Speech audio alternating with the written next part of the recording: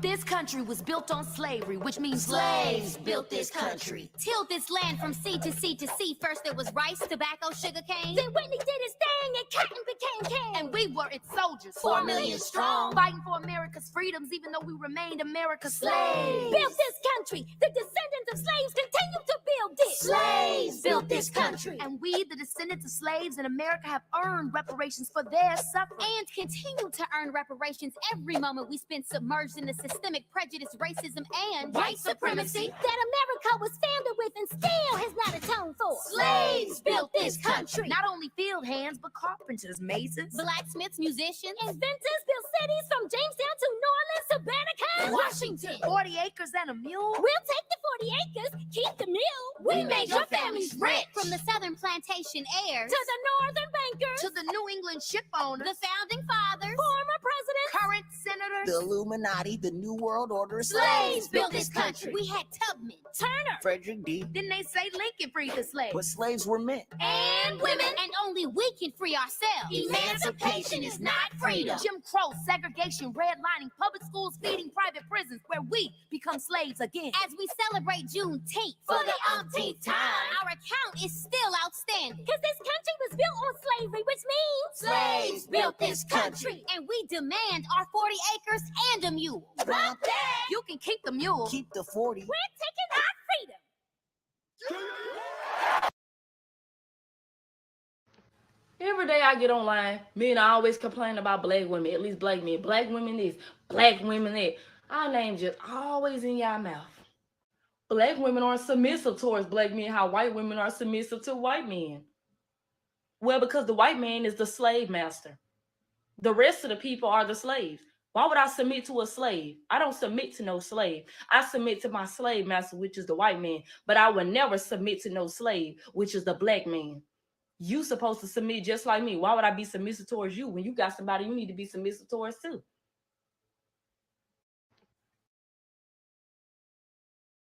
People are rich, they're just rich forever and ever. Even their kids are rich. Yeah. But when a black guy gets rich, it's countdown to when he's poor again. He's the blackest white guy I fucking know. And then all the negative things we think about black people, this fucker. You're saying I'm a nigger. Yes, you are the niggerest fucking white man I have ever. Amazing. I don't think he could do that. Oh, what? I don't think he has those There's qualities. only two. I mean, no, you don't even understand. Really? You don't really know him. Like, I've worked with him. No, like your bit about. I wouldn't use it anywhere. No, exactly. These two. We say nigger on stage. On stage. You guys don't. That's an that's interesting the two teams That's here. the difference between That's right. That's right. We say nigger on stage. You guys don't. But that's definitely a pairing. Who We says say- nigger on stage? We don't. Well, you just did. Yeah, That's right. Yeah. You and me say nigger in private. No. These two guys don't. I don't believe he says it in private. I've given it up just because it's played. I don't believe it's. I don't think you've ever said it probably in your life. No, I don't think. No. Yeah, that's it. That's the huge difference between you and me. I think. Well, That's what I've said you it. found the humor of it. Yeah. I haven't found it. Right. Nor do I seek it. I mean, So- I'm going to find a way. Find a way. Can I squeeze? You know what comedy though, out Jerry? nigger? All of a sudden, having a great nigger bit would be pretty amazing. Yeah, it would it would be amazing. Oh, it'd be amazing. because he retired it. Yeah. He retired it. No, he in did. '96. Yeah. I'm done with it. Yeah. Anytime you come even close to cursing, people, oh shit.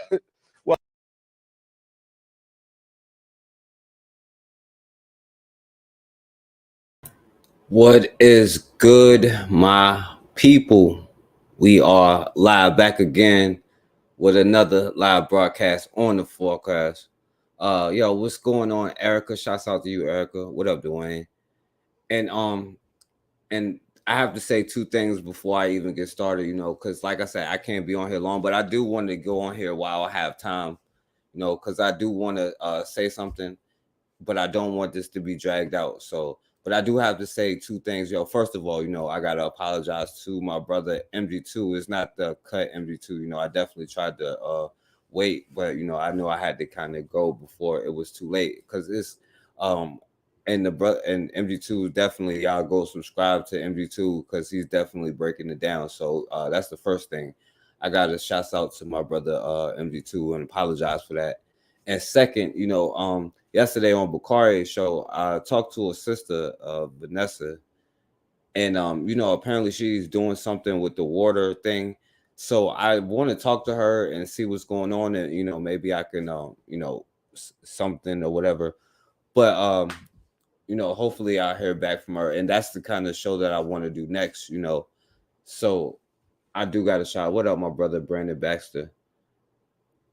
So yeah, I do got to say those two things before I go through this. You know, yeah, I apologize to my brother MD2. I know he on right now, so you know, I would have waited a little bit longer, but you know, I just ain't have too much time left, and it's certain things I want to show, and I want to get through this, and also, you know, so shouts out to that, you know,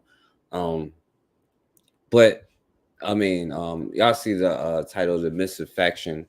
And it's a couple of things that I want to talk about. And mind you, I'm going to put it in here, but we're going to talk about, this is going to be something serious. We're leading up to something serious, even though this first part may not be as serious, you know, but we are definitely leading up to something a little bit more serious. So we're going to keep going. All right.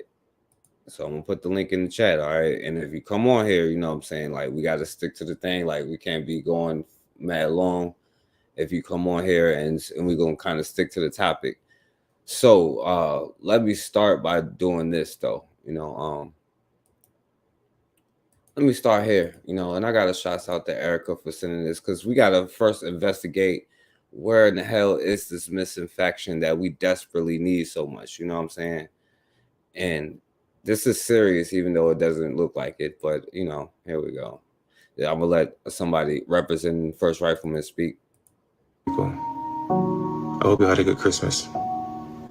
I hope this year Santa brought you some accountability too. Because blaming white people for your problems won't solve them. Love you, Uncle A. White people today. My bad. Control their ancestors' actions. Stop blaming white people who had nothing to do with it. Love y'all, color. In the past, you felt like you could never vote for a Republican, but I understand you told one of our producers if Joe Biden runs again, you'd vote for a Republican this time. You'd vote for Donald Trump next time. Yes, correct. Let me skip it because it got music. That's in power, that actually have the power to change it. You got people whose ancestors weren't even slaves that are claiming they were affected by slavery in the past. I get out of here with that BS. Black girl follow train is just ignorant. I'm not going to follow someone based on the color of their skin. Just imagine if a white person were to start a follow me if you're white train. Y'all be over here screaming racism so quick. Was okay for y'all to do it? No. See, that's double standard. I will say this to anybody in any group of people. Yeah, that's y'all boy. I got to get his representation first. And believe me, we leading up to something a lot more serious. That's what I'm saying. This is leading up to something a lot more serious than this, you know, but we got to give an introduction to how even all this foolishness start taking place. I don't care. Facts are facts. Actually, I probably wouldn't say it to Jews, because if the Dade County like that and he's a billionaire, imagine what they do to me. People have actually been responding to some of his videos trying. Yo, what up, Black Magus? Tried to blame white people for slavery. They took slavery has been retold by the countless times. All right, so y'all know, y'all have heard this story of the black person defending and trying to use logic and reason. Because so black people to white people, you're taking us out of context. You pulled up a couple articles of a couple countries apologizing, and you get another, right? Why? Because they're predominantly black countries. Why don't you keep the same energy for white people? Most white people have been apologized for slavery, even though the majority of them had nothing to do with it. But it's not good enough when they apologize, though, right? But it's cool when black people do it, though, right? You know, just apologies accepted, all good. What up, bro? Majority of black people are still crying about reparations. And 90% of your ancestors, if not more, weren't even slaves to begin with. I mean, if y'all just want free money and not have to work for anything in life, so just say that. Instead of trying to act like y'all owe something. And Love Beyond Colors like all lives matter. Stop it. You're reaching now. Love Beyond Colors supporting equality. Now, y'all heard some of this commentary live, so, you know, y'all know this is Now, with this dude here, though, I'm gonna show you something here with this guy. And yeah, just as expected, I went to his comment section of people that make them not take us seriously, people that come to their defense, people that say stuff like this and make it look like it's okay. Because I feel like, yeah, I saw pictures of him with mixed children. Does that come as a shock to Oh man, what do you know? This is his wife here. This is his family. Oh Lord, have mercy. Anybody? I wasn't shocked. Obviously, he's married to a white woman, and this just reminds me of a video. Smile. You guys are not going to get any scholarships because this is a hate crime. Hey friends, it's Abraham. Yes, I'm actually here at the Walmart in Cedar City. Yes, I live in the state of Utah. And they all talk. Everybody in the thing was making jokes like, "Yo, is it a Get Out thing?" They all got this lack of bass in their voices, just a lack of rhythm, a lack of, like, because when people say you talking black, it's not like you're using big words or nothing. You're just talking like without rhythm, no bass in your voice, and they just have this hollow effect almost as if it's like a Get Out situation. And they both kind of sounded the same, almost like First Rifleman too. And it's not about him, but I love it's about all of us. It's a great place with wonderful people, and I gotta talk to you about that video that you just saw. That's an example of fake outrage. Let me tell you more. So do you remember about 2004, there was a movie, very popular movie, really funny movie with the Wayans brothers. Now this was about blackface, and this was blackface gonna come up. But I showed this dude before, right? Give me a second, let this come up. I showed this dude before because we didn't have this conversation. It's not with this conversation. I hate to show her videos and stuff, but I have to show this one more time just to give context for who that dude is. A couple days ago, I did a video about White Lives Matter. And in that video, I said, my kids are white. And you know what's interesting about that? I meant that 100%, right? And here's why. My kids are 100% white and they're 100% black. They're not half of each. Right. So therefore, we believe. Now, let me tell you something about these dudes, right? Because they really scamming those white boys. Like the other dude, this fat dude here. Not him. This fat dude here. He's selling T-shirts to them, and he's making a killing selling T-shirts. Now, it's technically a sellout. It's the definition of a sellout. You throw your people under the bus to make money would be the definition of a sellout. But that's the thing First Rifleman got to learn. At least they're making money scamming them people. And this dude probably scamming them too.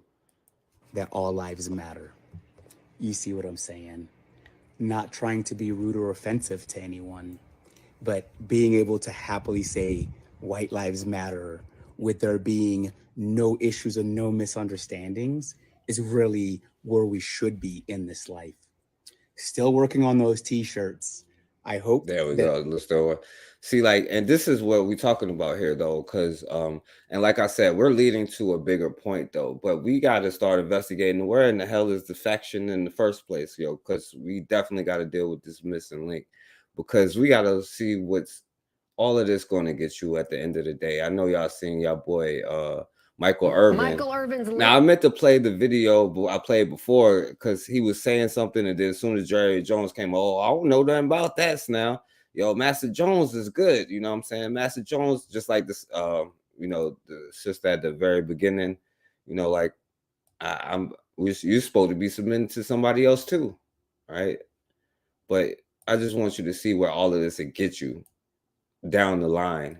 Irvin's legal team is accusing Marriott of legal maneuvering to avoid releasing video of the what up, Bakari? What up, bro? They got him sidelined from Super Bowl coverage. It comes days after a court-ordered deadline for the company to share its evidence. Fox 4's Blake Hansen has more on the new developments today. Blake. Yes, Stephen, the case has now moved from state to federal court. Irvin's legal team is accusing Marriott of changing venues and preventing the Hall of Famer from clearing his name. what is it like going against your former team? It was one of the off-the-field stories that made news early on in Super Bowl week. The NFL Network pulled former Cowboys wide receiver Michael Irvin from coverage after a complaint about his behavior at the Renaissance Phoenix downtown hotel. The news first came to light when Irvin discussed it in a radio interview the next day. I talked to this girl for about a minute. I don't know what, they didn't show it to me. They told me, and I didn't see it. I don't know what she looked like or anything. But that's why they moved me. Within days, Irvin had filed a defamation lawsuit in Collin County against Marriott. The judge in the case ordered Marriott to turn over video of the incident along with other information by Monday afternoon. But Irvin's legal team, not who, not what, not when, not even exactly where. So this detail and get him taken off the air. But they won't show him the tape or give him any details about what the allegations are, not who, not what, not when, not even exactly where. However, Marriott did Monday file to move the case to federal court. Irvin's legal team shot back in a court filing Wednesday, writing, "The timing of its removal is clearly indicative of its desire to outmaneuver the state court's order rather than provide the requested footage." Irvin's legal team says he's already been forced to cancel appearances. They say he is expected to work the NFL Combine in 2 weeks, but likely won't. Yeah, so pretty much the NFL kicked him off, you know what I'm saying? And the hotel kicked him out because they said he was being rude to guests. I'll give you one guess to who he was being rude to. That's right, a white bitch. You know what I'm saying? And the white bitch went to go tell on him, and not only is the hotel not giving no information, they're just saying, well, you're banned. They kicked him out. He couldn't cover the Super Bowl. He can't do his appearances. He losing grip of money, right? And let's see what his crime was that he did. And it's a crime. I'm not disagreeing that it's not a crime, but I just want you to see what his crime was so that maybe you won't make the same mistake. All right. In the caption of that fell, Michael Irvin. Cheated us.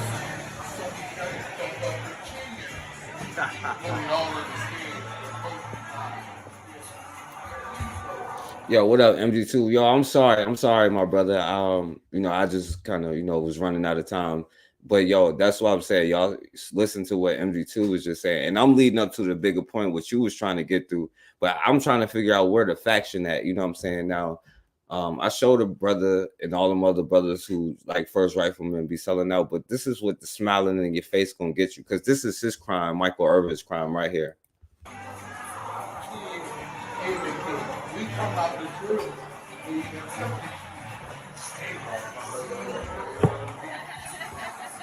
don't want to fuck about kids. They don't fuck up. I got all Smiling and all that. Amen. He's talking about so some Michael amen. Irvin is suing a Marriott and a female employee who defamed him for $100 million. It also states that the hotel manager contacted the NFL and informed the NFL of Irvin's improper behavior. Look at what he's doing. The lawsuit accuses the manager of trying to get Irvin canceled, and the Marriott has banned Irvin from all of its properties. Let's highlight some of the witnesses who spoke about the situation. Here's a video from TMZ. Let's highlight that video right here. Here's the video. Were you right there when the interaction, like that's kind of been questioned, kind of happened? Yeah, 100%. We had a really positive interaction with Michael. Group photos. I then got a one-on-one photo with Michael, which was great. I was at the back of the group as we re-entered the lobby. So I saw Michael. He was heading towards the lifts, and then he gets called back by a young lady just to say hello. Now wait. All right, so they did group photos, smiling all these white folk face. Did group photos. Finally, like, oh, all right, I'm done cooning now. You know, I'm sorry. I'm done doing my job now. You know what I'm saying? I'm gonna go back to that. And then the white woman screams out, hey Michael, come back, please. And did you hear like exactly what happened? Like, what was said? It was a very like, it was a positive, like friendly conversation. Yeah. You know, they had a brief interaction. It was 30-40 seconds. He kept his distance at all time. Stood about a meter away from her. They ended it with a handshake, and he literally turned around and went back to the lift. We walked back to go into the bar. He went straight to go to his hotel room, and I guess somebody at work, I don't know if it was a waitress or a bartender, came up and said, "Oh, hey, it's Michael Irvin," and he said, "Oh, it's nice to meet you. I'm Michael." Shook her hand, and the crazy part is it was like a 30-second interaction. Maybe it could have been a minute because I didn't really think much of it because it was just fan kind of thing. Yeah. And I woke up, that ended. He went up to his hotel. I woke up, I guess, this morning and saw this thing that said, Michael Irvin, like. And I was like, God, I just took a picture with that guy. What you said? It made that's why this morning I felt sick when I saw it, because it was the first time I was ever, firsthand experience where something like that happened that was just fabricated. It was a totally normal conversation. Yeah, well, there's been whole civilizations, but you still trust them, you still love them. So quickly off a 30-second conversation where it was normal. That real quick. Brent Davis said was with at Michael Irvin Sunday night from hanging at the bar. Cancel coach. That explains why Michael Irvin is suing the Marriott. And now his crime was to go back over there. Now I'm not saying that it wasn't a crime, right? And he's paying the punishment for the crime he committed. You know what I'm saying? But you sit up there and you smile in your face what you think is going to happen. Now, one of these white bitches right here sat up there and said he was harassing her, did all kind of stuff, and then the hotel or a hotel employee called the NFL and said that he was doing all kind of stuff, and now the hotel is hiding all kind. But you know what? You're at the Marriott, and you're good because you're at the Marriott. So that's none of my business. Now, let's talk about something else. You know what I'm saying? Because I'm trying to go through this quick. I just want you to see something. Now, I'm gonna play this video. Like I said, I don't like playing this sister video, but there's some things in this video here that only really I've only heard MD2 talk about. Right now, listen to this. Because there's money to be made, fortunes to be made, fortunes to be made for a young man. Go to Africa, because there's money to be made, fortunes to be made, fortunes to be made for a young man with drive and initiative. Everybody is all of a sudden so interested in Africa. Finally, after Africa is finally getting back on its feet after going through so much already. All right, so 40 minutes of white people cussing them out. Alone, stay away now from check its this part out. resources. All right, so after hundreds of black people say why he's wrong, explain to this white dude, hey, this is wrong here, instead of what they got to do. But this other part is the part I want to talk about. Yeah. Directing the greedy ones on how to rule us. They know that 24 naira. So study most you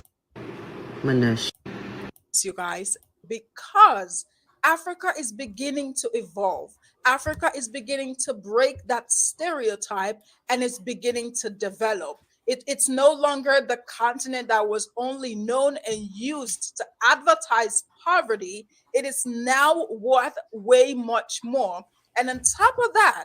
So guys, I wanted to make a correction here because Africa.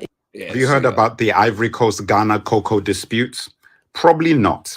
I'm going to tell you why this is the most important fight in African commerce history, and the reason why you're probably not hearing about this in the mainstream media. If you find the following transmission informative, make sure to remember to follow. And also my YouTube channel, where I'll be posting long versions with bonus footage. The world calls Africa third world, poor and underdeveloped. But for centuries, Africa has been supplying the world with human and natural resources. Cocoa is the basic and most important raw material in making chocolates. Cocoa is $100 billion a year industry. Yes, billion with a B. Ghana and the Ivory Coast are the two biggest producers of cocoa in the world. Pay attention. The West then takes our resources and then makes products that they sell back to us at inflated prices with an exchange rate that is in their favor. How do we have fuel shortages in Nigeria when we are one of the main oil producers in the world? Now, in Lagos, when I was young, I could buy a crate of Sprite for 24 naira. Now, I couldn't buy one drop of Sprite for 24 naira. So study this image very carefully. Regardless of Ivory Coast and Ghana being the main cocoa producers in the world, they only get 6% of that 100 billion, with most of that money going to the multinational corporations and intermediaries and retailers. So Ghana and the Ivory Coast boycotted the cocoa meeting in Brussels, which is a major power move. On top of this, Ghanaian children are suing one of the top European chocolate companies for child labor and unsafe working conditions, as they are forced to do the work due to the extreme low wages paid to cocoa farmers while these companies make billions. Now, the Ghana president, Akufo-Addo, said that Ghana will no longer be selling cocoa to Switzerland and will start producing chocolate in Ghana. So Ghana are now competing with the big boys.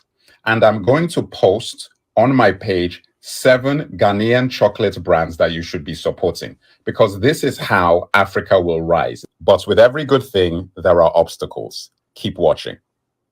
You see, Cocoa Board, the Ghana Cocoa Authority, uses cocoa as collateral for cheap loans from the US. There's actually a Ghana free zone in Ghana that rewards cocoa producers who export at least 70% of their produce abroad. Yes. Yeah, let me play that one little part over again if you didn't hear that one little part.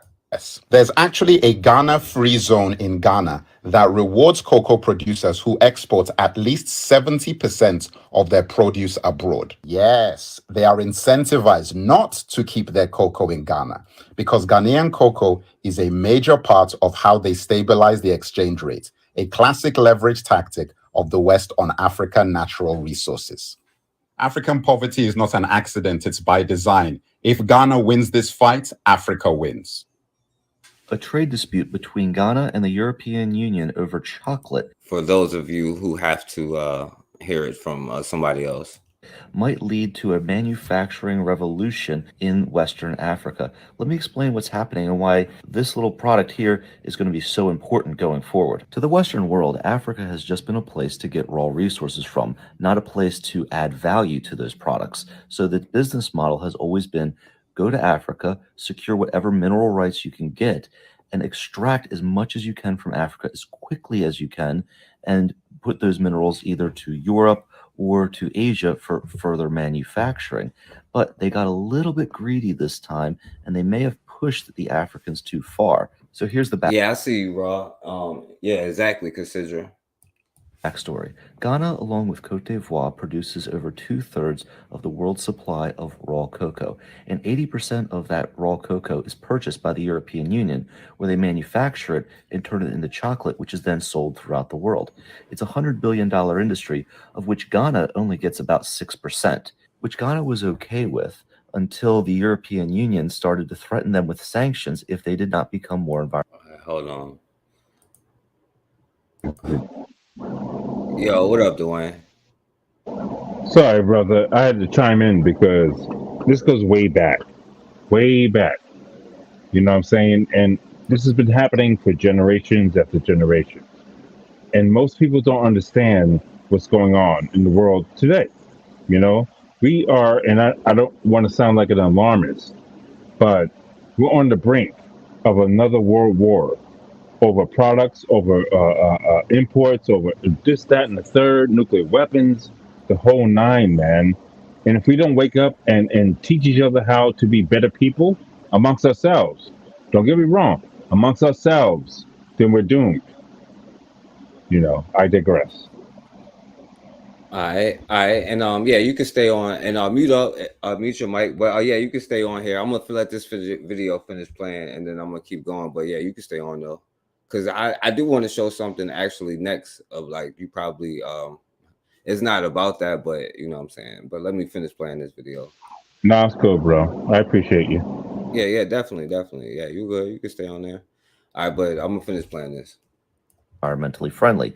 Ghana asked the European Union what they had to do to be more environmentally friendly, and one of the suggestions that was made was that Ghana could purchase carbon credits. Now, what's a carbon credit? That's essentially paying someone to not pollute. So what the European Union said to Ghana was, if you pay us not to pollute, we will overlook you not being environmentally sustainable. As you can imagine, this ticked off their government quite a bit. So the president of Ghana wanted to get in front of this issue and not have leverage over him. Are you sick of having issues with your webinars? My bad. Bold proclamation that Ghana would not sell cocoa in the same way they had been selling it to their Western trading partners. Instead, over 50% of the cocoa would be processed right in Ghana. Now, some people scoffed at this because they didn't have the manufacturing capacity to follow through with this proclamation, but they really got aggressive, and they started to recruit some of the best food scientists and manufacturing specialists from Europe to start creating Ghanaian chocolate domestically. And in a power play straight out of a business negotiation handbook, Cote d'Ivoire and Ghana both boycotted the Brussels Cocoa Conference this year, showing that they were going to be very serious about declaring their independence from European chocolate manufacturers. If Ghana and Cote d'Ivoire are successful in standing up for themselves against the European Union in this trade conflict, I think this has broad implications to the manufacturing industry across all of West Africa. I believe that we're going to see a lot more factories and a lot more manufacturing done domestically in Western Africa, not simply having the resources shipped to another part of the world. Yeah, just the money and stuff like that, but whatever. To then have the value added. And that makes sense, right? Why would you ship your timber, your cocoa, or any of your resources overseas when you can create a lot more jobs and make a lot more money creating it right in your own backyard? That's why I'm telling my clients to change their mindset on West Africa. Don't think of West Africa as a place just to get resources out of. Think about this as one of the greatest emerging manufacturing markets that's in the world today. Imagine you could have been in China in 1980 setting up their manufacturing, or Southeast Asia in 1990 setting up their manufacturing.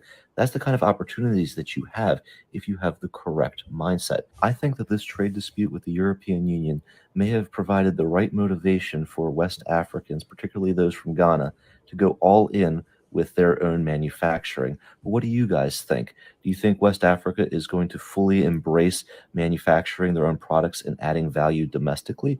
Or do you think that they'll just fall back into the cycle of selling out their natural resources? Now, listen, right? There's an issue, there is a sickness, as my brother MD2 just said. I'm not going to go deep on this because my brother MD2 is the expert. He's the only one that's been talking about this for a long time. You know what I'm saying? I don't talk about it because I know we ain't even ready to hear that. We can't even get the right. I'm like trying to be like, I just want to develop the basics, you know what I'm saying? So we could get to college, you know what I'm saying? But you can hear other people telling you, you know what I'm saying? Well, yeah, don't just think of it as this is a place to expand your whatever, you know? And unfortunately with Black people, right? And I'm not even going to say like what scientists to use or anything like that. But it's been a trend with Black people to where we generally go with other people, you know what I'm saying? And we are open to everybody and there's love for everybody and we try to spread the wealth. And now this country is like, they're showing them, this is a crazy deal. Like, you know what I'm saying? This is not 1790, you know what I'm saying? And it's up to us. But unfortunately, you know what I'm saying? As Black people, this is a Ghanaian issue instead of, you know what I'm saying? You could say African versus European, Black versus white, but no, this is Ghanaian versus, you know what I'm saying, white and European, because we all know that only one group of people is on this code. You feel me? But that's a definite truth. You ain't lying, bro. That's a definite truth right there. You spoke it. You know what I mean? That's just the way it is, you know?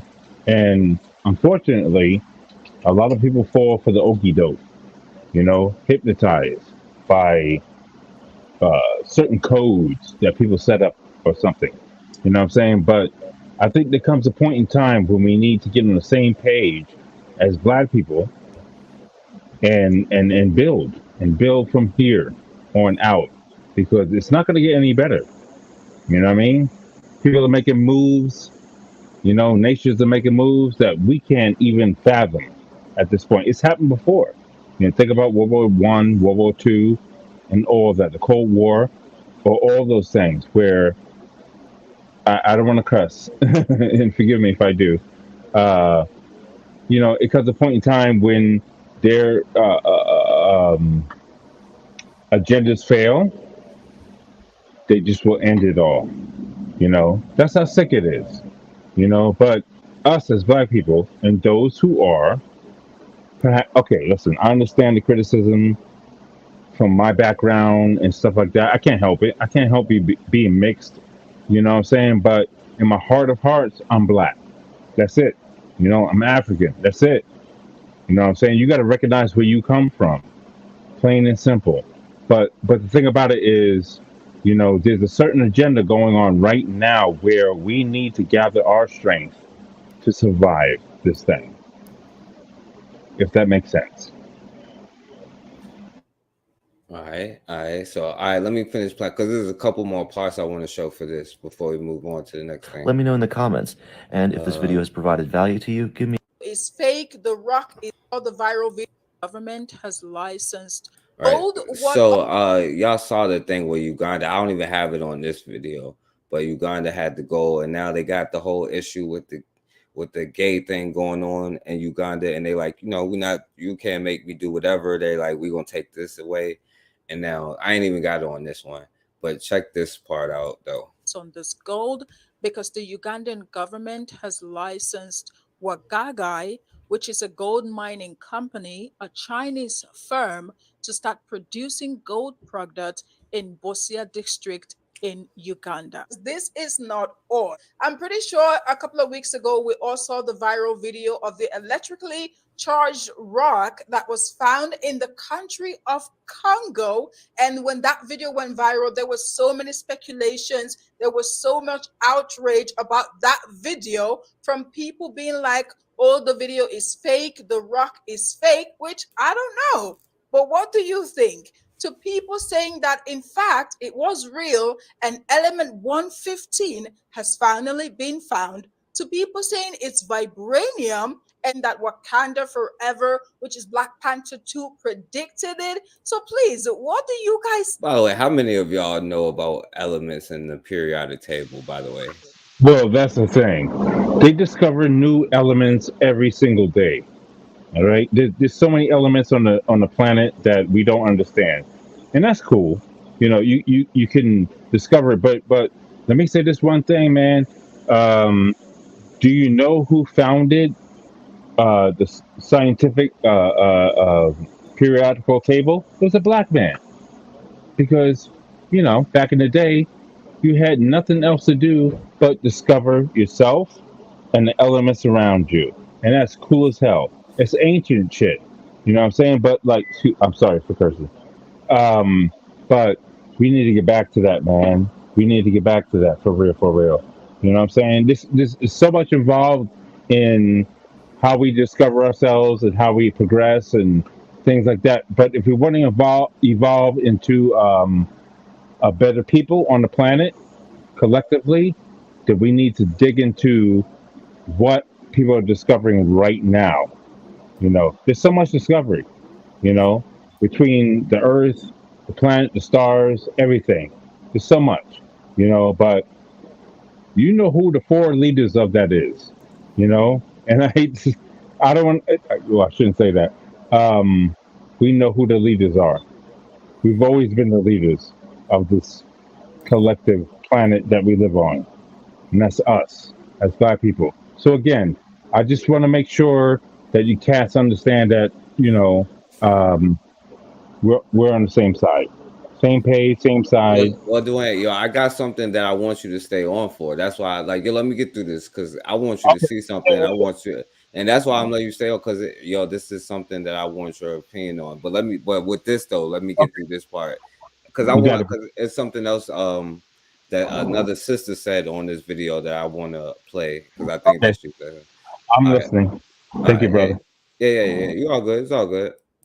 Think, please leave your thoughts and let me know what you think at the comment section below because this is as we call it. All right, so I forgot what I was gonna say, but this was just a bunch of videos of saying, "Oh, it's fake," and then the Black people saying, "Oh, well, if you really have discovered this, shut the hell up, man. Until you can find a way to produce it, shut the hell up about what you have." You know what I'm saying? This is pretty much, but this just at the end, the last one, she put it up. She was on point. So let me play this video, Dwayne. You're correct. I feel you. Yeah, I'll let you speak on that after this because she said it the best, I think. So let me play this, and then I'll let you speak on it, and then we're gonna move on. Thank you, sir. Thank you. All right. I'm sure one way or another you have come across that video or something that looked like it on, any social media platform, TikTok, Instagram, Facebook, Twitter, whatever. Now, this is Congo, yes. However, I'm trying to figure, and this is a question to Black people, especially Black people who run this big account, right?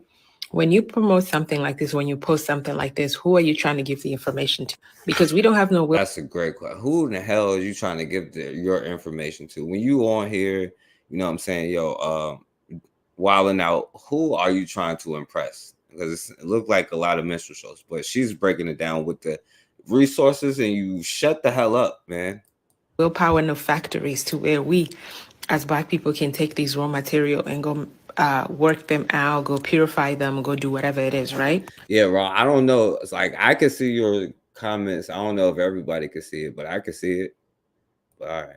But you were doing this because my conclusion is you don't care about Congolese people. I'm going to conclude that because it's not the first time and it won't be the last time, especially for people who think that you should post everything about Black people on the internet that we do not own.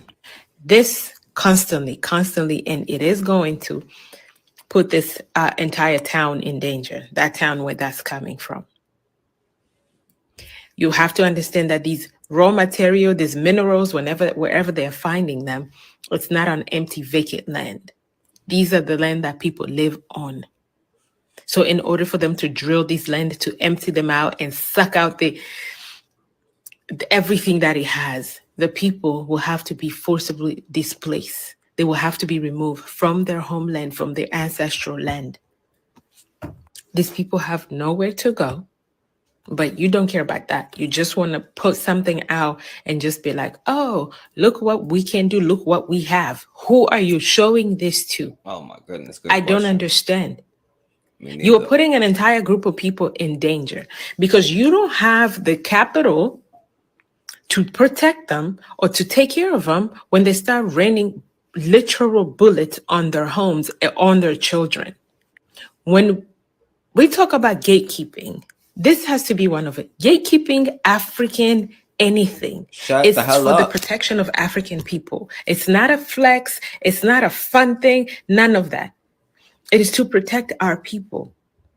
So promoting this video, calling this particular material vibranium, knowing that even if you're referring to Black Panther, you know what happened in Wakanda when the world discovered that they had vibranium.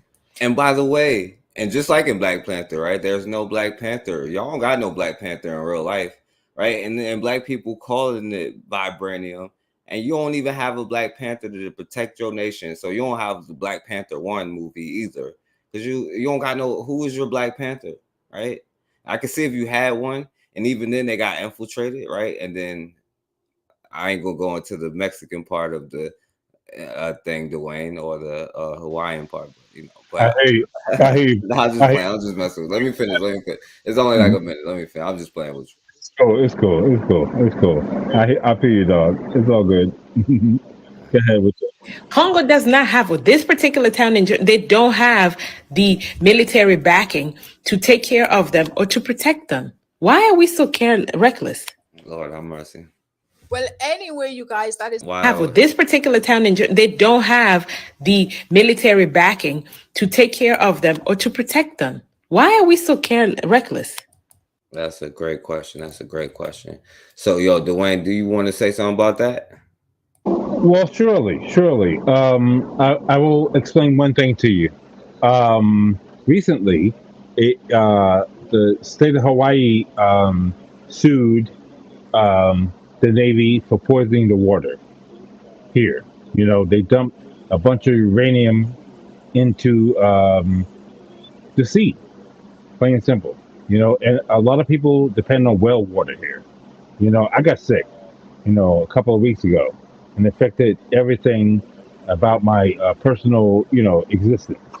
I mean, it's a deeper story than, the entire, racism that's going on and everything else. But what I want to explain is this, again, I have to say this for sure, for emphasis.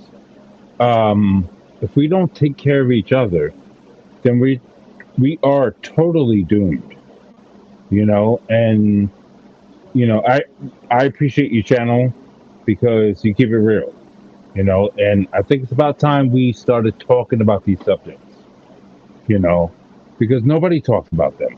You ain't going to see it on the mainstream media or anything like that.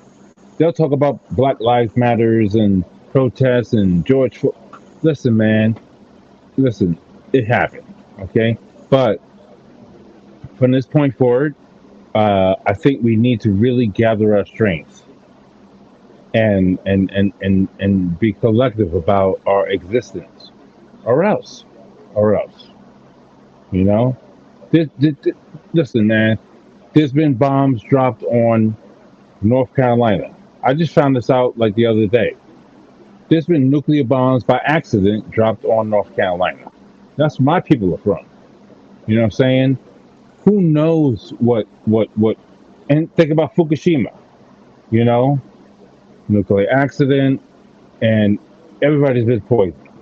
You know, but I guarantee you this: if we don't stand up, what did Malcolm X say? If you don't stand up for anything, you'll fall for anything, and that's my only concern. That's it. You know what I mean? All right, yo, and Icon Fire, much respect, my brother.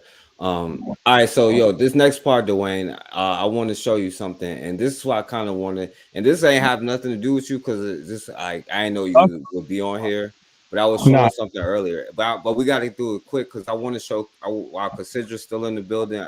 I want her to show. I want to show some stuff because she really be on it and she talk about a lot of stuff. And I want to show stuff going on with children, and then also I want to touch on the Mexico thing. You know what I'm saying? So right on. We're all still learning. Mm-hmm. Yeah. So this whole thing, and y'all, and mute real quick because I'm gonna show the things while I say this. You know. Got it, brother. No problem. All right. So this whole thing, right? This whole thing is like, you know, it's the missing faction, you know what I'm saying? I think the faction is definitely missing, you know, missing. And I just want to know where it is, you know. All right, so. President of the Mixed Kid Coalition and Department for Melanin and Justice. I support this message. Check this out, right? I want y'all to see this, and I want to get your opinion on this situation right here. Let me see your face. I'm super sorry. Let me see your face. I want my face to be more beautiful. Let me go clean it up. Why? You don't want to clean it up? Yeah, I work done and I'm beautiful. Okay, then I want to clean it up. What do you think Daddy's gonna say when he sees you look like this? He's gonna say, Phoebe, you look so done. Yeah? Yeah. It's so much fun to be like you. Oh, yeah? Yeah. Oh, my bad.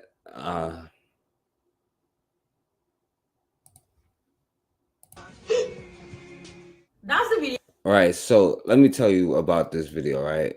This little girl, she's mixed race, right? And I think her mom is black, and I think her dad is white or something. And so she like, she wanted to put on this makeup to look more like her mom, you know.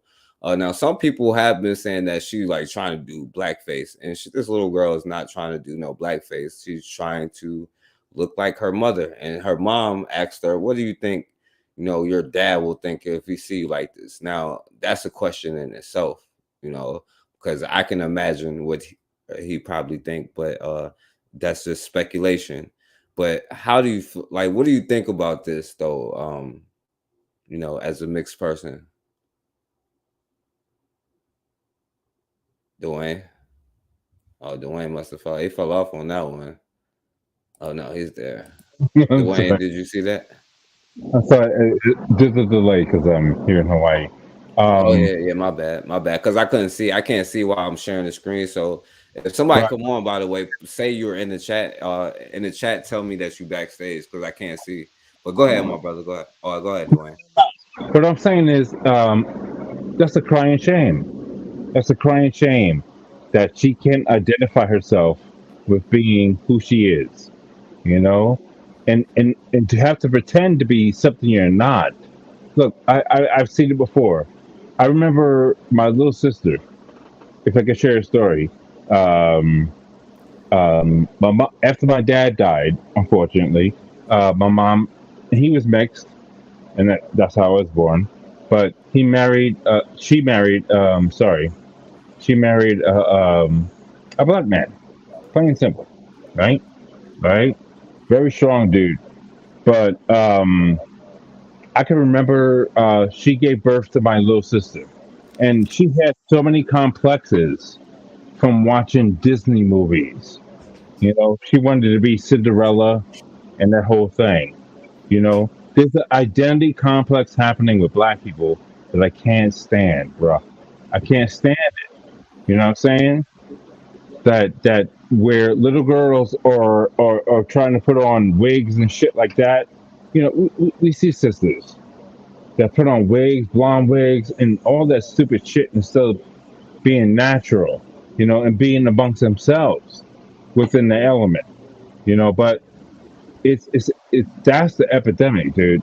That's the epidemic these days for us as black people, you know, where we can't identify ourselves anymore to who we are, you know. But again, I celebrate you because you bring the truth to power.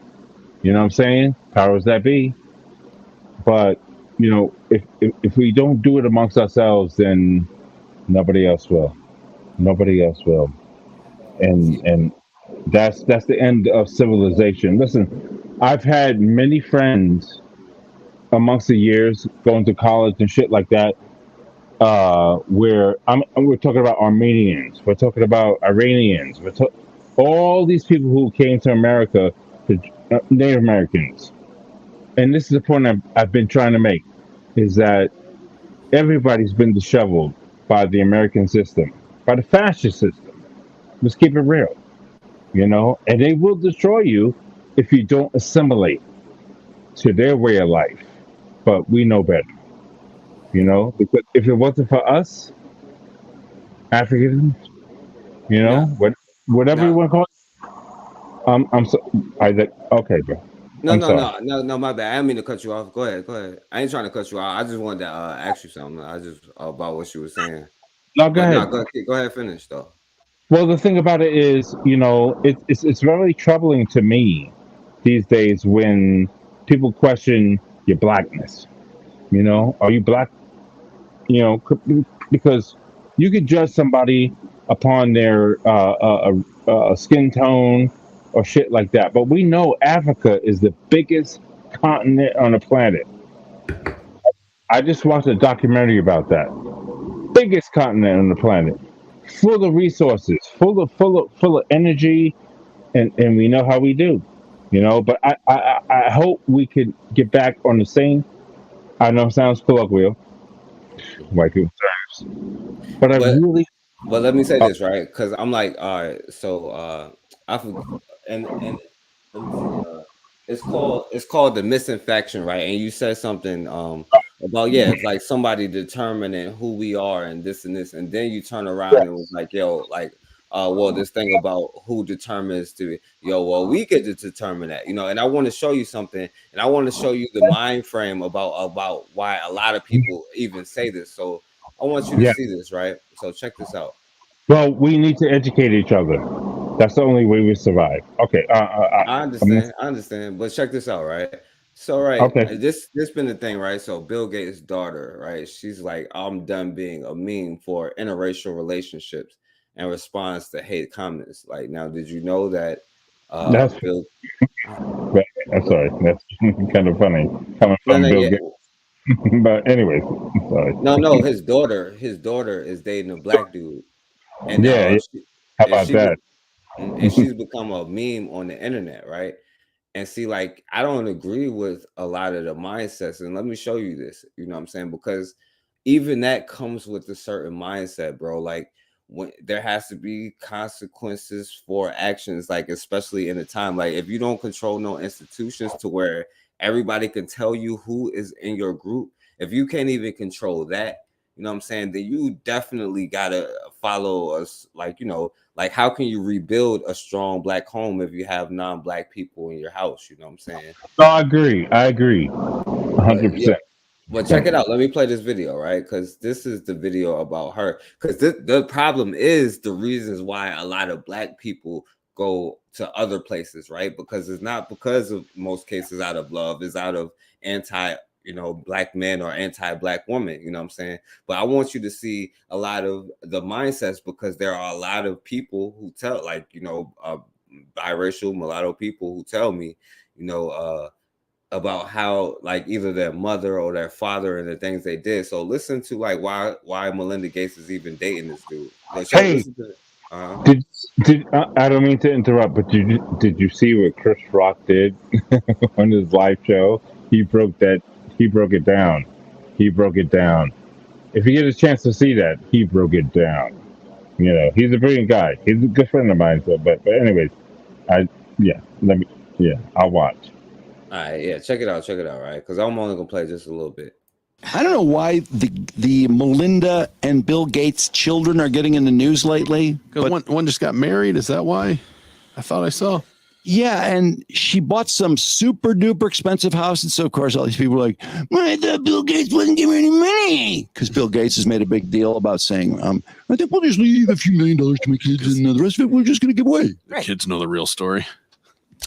Yeah, it sounds that's not the case. He was together with Melinda then when he said that. Oh, yeah. Now we can get him on his side. Well, by buying them a house. Yeah, somebody was trying to win them over. Anyway, there's another daughter who's 20 who I swear I just see Melinda in her. I can't help it. Right. There's enough Melinda in her. I can't unsee it. And she is really pissed because, first of all, she goes to Stanford. She's an influencer, Phoebe Gates. Close to Phoebe Cates, isn't it? Oh, yeah. She and this made me laugh. She's an influencer with 195,000 Instagram followers and 64,000 TikTok followers. And I was like, wait, you're Bill Gates and Melinda Gates' kid, and you only have 64,000 and 195,000 Instagram followers. Yeah, you would fake think. it. No, I just thought, oh God, why do you have to describe this? And lots of clips of her working off, giving makeup tips and Anyway, last year she started dating another Stanford student who happens to be African American. So I guess she said today. Didn't say that. What? No, he didn't say. I can't believe he said it like that. That's disgusting. Yeah. But listen to what he about to say though, because I meant to put it on that part. That's why I didn't have it on the right part. Okay, cool. I'm done being memed for my interracial relationship. Can you really say that you're done being memed? No, you're going to get memed more. Yeah, that's really not. You're up just to you. asking to be memed by saying that. She's going to come out and say, "Oh, please use me more as a meme with my interracial boyfriend." Then everybody like, "Oh, fuck you! I'm not memeing you." People are such totally assholes. wrong. And I felt really bad because when I finished the article, I'm like, am I for the memers or am I for Phoebe Gates, who's being unfairly memed? You're and for it the was memers. Really having a hard time deciding. But What is actually, I was the- having an easy time deciding. I'm for the memers. What is the predominant meme for her? I guess that's funny. There's a lot of memes which she calls racist. They're suggesting that he's using her for her money. Yeah. Which I would say, I'm not sure that's racist. I mean, couldn't any guy with Phoebe Gates be considered to be using her for her money? You know what's funny? Yeah. Remember all the shit Bronny James's girl got and all? Yeah, the white chick. Yeah. Right. Saying that she's a gold digger. Yeah.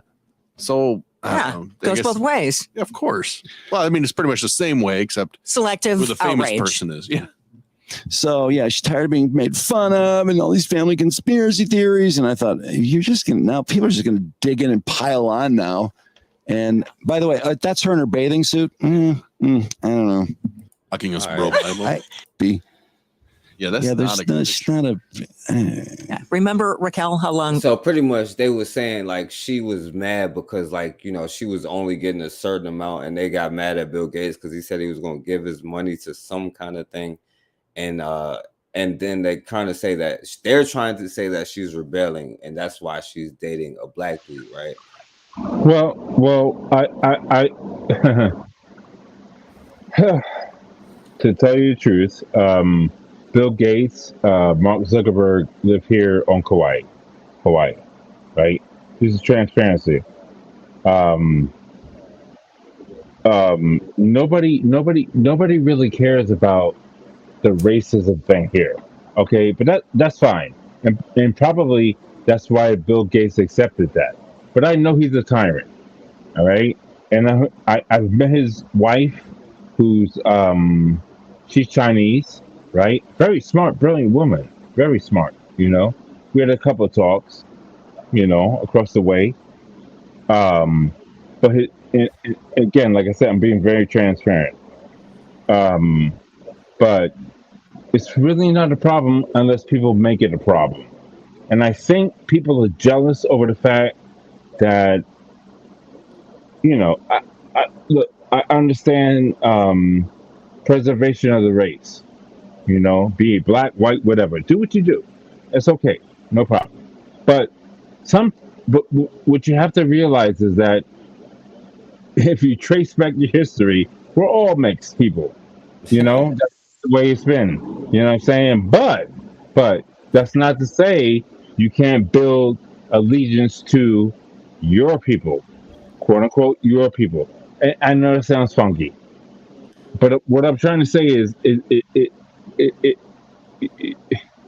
I'm not trying to build allegiances, black, white, whatever, versus this one versus that one. That's stupid. That's completely stupid. But if we don't build a partnership amongst ourselves as people, and no matter what, if you're black, white, or whatever, if you don't build a partnership and have an agreement that don't fuck with me, excuse my language, I'm so sorry. I know you told me before. If you don't mess with me, I won't mess with you. Yeah, man. I thought you wouldn't let see me. I've been here. No, it's cool. It's cool, bro. Let's talk it out. But what all I'm trying to say is like, hello everyone. Hello, Forecast. Okay, cool. I'm sorry. Like I said, there's a delay. But anyway, I'll digress. If y'all want to talk about it, and then maybe I could chime in. It's cool. But Forecast, you want me to say something? Anyway, I'll say something. Dwayne, respect Dwayne. I'm Jamaican, but yes.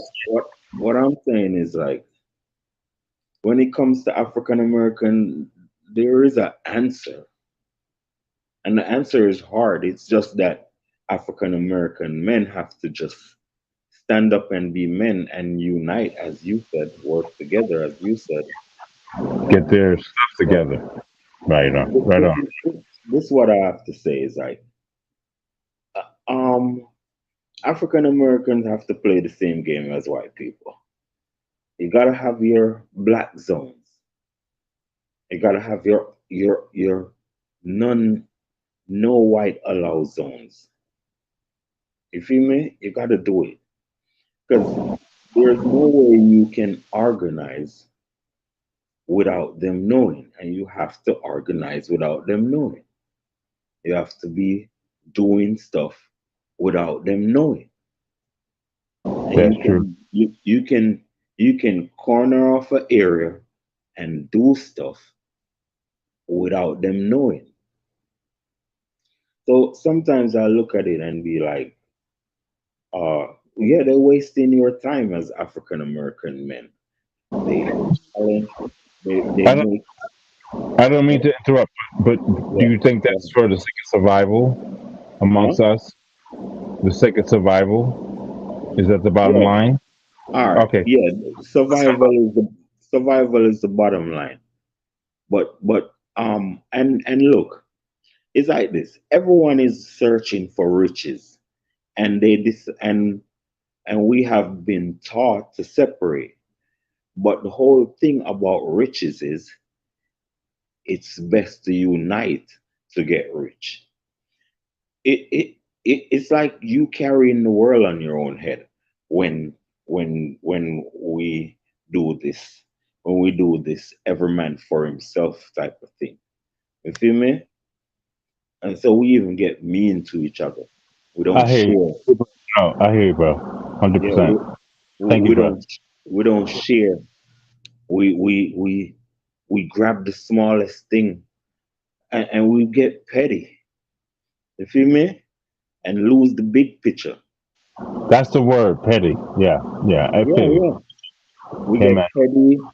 We get into this poor hustle it's just a crab in the barrel thing.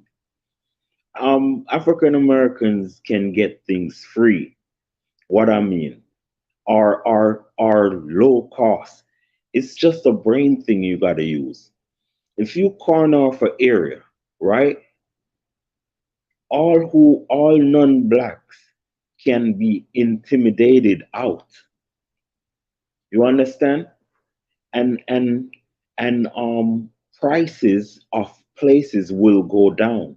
So we can, and the black people in America, black men, if they stand up like a man and stop fighting each other in the neighborhood, but keep it radical and scary for the external people in terms of Right. non-black. Correct. You know?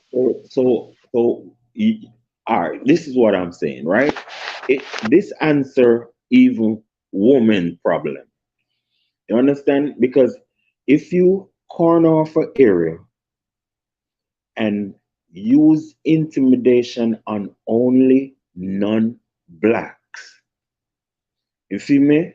So therefore you make the neighborhood cheap for blacks because nobody else will want to buy it. And even if they buy it, they can't move there. So they still have to sell it back to us. You understand?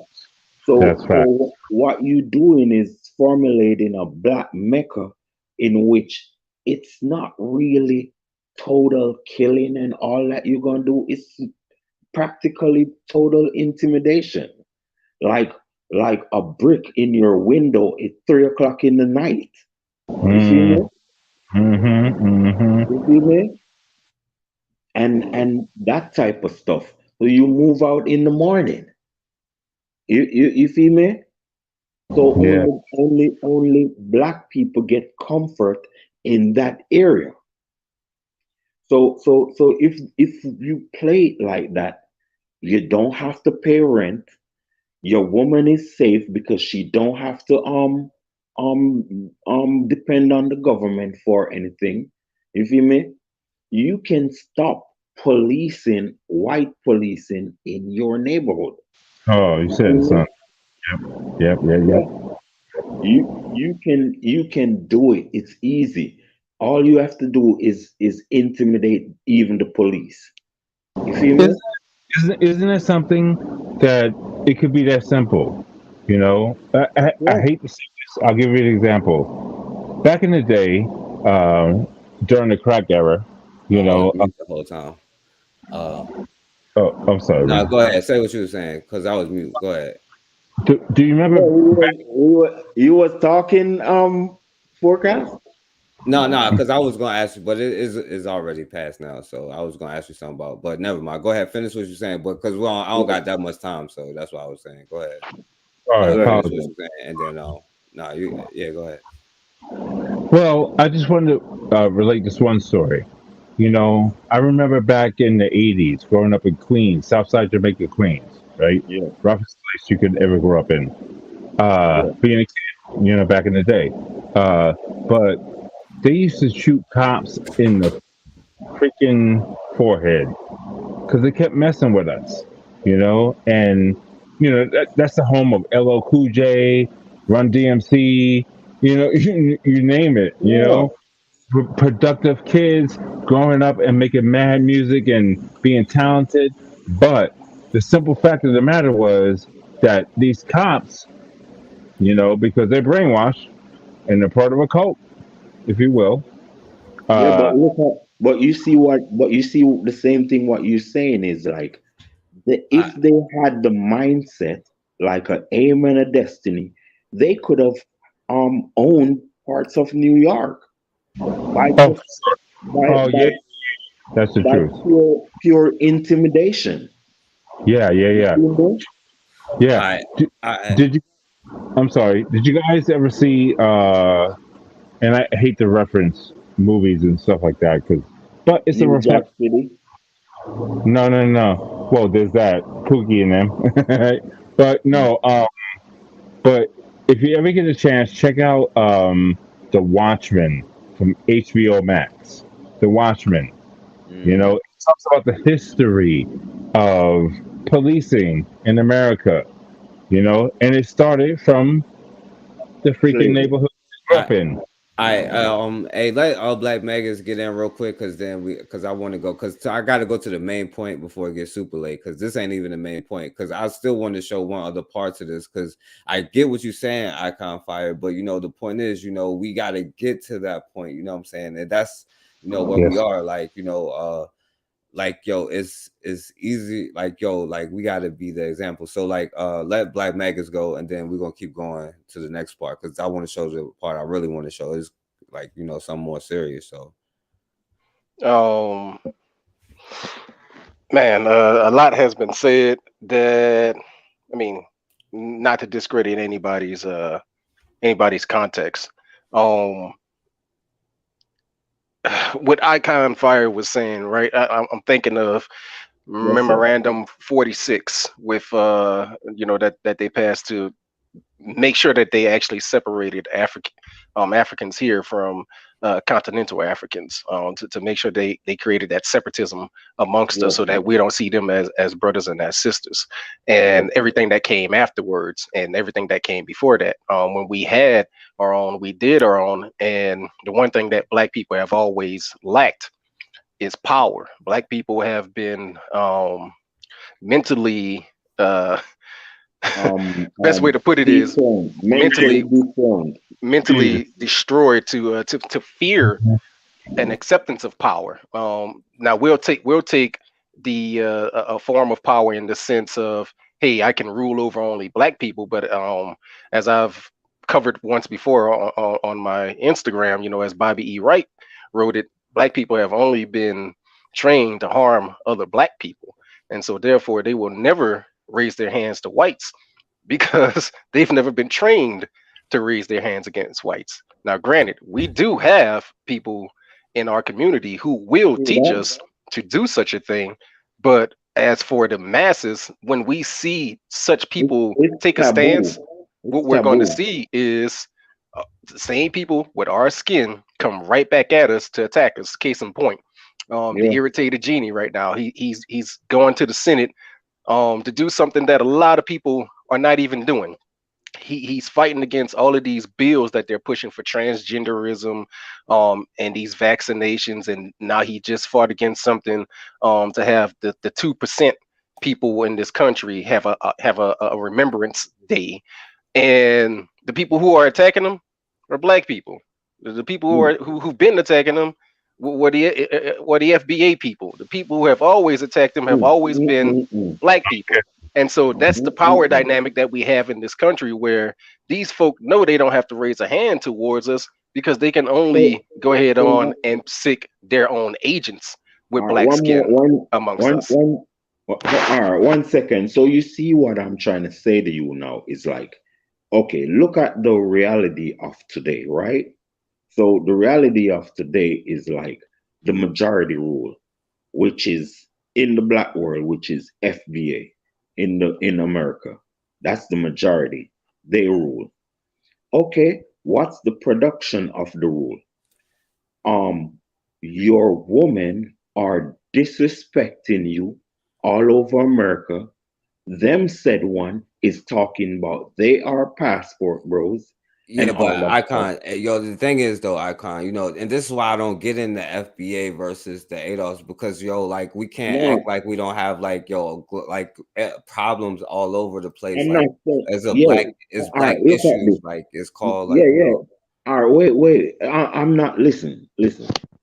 My country, Jamaica, our women don't have no respect to us either, because of the same thing. We scattered. But what I'm trying to say to you is, if you really want, because our woman is like, we not able to put them nowhere. You feel me? And we as men need to take this responsibility and be like, bro, we actually can't put them nowhere. And what we need to do as men, you feel me? And because I'm on my brother African American channel, I'm just speaking to my brothers. I'm not speaking at my brothers. I'm speaking to my brothers. You feel me? And I'm just saying that the power that you have is to corner an area. Maybe try to take maybe we try to gather in Georgia, or maybe we try to gather in both Georgia and Florida and call down our brothers from out in Utah or wherever and make us try together, man, and try to hold a line. You feel me? Icon. Yeah. Okay, so you're in Jamaica, born and raised, correct? Yeah. Have you spent any years living here in America? Yes. And in what part of America did you live in and for how long? I'm in Florida for about 7 years. Okay, so when you say go to Georgia, you do realize Georgia is still the Confederate South, right? It sure is. That's no lie. How much of them? Like I'm hearing things that you're saying, and I'm trying to. This is what I'm trying to say. No, I get what you're trying to say, but the things that you're. Yeah, hold on, Icon. Hold on, Icon. Let her finish. I'm gonna let you go, and then we're gonna move on because like we getting away from the top because what y'all on the topic, but y'all off the topic at the same time because we are talking about what you're talking about, Icon, but just Sorry, what's the topic? Yeah, and that's what I'm trying to do. Forecast is actually bring all of this together to the same topic, right? Because I've been watching when you started it with the videos, right? And I'm gonna bring it together with this. The places that you're talking about going to, or even the things you're talking about doing, Icon, like there ain't nothing wrong with that at all. That's what we're supposed to do, right? That's what we're supposed to do as a people. Now, if we don't have a sense of power, then all we're doing is talking. Like when you talk about, having a place to go to, let's talk about where Forecast lives at, the part of the country he lives in. There's a place called Bethesda, Maryland. Them white nationalists, they get together in Bethesda. They park their cars on these ranches and they march deep into the woods with their firearms. They leave their cell phones in the cars because they understand that the enemy is always there. The enemy is always listening. That's what they do. They go to a place that is secluded because they can own that piece of land. That is something that they have power in order to hold down. So when Forecast started this off, right, and really what I'm looking at with all of the videos that he's bringing up is we're looking at gentrification. We're looking at gentrification. Gentrification does not just happen in America. Gentrification happens all over the world where there are people who are not of the Caucasian persuasion, right? That happens everywhere. And the reason why these people are able to do this is because they assert power on every people who they come across. They dominate those people and then they in place their laws and then tell the people who live there, you must now live by my laws, not your laws, not your natural culture or anything like that. You must live your life by my laws. Case in point, I have a neighbor who just moved into me next door to me, and she's Hawaiian. And she said, I moved here because Hawaii is too expensive. Now, I want you to think about that. What's going to happen when we start seeing that happen? A natural indigenous. No, I was just saying it's about power control, and people find a way to dominate and make it happen for themselves. Here in Hawaii, I live in Hawaii. That's a fact. That's a fact. Yo, Dwayne, why don't black men like do the things like Icon Fire is saying and like what Black Megas was just explaining? Why don't you think we exert that power, Dwayne? Because honestly speaking, it's because we've been conditioned to be lesser people. You know what I'm saying? Can you hear me? Yeah. What's that? No, we just been conditioned to be lesser than for some crazy reason, you know, and perhaps it's brainwashing, perhaps it's a spell somebody cast upon us, you know. Maybe the white girls, them Hawaiian girls, them Chinese girls. Maybe that. Yo, let me show you this because this is my point because I want to show why we need it, and this is why I'm showing Bill because I don't care about Bill Gates' daughter or who she's dating, you know what I'm saying? But it's the way that black men are and that we respond and that we continue to respond and why we are. And then I want to get to the main point for Casidra, you know, because I want to show some things why we need to respond and do these things that we're talking about. So let me show this last one before we transition to that, because I do want to touch on that stuff that happened in Mexico. So that's why I'm saying I want to get to something else. Oh yeah, we could talk about that. Yeah, that's what's up. Or rather the conversation surrounding their relationship before we get to what her thoughts are and how tired she is of people trolling her for dating a black man.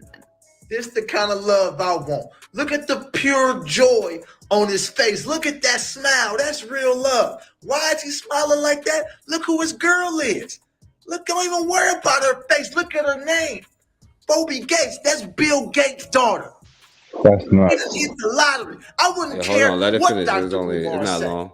Forget Sierra's prayer. What prayer did he pray?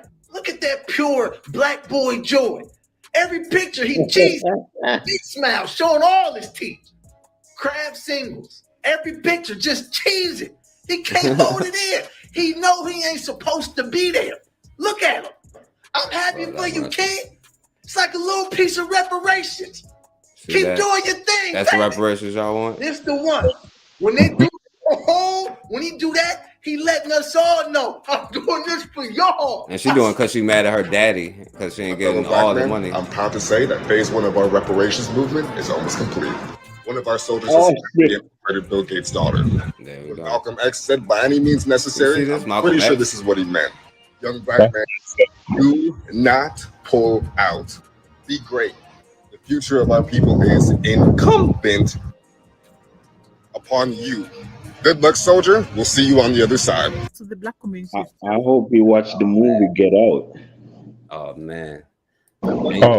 And now you ask me why we can't do this town or whatever, bro, because like, yo, this is what's going on. And that's why we start, like, we know the ideas and the stuff. Now we got to be like, yo, how in the hell can we do that? What are we going to do to make that happen instead of us? We are the only ones that understand that. So now we got to be like, yo, so what is the practicality of us doing that instead of arguing? Because that's all we use. While they use it to plan, like he was just saying, like they be on like even like Call of Duty, they be on there sitting there talking and planning on all of these platforms that we sit on every single platform and argue with each other and bring up the differences and who needs to do what. We all got to do our own part, you know what I'm saying? Like, and this is, I want to show why, you know what I'm saying? So I gotta go speed through this because I know a lot of y'all want to say something and I want to show the whole thing, you know what I'm saying? So like, we're not doomed, Erica. We're not doomed, Erica. We're not seeing it. We just have a small faction of our people who are. And Dwayne, that's what I'm saying, bro. Like that's what a lot of the stuff that you like, yeah, it's all good. Love is love. No, that's not how it works, bro. Like you can't love somebody if you don't even love yourself, bro. Yeah, for sure.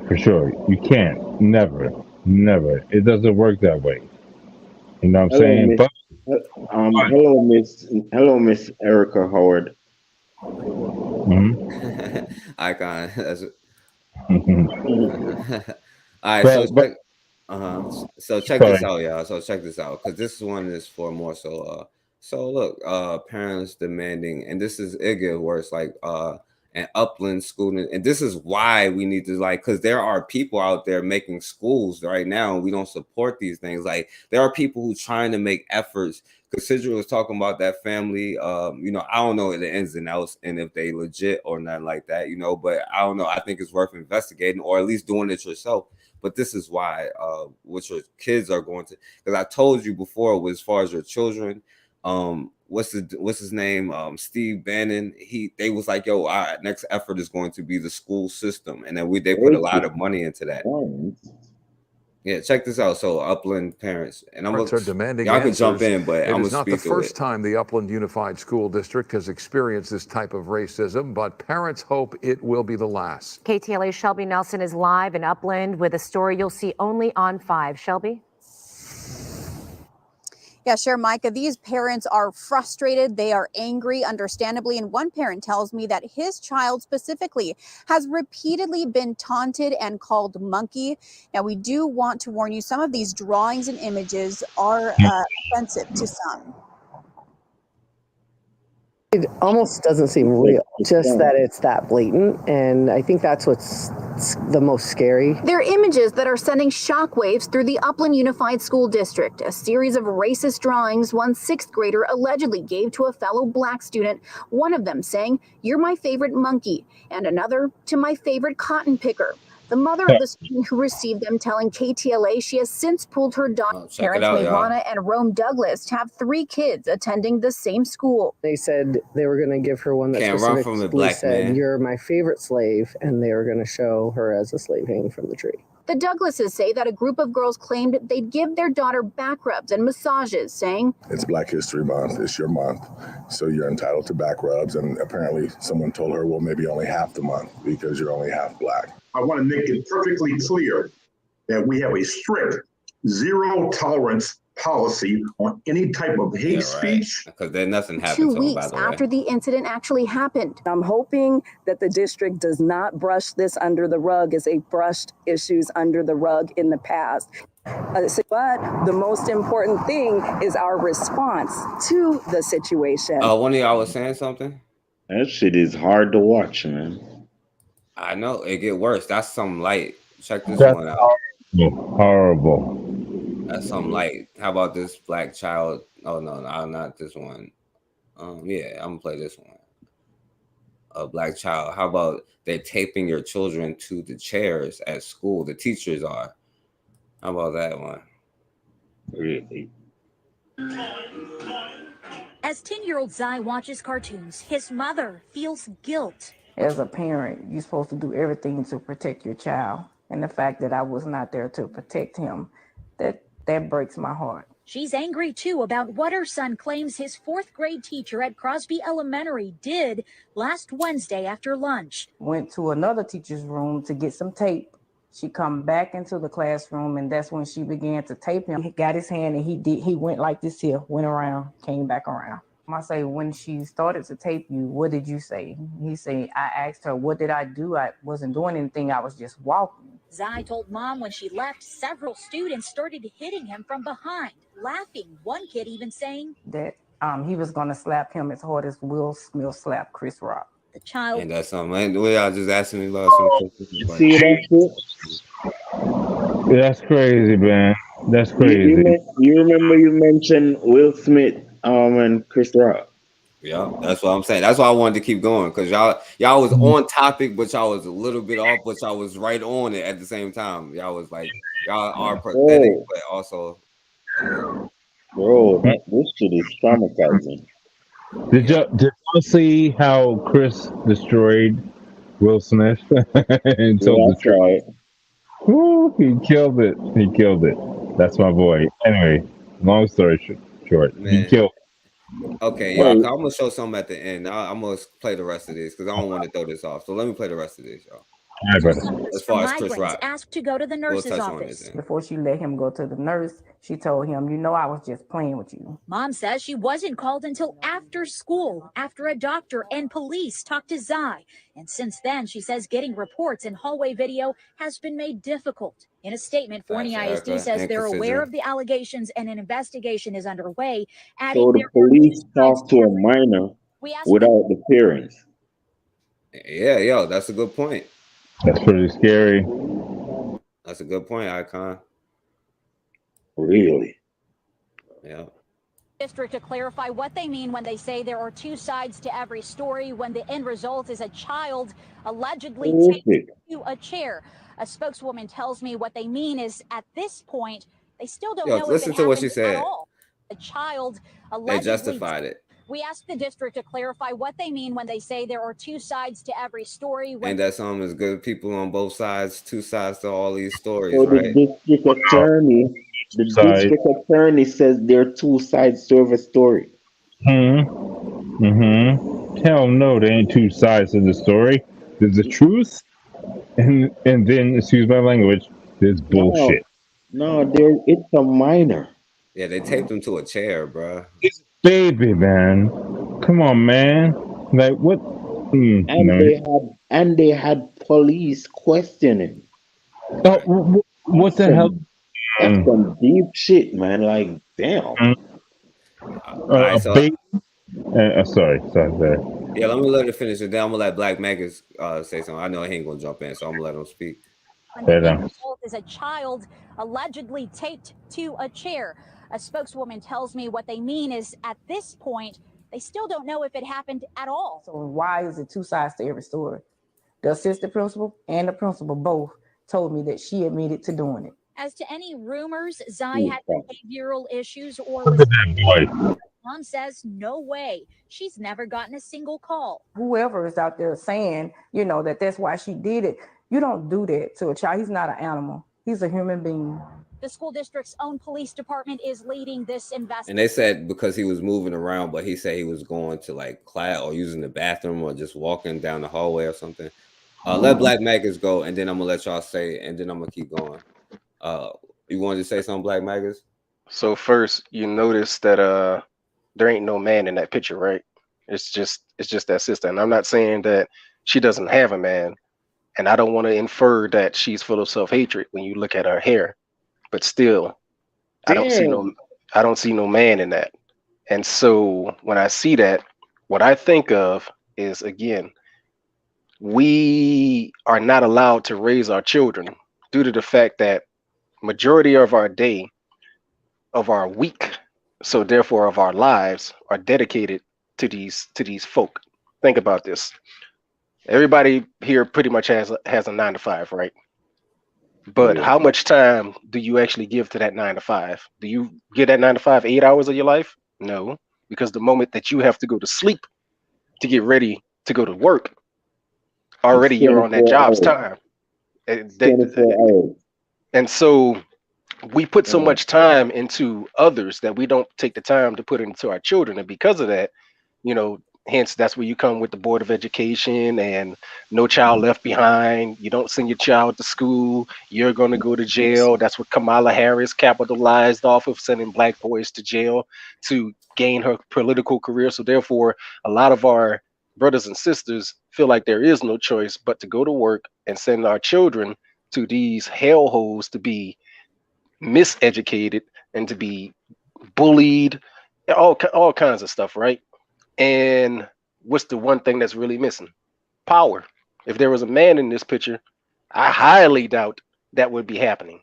But then we go around and we look at that interracial couple, and did that man even get up there to speak? No, they put the mic in front of the white woman. So therefore, they're showing you who they're respecting right there. And I think that may have gone over a lot of people's heads, is that even when you're in that type of relationship, you're seen as the subservient. And we're definitely going to see that when it comes to the what her name was again, Phoebe Gates, whatever the bitch name is. She's the power dynamic in that. And so to bring it all together with what you're showing, Forecast, and the question that you asked Dwayne is, we can't serve two masters. We can only serve ourselves. And when I say that is, this is not to start any arguments or anything like this, but a lot of people love to quote Dr. Khalid Abdul Muhammad, the little Negro at the end of that clip quoted Malcolm talking about any means necessary. That's not what Malcolm meant. And we all know what Dr. Khalid stood for. But yet still, they served the Nation of Islam. Yet they still held strong black nationalism, and they had African sense of mind, but yet they still served the Nation of Islam. If them brothers would have walked away from that and kept that fire, that tenacity of the white woman is the bitch, you know, as Dr. Khalid put out to us, then here we go. We have to keep it as is. Just like if you stick with Elijah Muhammad said, with the white man is the devil. Well, Khalid told us what we have to do, and he told us kill them all. Kill the faggots, kill the cripples, kill the women, kill the babies. Why kill the babies? Because they're going to grow up one day to rule over your babies.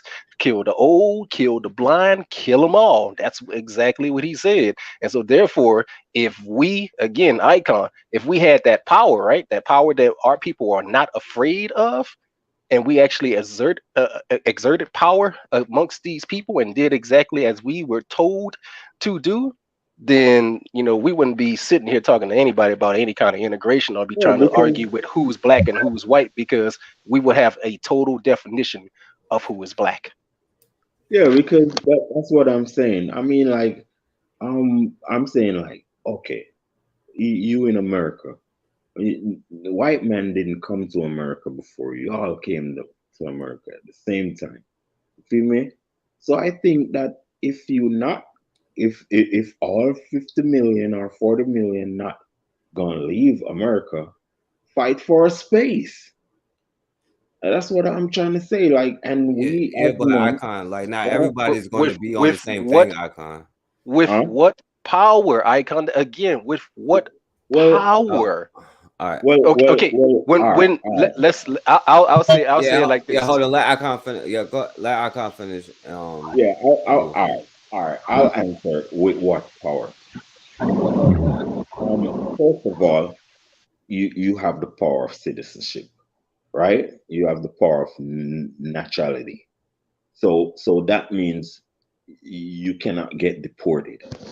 See me? So all I'm saying is we need to somehow motivate our people to have our sanctuaries. You feel me? So I'm thinking, we not gonna have no sanctuary in the snow areas. I'm sure of that. You feel me? Because I'm not gonna go up there with y'all. You feel me? I want the sun areas. You better. I'm saying that we need to you join with the Yankees and defeated the Confederates.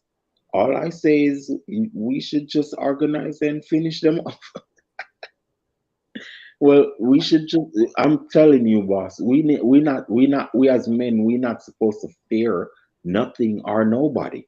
And we need to be ashamed of ourselves, not protecting our women enough. Yeah, that's the truth. And things is going bad where our women are disrespecting us just because we cannot house them and give them security. The white man has no responsibility over our women, and we need to stop allowing that shit. You feel me? And it is paramount. It is paramount for African American men to get some balls and stop letting these people cut our balls off and trying to turn us into tranny and all that shit. Yeah. Young men, they trying to turn into these things because we are not asserting our power also. So I say we need our African Americans need your power movement where you have an agenda to control a space in America. Yeah, but and that's what I'm talking about. Yeah. Go ahead, Black. All right, so Black Megas, well, like, I appreciate. I'll make it quick. No, you good. I was just saying because you didn't cut, because you don't be cut, and I appreciate your because you don't. I noticed you never cut nobody off, so I was saying let you finish your point, and then because we got to move on, and then so finish your point, and then I'm gonna say something, and then we're gonna move on. So go ahead. Definitely. So let me put it this way, okay? When I know I'm saying power, but I'm not talking about just physical strength, right? Like, in order to give our women that, we must have the power to have that institution that will take our women away from these people's jobs. We must have more than just institutions. We have to have foundations. We have to have land. As Garvey taught us, land is the number one thing that we should be having. There's a lot of things that the word power sums up, not just the force to put over somebody to make them capitulate to your will. We have to have power in all 9 areas of people activity. And so when I'm speaking of that, that's what we're supposed to be moving towards. I'm not saying it as in a grim terms, as if, oh, but what are we going to do? They have everything. Nah, they don't have everything, because we have our own bodies, we have our own minds. And when we go to any of these people's platforms, we are supposed to, and I just had this conversation with somebody when I said that it's to the point now where, MLK talked about he feared he led our people into a burning building. And I said, well, why should we be trying to put out the fire from inside of the burning building? Because that's the only sense of power that Black people have, is that they think they can change the system from the inside. And then I was corrected by that by thinking by a sister telling me, when you forget about running into that burning building, you're forgetting that there are people inside of that building who need to be saved. And so that put me on a trajectory of thinking that, okay, the Asians, they did it in Haiti, right, where they were inside of a burning building and they kicked the French's ass, and so they had to exert power in order to do that. And so now, what does that look like here in this country? When again we see, let's just take this story here for example. If a congregation of 1,000 Black people went over to this school district and expressed their opinions, just like we're seeing around this country right now, that thousands of families are getting together at these school board meetings and telling these school boards, hey, stop teaching this homosexuality stuff to my children, and the school board ignores them. A teachers union just sued. Yes, a teachers union sued a parent for just bringing the subject up. Children are going to these school board meetings and speaking up, and yet these people are still going through with their own way. You know why?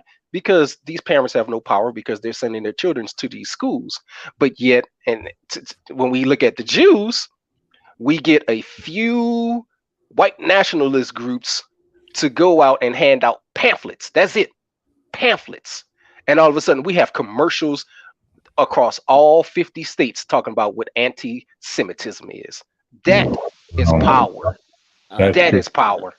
All right, so let me say, I appreciate Icon Fire and Dwayne just now, and I'm gonna let y'all say what y'all want to say, but let me say this real quick, and I say to a couple of points, to what you're saying, because you just spoke on the community thing, and that's why I couldn't just be like, if you look around, like, because in the other one we did see a man around, and the brother did speak up, he was like, he said the whole have Black comment and other news stories, he was the main thing, but they showed the white girl and some things, and as community, we as men, like I would say to that point what Icon is saying, I would agree to that point, that part of it, where as Black men, we should, like, as a community, is a whole communal aspect, and parenting and having children, it goes both ways. So I don't agree with like with women try to be like, it's the men's fault and all this stuff, because I think that's ridiculous. And I get the whole argument stuff, but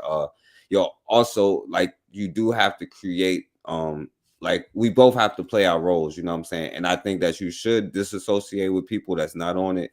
But I get what you're saying, because like we know that the home is fractured and you got to work all the time, because like I agree with that point. Like, we out working, losing an hour, we not learning, we don't even know enough to pass down to our kids. Not speaking about us, but in the majority. But and then with like with Icon, what you're saying, and I agree with you, like, but like the thing is, bro, like, it got to be Black people as a whole. Like, we all got to be reclaiming and like doing our own communities, what I'm saying? Like, there are places in Africa that has certain resources that we all need. There are places like, we need the brothers in the Caribbean. Like, I can't say that I would just put it on just like, Black Americans needed, because we all in the same boat, what I'm saying? We all have to do the same thing, I seen too many brothers like, yo, when King Charles, like the sister crying and stuff like that, it's for me to just say that, because that's why I don't get into it, because I know there are coons in every single group of black people, you know what I'm saying? But like, cause, and it's not true. Bakari played a video of a brother, and I know you would never say this, so I'm not talking about you. I'm talking about that brother. And he was like, yo, well, you know, I'm just sitting there waiting on Black Americans to save me. And I disagree with that. You know watch this.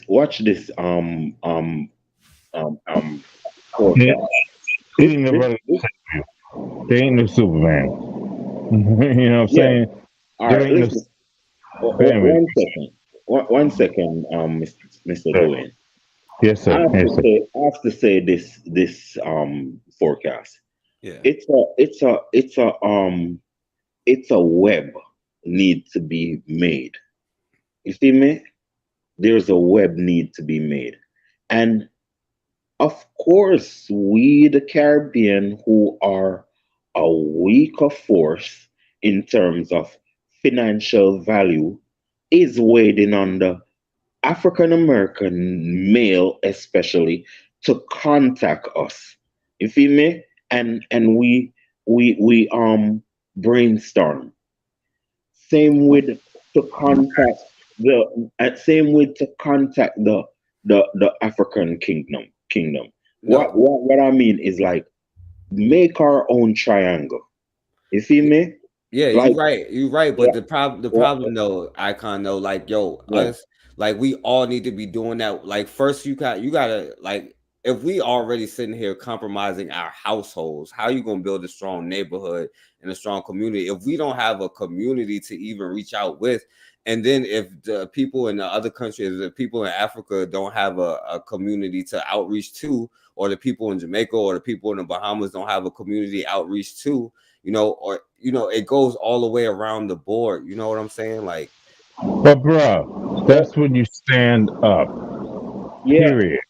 I understand what you're saying, but if like that's what we're trying to do, is to create that community. But to sit there and be like, to wait, like, yo, I'm gonna wait for this group, because once we create the community, we still gotta have the other community. It's like, yo, like when you look at like the American history, like, yo, they had created mutual aid societies. The people in Rhode Island was different from the people in New York, but they built their own thing. They built their own communities in Rhode Island. They built their own communities in New York, but then they connected once they built their things to have something to connect with.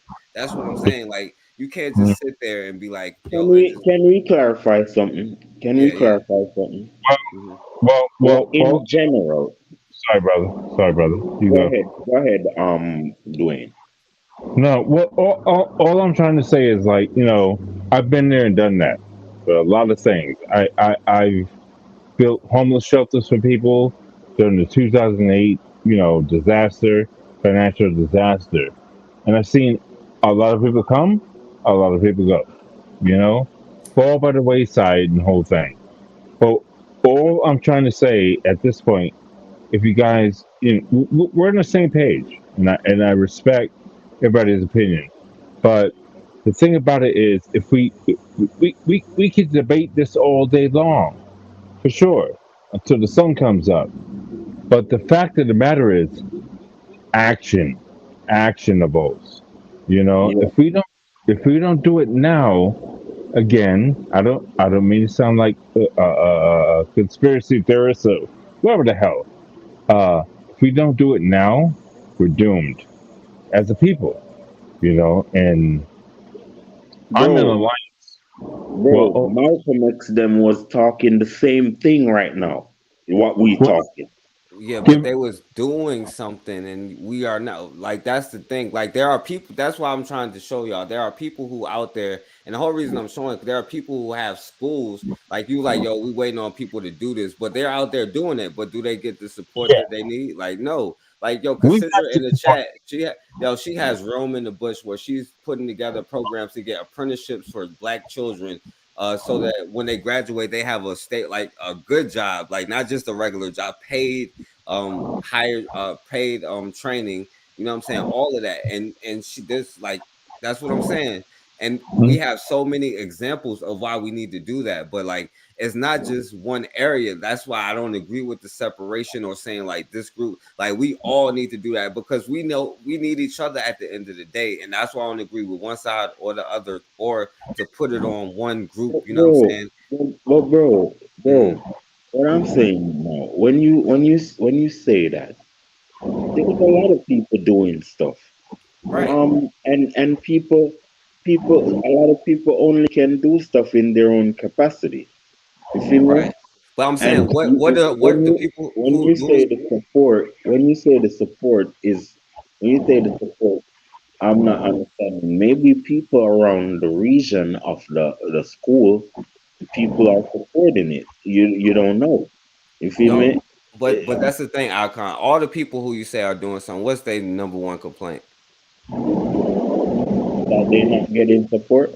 Right. I mean, is that your? I'm saying, I'm asking you. Is that what do you think? Is that what they say to you? All right.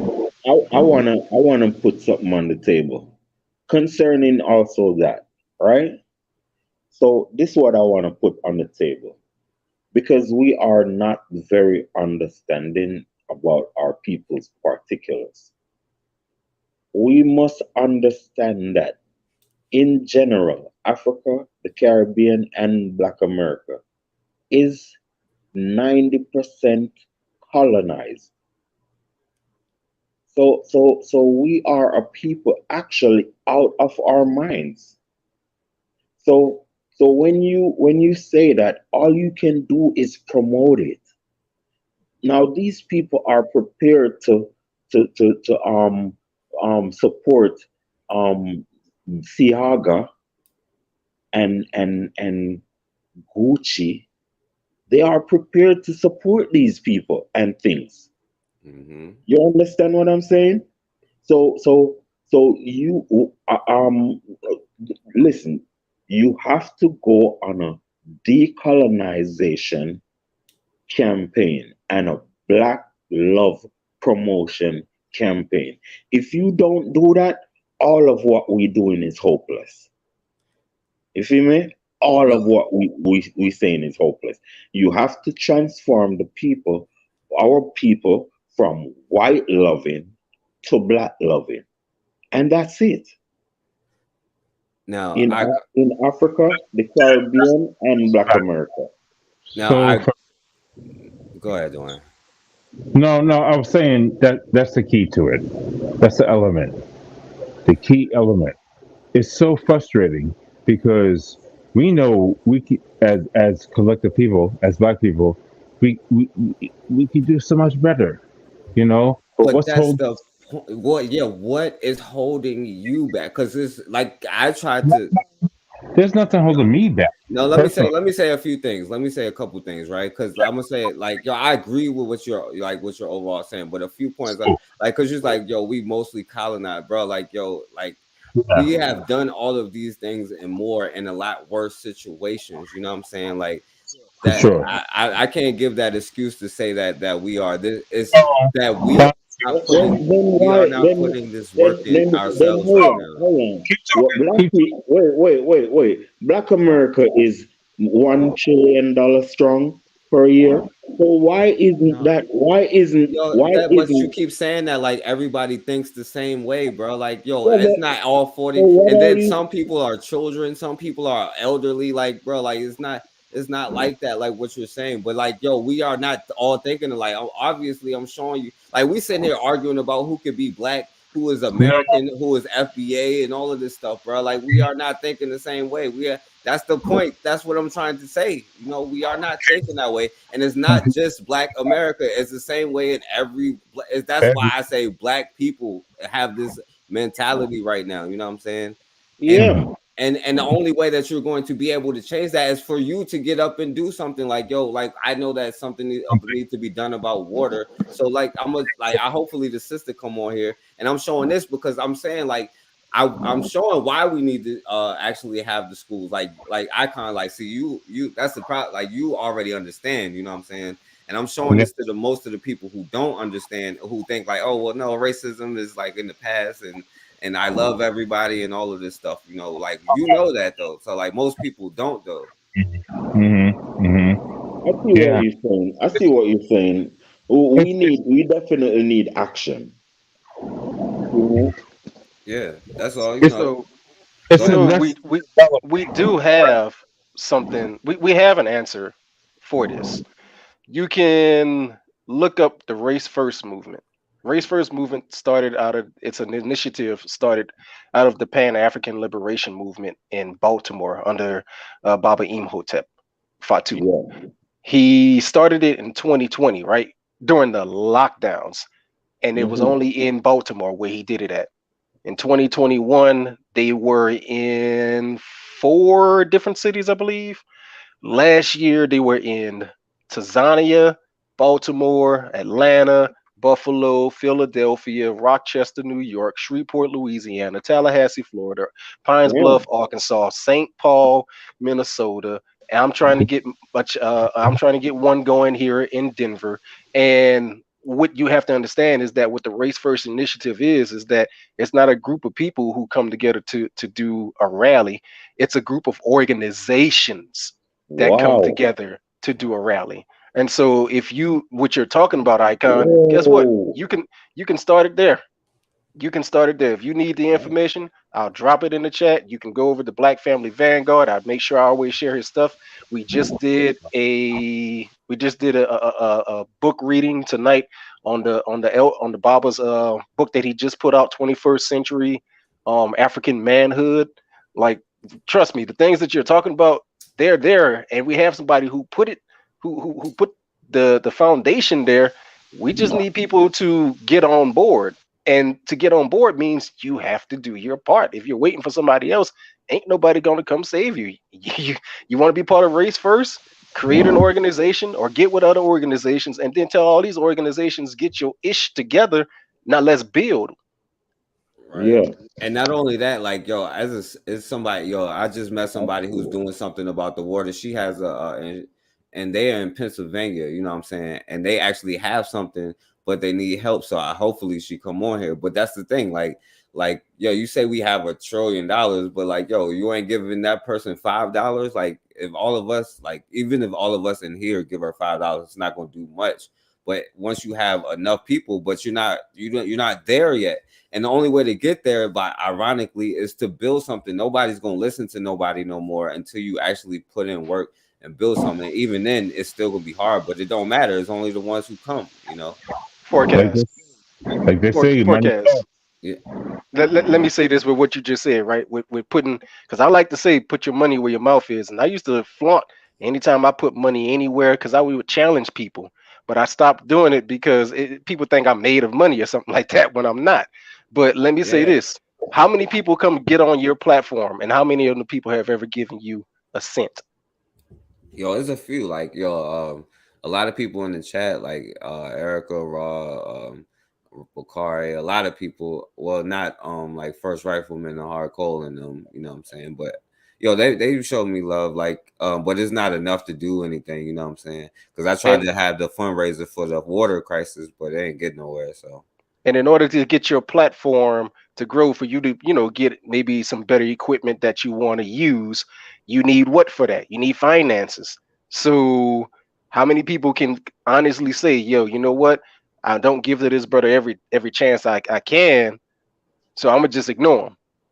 But hey, I got a few shekels in my pocket. Let me send Forecast a little bit something. You know what I'm saying? Like that's the mentality that we have to understand.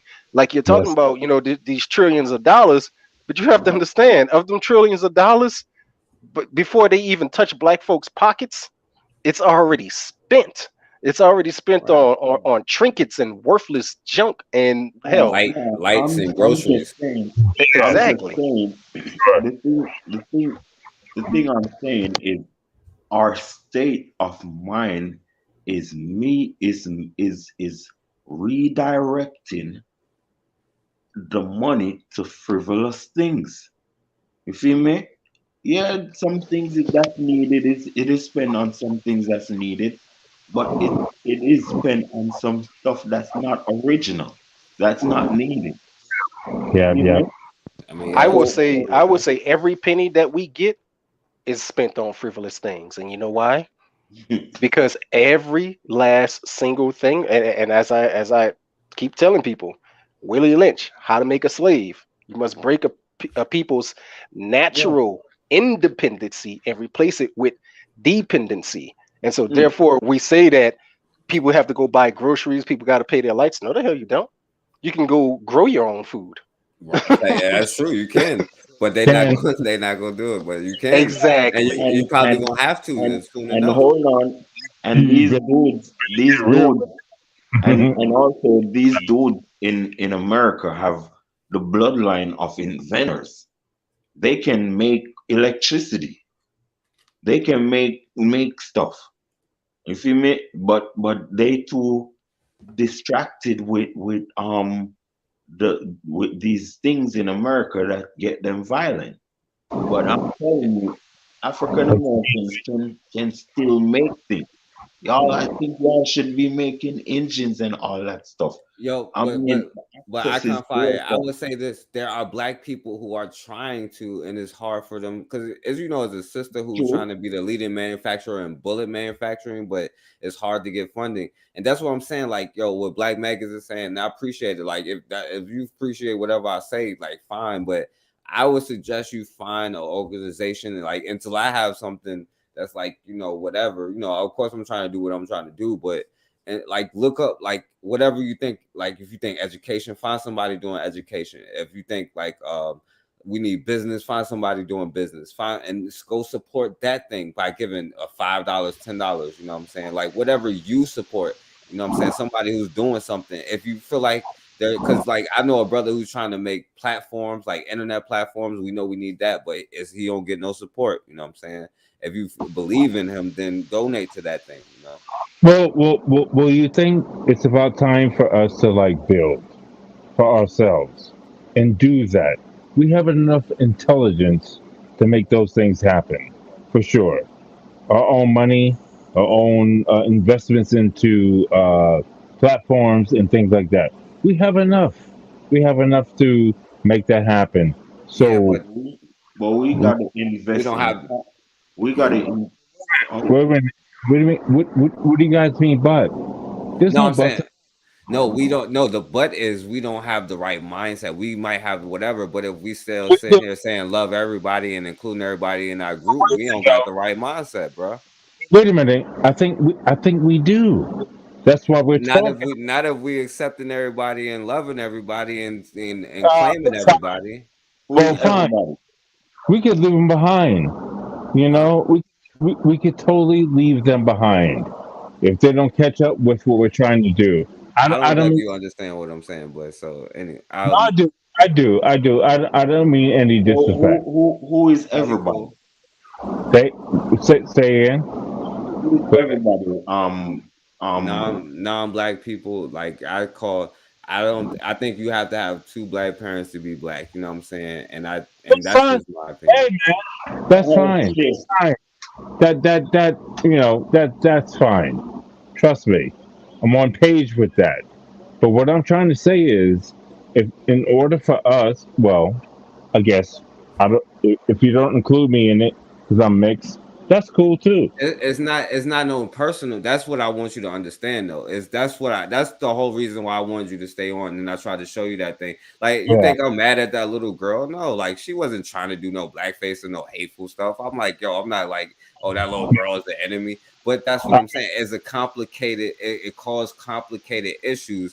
And if we got to do the stuff that Icon Fire is saying, how we gonna sit up there and do that if we can't even agree that we got to have two black parents to have a black child? If a white woman can have a black child, you know what I'm saying? Then we're in trouble, bro. Dumb shit. That's dumb shit, dude.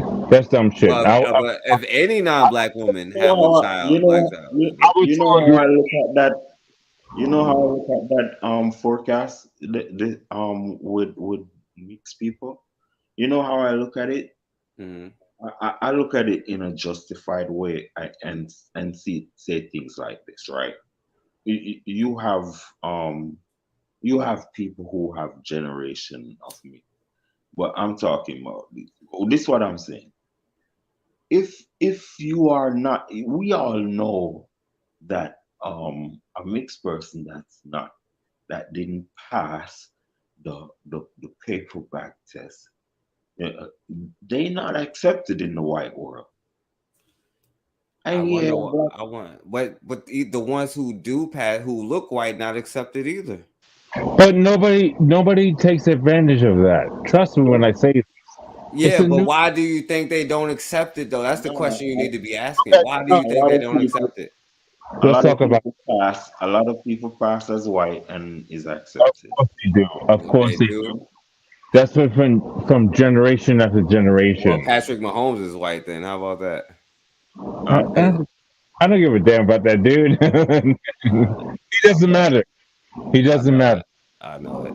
No. Well, why do you think they have that? Because that was the question, though. Why do you think they gatekeep and protect? Like, you know what I'm saying? It's not no hatred. It's not the blame on the child. Like, it's really like, why would you do this as the parent? But I think we do need to make. I think we do need to make people pick their side. At this point, right? Well, not so much. Not so. Well, not for everybody. Not for everybody. I know do that. You pick a side. That's it. At this point, right? Like, it's not no genetic thing, superiority, right? At Icon Fire, at this point, we know that we're in trouble, and we know we need to build black homes. So maybe we should draw a line in the sand somewhere, right? And not just let any and everybody just be like, yo, well, you know, this white girl can have a black child because, you know, the daddy was black. You know what I'm saying? But that's your foolishness. That's their foolishness. That's their dumb foolishness. Or Hawaiian either, bro. This is how I look at it. This is how I look at it. I look at your color. If you are dark, then I'd say you're black. If you are light, almost hell no. Nah. I don't think so. All right, man, that's all another conversation. I'm sorry you have a misconception about Hawaiians. No, I'm just saying non-black. It's not. I'm not trying to say that. I'm just saying they're not black. Or Filipinos too. Like, you know what I'm saying? It's like I get that. Mexicans and Arabs and everybody. They're not black. That's all. Right. No, dog. It's not a problem. It really isn't a problem. It's about what's in your heart. You know. It's what's in your heart. Listen to me. Give me a second. It's about what's in your heart. Oh Lord. No, well, I'm messing with you. Keep going. Don't let me distract you. You have a great sense of humor. I know you're going with your Sunday. I read that in the Bible somewhere. So go ahead. Your heart. Jesus came to save everybody. John 6:3. Oh God. No, that's not what I meant. Hey, Dwayne, this your sister? That's your sister? Huh? That's your sister in the picture? Yeah. That's my sister in Southside Jamaica, Queens, bro. For real. You know, listen, here's the thing I got to say to you guys. You know, Africa is the foundation of the world. Period. I won't even mince words when I say this. The foundation of the planet. Don't do this, man. Don't do this. And you gonna say everybody come from Africa? I know where you're going with this. So Dwayne, you black first? Huh? Yeah. You black first?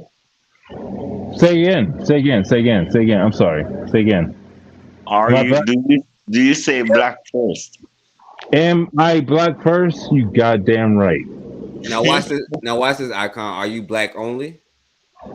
Yes. No, I'm talking about icon. Are you black only? Who, me? Yeah. Yes. Hell yeah. Yo, Dwayne, are you black only? You better fucking believe it. Well, you ain't say that last time, but you are black only? I'll accept your answer this time. I'll accept it. I know. No, you said no. I'll accept your answer this time. You saying so? You black only? Stop it. No, I'm saying like if you say yeah, I'll go with that. You say yeah. All right. Listen. Oh man, are you black only? I am freaking black to my goddamn core. But are you black only though? Is it only black to the core? Is there other stuff in the core too? Only, bro. Only. Okay, fair enough. Okay, good. Okay, fair enough. You black only. So like you discredit your your other side. I don't give a fuck about the other side. I know what the fuck they've done in during our journey in life and shit, dude. Okay, let me ask you this, right? Say I didn't finish. Go ahead. Finish. From womb, as they used to say back in the day, from womb to the tomb, I'm black. That's it. All right. Well, I wouldn't like discredit my parent. You know, I wouldn't disown my parent like that. But let me ask you, man, the Hawaiians and the Samoans are black. Are mixed people, right? Yeah, for sure. Whatever. We all come from Africa. That's just the bottom line. All right. Ain't nobody. The Hawaiians and the Samoan from the Samoan Islands are black, and are mixed. Are mixed. Sure. Everybody's mixed on this goddamn stupid. Okay. So let me ask you this. Now, if black people needed a resource like, say, vibranium that got discovered, the rock that they said was vibranium, and we know that it is vibranium, and it's between us and, like, you know, your other half, like which side would you choose? Dog, first of all, don't say my other half, okay? I'm sorry, it was no disrespect. I didn't want to say Hawaiian or nothing like that, but no. It's okay. I'm sorry if I disrespected you. No disrespect. No. I never take offense. Because I know things on this planet are complicated. So don't get me wrong. But at the end of the damn day, I'll tell you that it's not even an answer. I'm trying to answer. Hold up, dude. Come on, man. Hold up. I'm black as the day is long. I don't give a shit. I'm black as the day is long. I own it. I control it. You know, and and trust me when I say I've been prejudiced against everywhere I go, even here in Hawaii. All right, fine. Hey, see you all tomorrow, man. I gotta go to work in the morning. All right, peace. We about to wrap it up, Icon. Peace. I thank you for coming through. We about to wrap it up. All right, man. Oh, I'm sorry, cuz. No, go ahead. Finish what you're saying, and then we're gonna. All right, I'll finish it up. Here's the thing, man. For real, we should know where we come from. We come from Africa. All right. We know Caucasians were chased out of Africa because they were fucking up. That's it. Plain simple. And they keep. What are you talking about, bro? Like, that's not even true. That is true. You know, listen, we're talking about Homo sapiens versus Homo erectus. All right. Yeah, they left and then they turned into something else. And then, bro, they were chased out of Africa because they kept screwing up. You know, the Homo erectus left Africa. They wasn't kicked out, bro. If you ever watched the movie 2000, topic, bro. Go ahead. Another movie. What? We can go deep about it, bro. But all I'm trying to say, that's not true, right? Go ahead. That is true, man. Like I don't know what you're trying to do. No, because when people say that, they're trying to be like, "Oh, we're all the same," and all of this stuff. No, that's not what I mean. That's not what I mean at all. It is. You just, bro. Like, you making excuses to why, like, well, you know, like, it's okay, but it's not. You know what I'm saying? All I'm trying to say is, like, man. Well, everything I say, you're gonna counter it. That's okay. That's you okay. can say what you want to. You can disagree. Like, you know, I'm not like, you know what I'm saying, like God, I guess. Oh, I guess I can be. So. No, I don't want to be out of it. All I'm trying to say is there's a reason why Caucasians were chased out of Africa. Period. Because they didn't know how to function. They didn't know the natural way of dealing with life and the whole thing. All right. But the simple fact of the matter is, shit happens, right? Plain simple. Shit happens. Right? Now, Dwayne, do you think that once they got ran out of Africa, you think they got ran out of Africa for a good reason? Okay. So Do you think that reason still exists? Of course, man. So you do. So do you think there's a reason why Black people should keep their own culture and like who they say is Black and what they do with other people? Then I totally agree with that.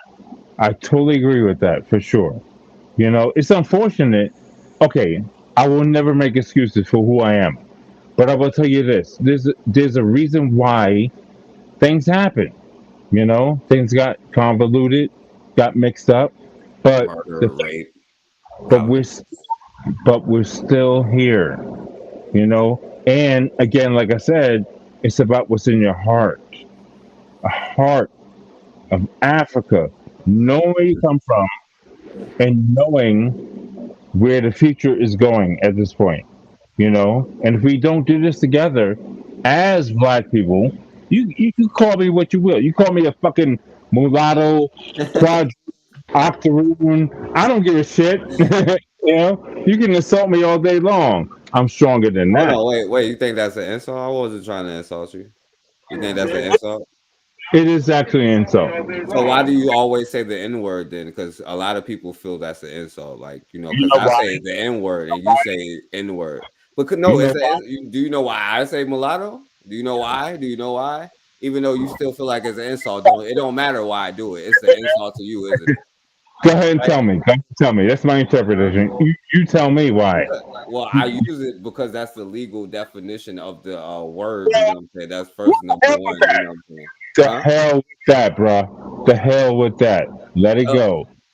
Because let the N-word go. What are you talking about? That's the point, bro. Like, what do you like? See, you're not using no legal reason. You're not using any other reason. But you know what I'm saying? Like, you can feel like it's an insult. Like, and I said mulatto on purpose because I knew you was gonna say this. You know what I'm saying? Like, but you say N-word all the time. You know, mulatto is no different from mixed race, biracial. It's the same word. Where do you think I came from, dude? I'm from Southside Jamaica, Queens, bro. What came from? Listen, the N-word. Southside Jamaica, Queens, bro. Listen. Nah, how do you not understand this, dude? I am from Southside Jamaica, Queens. What that has to do with where the N-word comes from? The N-word don't come from Southside Jamaica, Queens, bro. Bro, listen. It's just a natural term that we use to address each other. All right. Mulatto is a natural term that I use because I read the law all the time, and that's what the law says. So I use it all the time. The law, bro. The law. Who gives a shit about the law? Well, who gives why you say it? It offends you. It don't matter. It don't matter my reason why I say mulatto do it, but it don't matter to you at that point. But when I say N-word, there's a reason. And it don't matter why you think that is offensive to you and everybody else who feel like that's offensive. Because Bakari go out the way to tell other Black people not to say this, people who are Black not to say this. You know what I'm saying? No, it's all no. It ain't no forget about. Well, okay, we can forget it because we got to move on. But so here's a question though. We like remember when you showed the dog test, right? Forecast and people like throwing this rhetoric out there saying that racism is taught. These children aren't born racist. They're not racist and all this other hoopla. But we tend to act as if children do not have eyes, ears to see the world and experience things.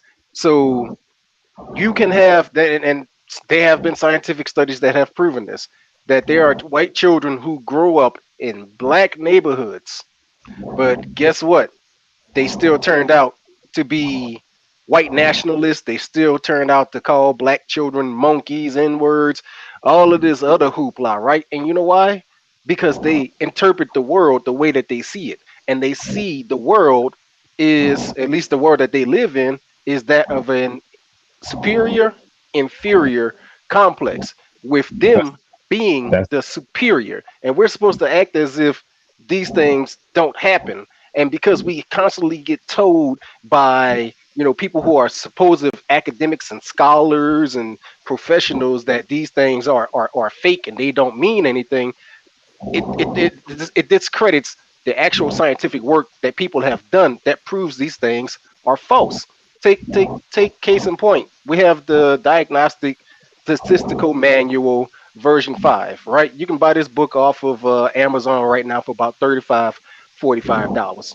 It's the list of all mental illnesses that have been documented in this, in pretty much throughout the country, but throughout the world, I should say. I'm sorry, throughout the world.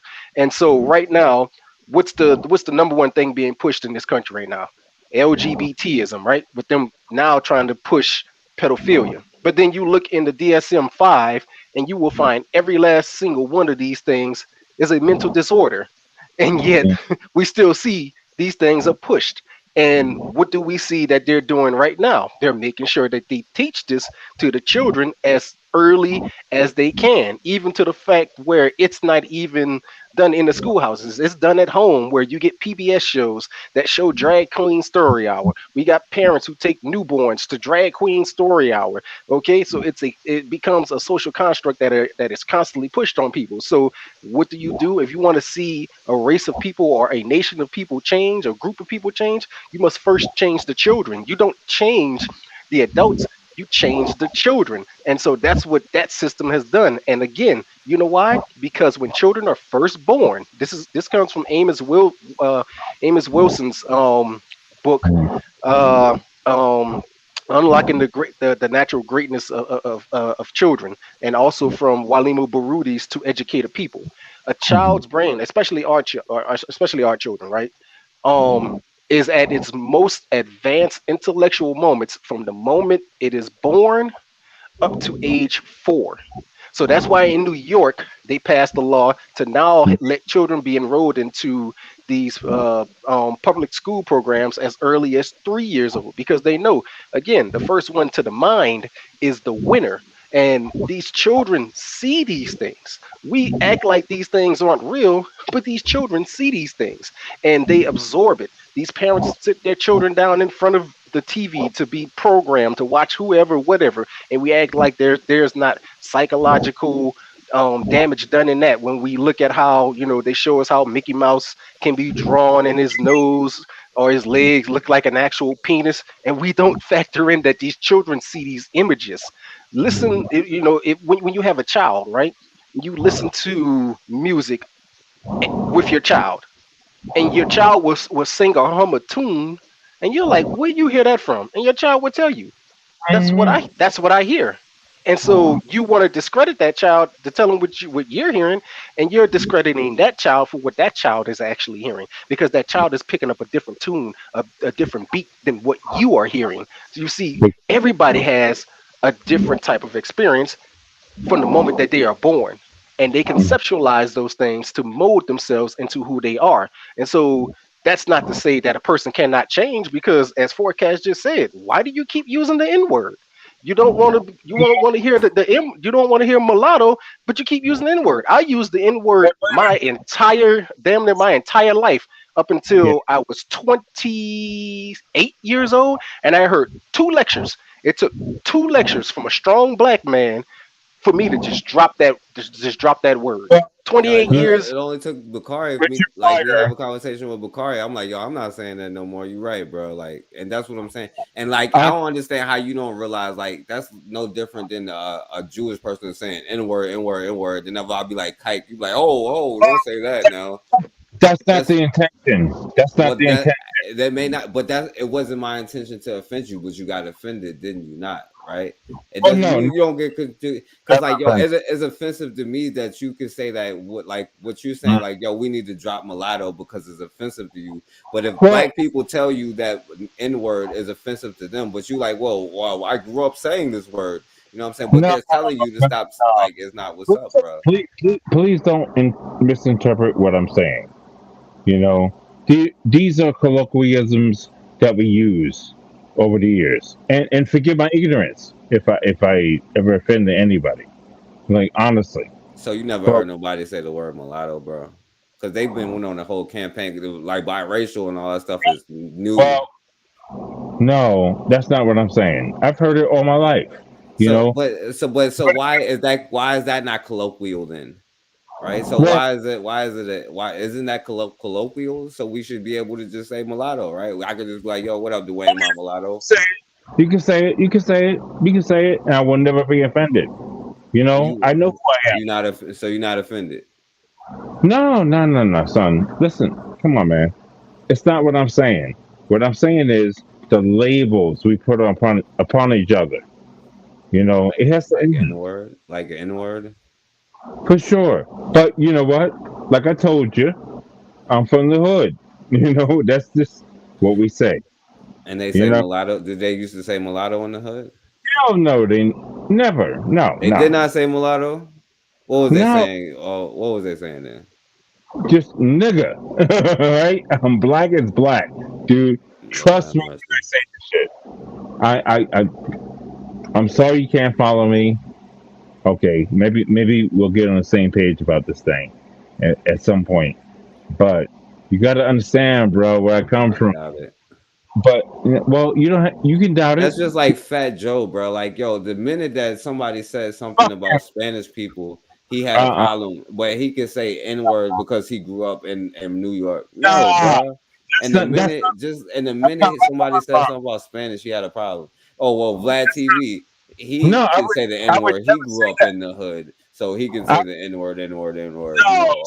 No. Please don't give me that example and compare it to my experience. I don't know why you think that you're different. Fat Joe said the same thing you're saying right now.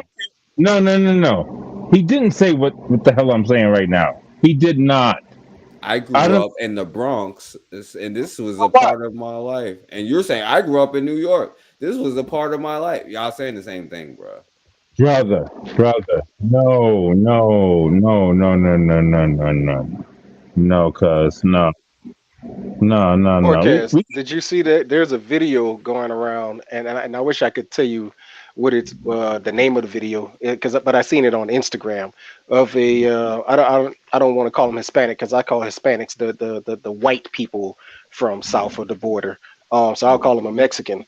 But dark skinned, he calls himself Mexican and he's proud of his heritage. But he did a big teaching video telling everybody why they should stop using the N-word, especially people who classify themselves as Hispanic, Latin, Dominican, whoever, whatever. And he used Fat Joe in that synopsis of saying that, when we use this word, all we're doing is degrading the people who we originally come from. And so therefore we are spitting on our ancestors. And so when you're on this platform and you're using the N-word, you're still disrespecting your ancestors, that part of you that is black. And so maybe you should stop using that word just altogether to respect your ancestors instead of treading on them like that.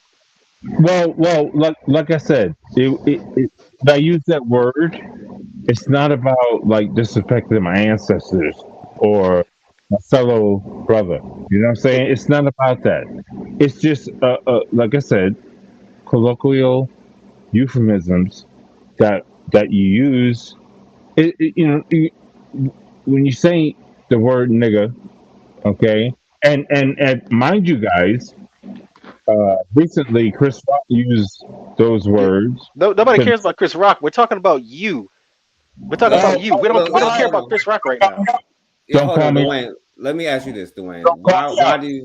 Why do you think the word mulatto is offensive? Why do I think? Yeah. Because it doesn't describe the people that came through the South, be it New Orleans, be it Oklahoma, or something like that. Survival. I'm sorry, my bad. Go ahead. Well, I was gonna say something. It was a sidebar because you said something about Louisiana. I was gonna say I'm from New Orleans, and I sure was gonna say those folks. They don't call themselves mulattoes. They don't call themselves blacks, whites. They call themselves Cajuns and Creoles. Creole, brother, Creole. That's a better, respectful term. So be it.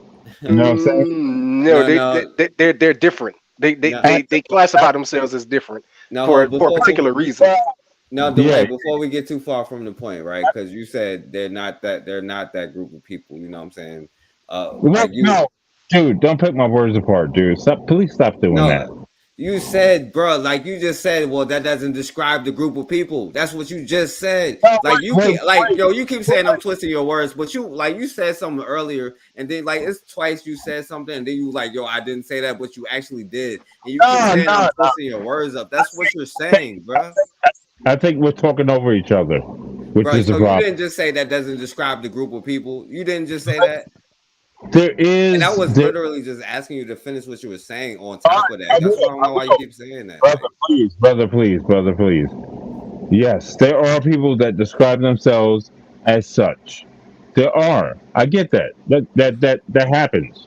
But what I'm trying to say is, I'm not trying to pinpoint or describe people as niggas or something like that. You know what I'm saying? It is not. That term doesn't mean that. Nigger means I don't even know if this is gonna come across. It just means an ignorant person, right? We know what that term means. Then why not just call that person an ignorant person? No, because we're getting lost. Because I'm asking you why is mulatto offensive? You know what I'm saying? Because that's why I was trying to get you to get back on. That's the only reason why I said what you was saying. Because it is offensive. It is offensive. You know. Okay, so why is mulatto offensive? I'll explain it. If you give me a minute, I'll explain it. You know, because we can't help the condition we've been put under in America. We can't help it, dude. You know what I'm saying? People survive. They mix in relationships, you know, race to race and whole thing, just for survival. But you can't hate on somebody else or think that they're treading upon you because of their light skin or something like that. Not everybody is down for that cause. Bro, you're saying the term, if I say mulatto, that means I hate mulatto people because I say the word? That means, is that what you're saying? The way you use it, bro. The way you use it sounds hateful. Okay? It sounds very... Mulatto people? Like what? Because if I say biracial people, it's the same thing. No, it's not the same thing. Mulatto... What does mulatto mean? It is a term that white people... Let's get frank. Please, that's what I want you to do. Please, because I don't even know if you even understand what you're saying. But go ahead. Wow, that's insulting, bro.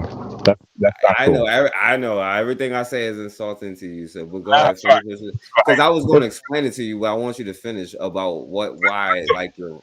Hey, but bro, don't feel so superior in your intellect. No, I know. I love you, guys. We're debating. Well, I know you're feeling offended now that we're talking about mulatto instead of N-words. So I'm not offended. No, don't twist that. Don't twist that. Okay, everything I'm saying is twisted now. I know. So go ahead, because that's why I'm trying to let you speak. So I'm not twisting your words because I want you to understand what you're saying. So finish. Why are the mulattoes whatever? Go ahead, finish. Why are the mulattoes whatever? Offensive. Did you hear yourself? Yeah, why mulattoes offensive or whatever? Yeah, whatever. Yeah, like finish what you're saying. It is totally like calling somebody the N-word. It is. God. It's like calling somebody the N-word, but calling somebody the N-word is not offensive. Like, listen, that's why I'm trying to get you to hear yourself. You're saying, where does it come from? Where does the N-word come? I didn't say that. What was the last sentence you just said? No, because I didn't say that. I didn't say that. What was the last sentence you just said? What I'm trying to explain is this. We could label each other all day long. We could. I'll call you a nigga, you call me mulatto, and then that's where the division happens. But at this point in time in life, we need to stop labeling each other. That's my only point, man. Okay, so we need to stop saying the N-word, right? All of that. Okay, we can do that. Richard Pryor said that. Remember Richard Pryor back in the day? He was like, yo, I stopped saying the N-word. I went to Africa. I ain't met no niggas. Look, All right? I want you to understand all the reasons why you, because we don't control why we're in this situation, or you didn't say that either, or you said we didn't control how we got here, we didn't control why we're so you're saying we controlled how we got in the situation. Did black people start calling each other words? Like all the excuses you used was like literally the same thing, bro. No, bro. And That's then, not what I said. but listen to the point though. Listen to the point though, real quick. I'm gonna let you finish, but listen to the point. You were saying N-word, but it did not become offensive and it did not become drawing lines until I said mulatto. And I don't see how you can not understand that. No, everything I'm saying, you say no after you finish saying it. Like, what the hell? No, listen to me, man. Let's get it straight. No. I'm not offended. I already told you like 3 times I'm not offended by mulatto. I'm not. You say what you want. Is mulatto an offensive term? So why has the last 45 minutes of this conversation been about this? You just has been explaining why it's offensive, and then now you're saying, "Well, I'm not talking about you, bro. I'm not talking about you." Can I bottom line it? Please. And perhaps you might disagree. All right. The division between us people. Listen, there's a long history of us being abused, used, controlled, and the whole thing. Black, white, whatever. There's a long history of that. But for me, personally speaking, the bottom line is this, that we need to take care of each other or else we're doomed. All right? I'm going to bottom line this, man. Because we can call each other nigga, mulatto, whatever the fuck. It doesn't really matter at this point. We have to take care of each other. Because you know what? You can put labels on it, but at the end of the day, we're people. And that's all I care about. Now, Dwayne, all right, go ahead, my bad. I thought you was finished. Go ahead. No, I'm just saying, we're people. We're people. Black, white, whatever. We're people. You said it again. Black, white, whatever. You said it. Okay, go ahead. Keep going. No, I'm serious, bro. No, Right. listen to me. I know white people are fucked up. I know that shit. I know there's black people that are fucked up. Don't get twisted for what you think I'm gonna say. Finish what you were saying. Like, I'm not gonna say that. So No, I'm not trying to read your words. What I'm trying to say is this, all right? There's been so much confusion and complication between all of us that if we don't stop it and end it, we're totally doomed. Okay? There are black scientists who built nuclear bombs. I've been watching and studying. There's white people that did that shit. You know what I'm saying? I don't know what the cause is, but at the end of the day, if we don't stop our ignorance and injustice against each other across the board, I don't care. Look, Garner. you say giving all right, because you're giving people all lives matter speech right now. By lumping up the evils that other people do by saying that what we do as if we includes everybody when it comes to doing evil. Dude, and then you everybody needs to start coming together and holding hands. That's not the way the world works. We did not go invade anybody else. We did not come invade y'all either. You know what I'm saying? But bro, what are you talking about? Was you it don't matter who you are, you know what I'm saying? No, we are black, we are black only, you know what I'm saying? You just finished talking about black only, because you go from one point to another point and then you switch totally. I have to. But you switch your stance though, because you can't be black only then talk about black, white, whatever, all the stuff that you just said. Then you say I twist your words, you're saying I'm being logical reasoning about our condition as humans on the planet. How come you guys don't understand that? Logical reasoning about our condition on the planet and how we treat each other. Okay, so you're offended because I said the N-word. You're offended? No, I'm offended because you saying, well, the N-word is cool until I say mulatto. Now all of us listen, and now all of a sudden this is defensive. Now this is where we draw the line at. No, because I'm not offended of a white person, but if I say something about a white person, now all of a sudden is a problem. bro, you just said I just said when we draw the line, we clash. Like we can't work together once we start. You call me the N-word, I call, or you just said that. You know what I'm saying? No. Please don't misinterpret what the hell I'm saying. Please Well, do not. Maybe you need a speech interpreter because you keep saying I'm interpreting and I'm twisting. I don't know, bro. You know, it's your keep switching points, and the last point don't stand. If you can't be black only, and then saying, "Oh well, it's whatever," bro. That's what I'm saying, bro. That's the problem, bro. Like, cause most of have the people of color mindset, like, yo, well, you know, cause, and it's not personal. I don't blame you, and that's why y'all keep talking about some damn hate. It sounds like hate when I say mulatto. Mulatto is a word. You know what I'm saying? Like, and by the way, you know, it's fine. That's mulatto fine. Is a word. You know what I'm saying? But it's not nothing. It don't mean I hate you or nothing like that. I don't think that we should be having. We can't build a community if we have mixed homes, bro. Like, and you agree with that point. But like, if I have a white woman in the home, you like, yeah, you definitely can't build a community if or a black household with a white woman in the house. But you don't see it with other groups of people. Hold up. No, come on, man. I'm smarter than that. I totally understand that. Listen, you can't have an agenda. Listen. Hold on a second, please. You can have an agenda. All right, I'm gonna say it raw. I'm gonna be fucking raw with you guys. Listen, you cannot. I know who that is. Superior. I'm talking to the chat. My bad. Keep finished. I'm saying I know who the person is trolling in the chat. I know who you are. Keep finished. Go ahead. Finish what you're saying. Well, all I'm trying to say is, you cannot, as a black man, okay, and you can disagree and you call me whatever you will. You cannot have an agenda to be with a black woman just because you want some. I'm gonna say it, and you guys are gonna get mad. You can't sleep with a black woman because you want some black pussy. All right. How about if you want black children? Should you do it then? No, hell no, no. You shouldn't sleep with a black woman because you want your children to look like you. So you shouldn't want to do that. That's what I just heard. Well, okay, fine, fellas. That's fine. No, it's okay for you to have your beliefs. I just want to be clear on your beliefs. That was you're saying? I have my beliefs. Is that what we're gonna call it? Bro, it is your beliefs. Like, you can't control what somebody else does. Like, just like I can't control what you do. I like what if I say that you shouldn't whatever, like with a white woman, that's my belief.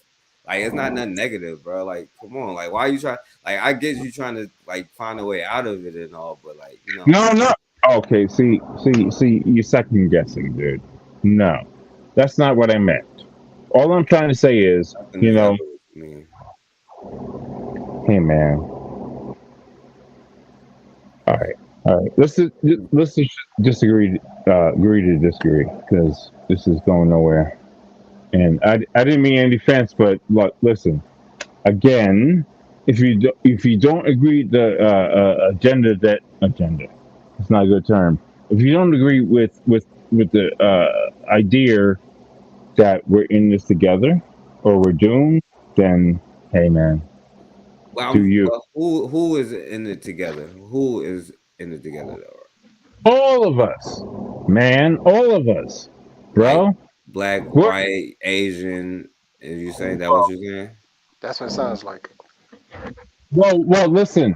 If you want to live your life like that, no, it's okay. Just answer the question. That what you're saying. Like, I'm just trying to get clarity. I'm not mad or nothing. I just answered the question. If you want to live your life like that, and be prejudiced and hate on anybody else, I'm not prejudiced. I didn't prejudge that. You know, Asians doing right now. Asians is boycotting black people because they like, oh well, we're not. You know what? Because I talked about what's going on in Hawaii. By the way, and you came on here and talked about what was going on in Hawaii. You want me to talk about the white town that they're trying to make in Jackson, Mississippi? I'm not prejudging nothing. No, what are you talking about? What am I talking about? Yeah, I think you just keep saying it instead of just asking it. So we should just ask in simple terms. When you use the term all of us, can you define what group of people you are talking about when you talk about all of us? human beings. And there we go. And that is why we have issues when it comes to mulattoes, because it is a proven fact that they are full of unprobity. There's no probity amongst the mulattoes. And that is why we always have issues. No, but Black Megas. So why did you say that you was black only? Why did you say earlier that you was black only then, Dwayne? If it's for all human beings. Well, that's a generalization for you to say mulattoes. That's why I'm sick of that goddamn. No, I didn't say nothing about mulatto. My question I just asked you, if you just said we should be like for all human beings and you're not prejudiced, then why did you say that you was black only earlier? First of all, I didn't say it. You didn't say that you said absolutely. You said absolutely motherfucking positively. That's not, no. You cut up what I said. You cut it up. You cut it up, bro. We still live. How did I cut it? Okay, so are you black? Are you wait, time out. Are you black only? Okay, for the third motherfucking time, I am completely. So why are you talking about all people then, if that's the case? Because I'm not racist, bro. You know what I'm saying? I can't help. Is being black only being racist? No, it's not. It's not. Actually, it is. There's nothing wrong. There's nothing wrong with being racist, though. But there's nothing wrong with being racist. You see, you only want to use racist in the terms of it being negative, because when we say racist, we automatically think of white people, Nazis, white nationalists. But there is nothing wrong with being racist. What is wrong with putting your race first and everything about your race first? I can be proud that white nationalists put their race first. They're racist in that terms. Why can't black people be the same thing? That's okay, bro. That's okay. Protect your own. No, but that's the thing. But that don't even make sense, bro. You just said that you was black. But you just said that you was black only. But then you was like, "Whoa, we all in this together. We all need to work together." That's not being black only, though. That's literally not black only. That's being a humanist. So what do you want to do? What do you want to do, bro? That's not what I want to do. That's your answers. It don't line up. Hold up. Stop interrupting me when I ask a question. Please. Stop asking when I ask a question. Stop interrupting me. Don't answer the question. Let me keep talking when I ask a question. I said stop it. All right, Dwayne, because you kind of losing it now. Because I already was like, just only today. Because I know. We're getting to it. I heard some shaky stuff earlier, but all right. No, dog. What my only question is this to you now, to you guys. What do you want to do at this point? You want to separate yourself? I want to draw a line in the sand and build black communities and have black strong homes. I want to have black children that look like me, with black women, and I want to be able to define who is in my group, and I wanted to be able to define all the stuff that we do. And if I say that you got to take two black parents to have a black child, that's what I want to do. Do you think I have a problem with that? Yeah, I do. Because you just called me racist. You just called me racist. You just said I'm prejudiced, and you just said mulatto is hateful. And I'm only talking about the term mulatto. You just said all of these things. Like the things that are coming out of your mouth alludes to that. I don't judge. No, but you're only saying that because I said mulatto. But I think you're racist because you said the N-word.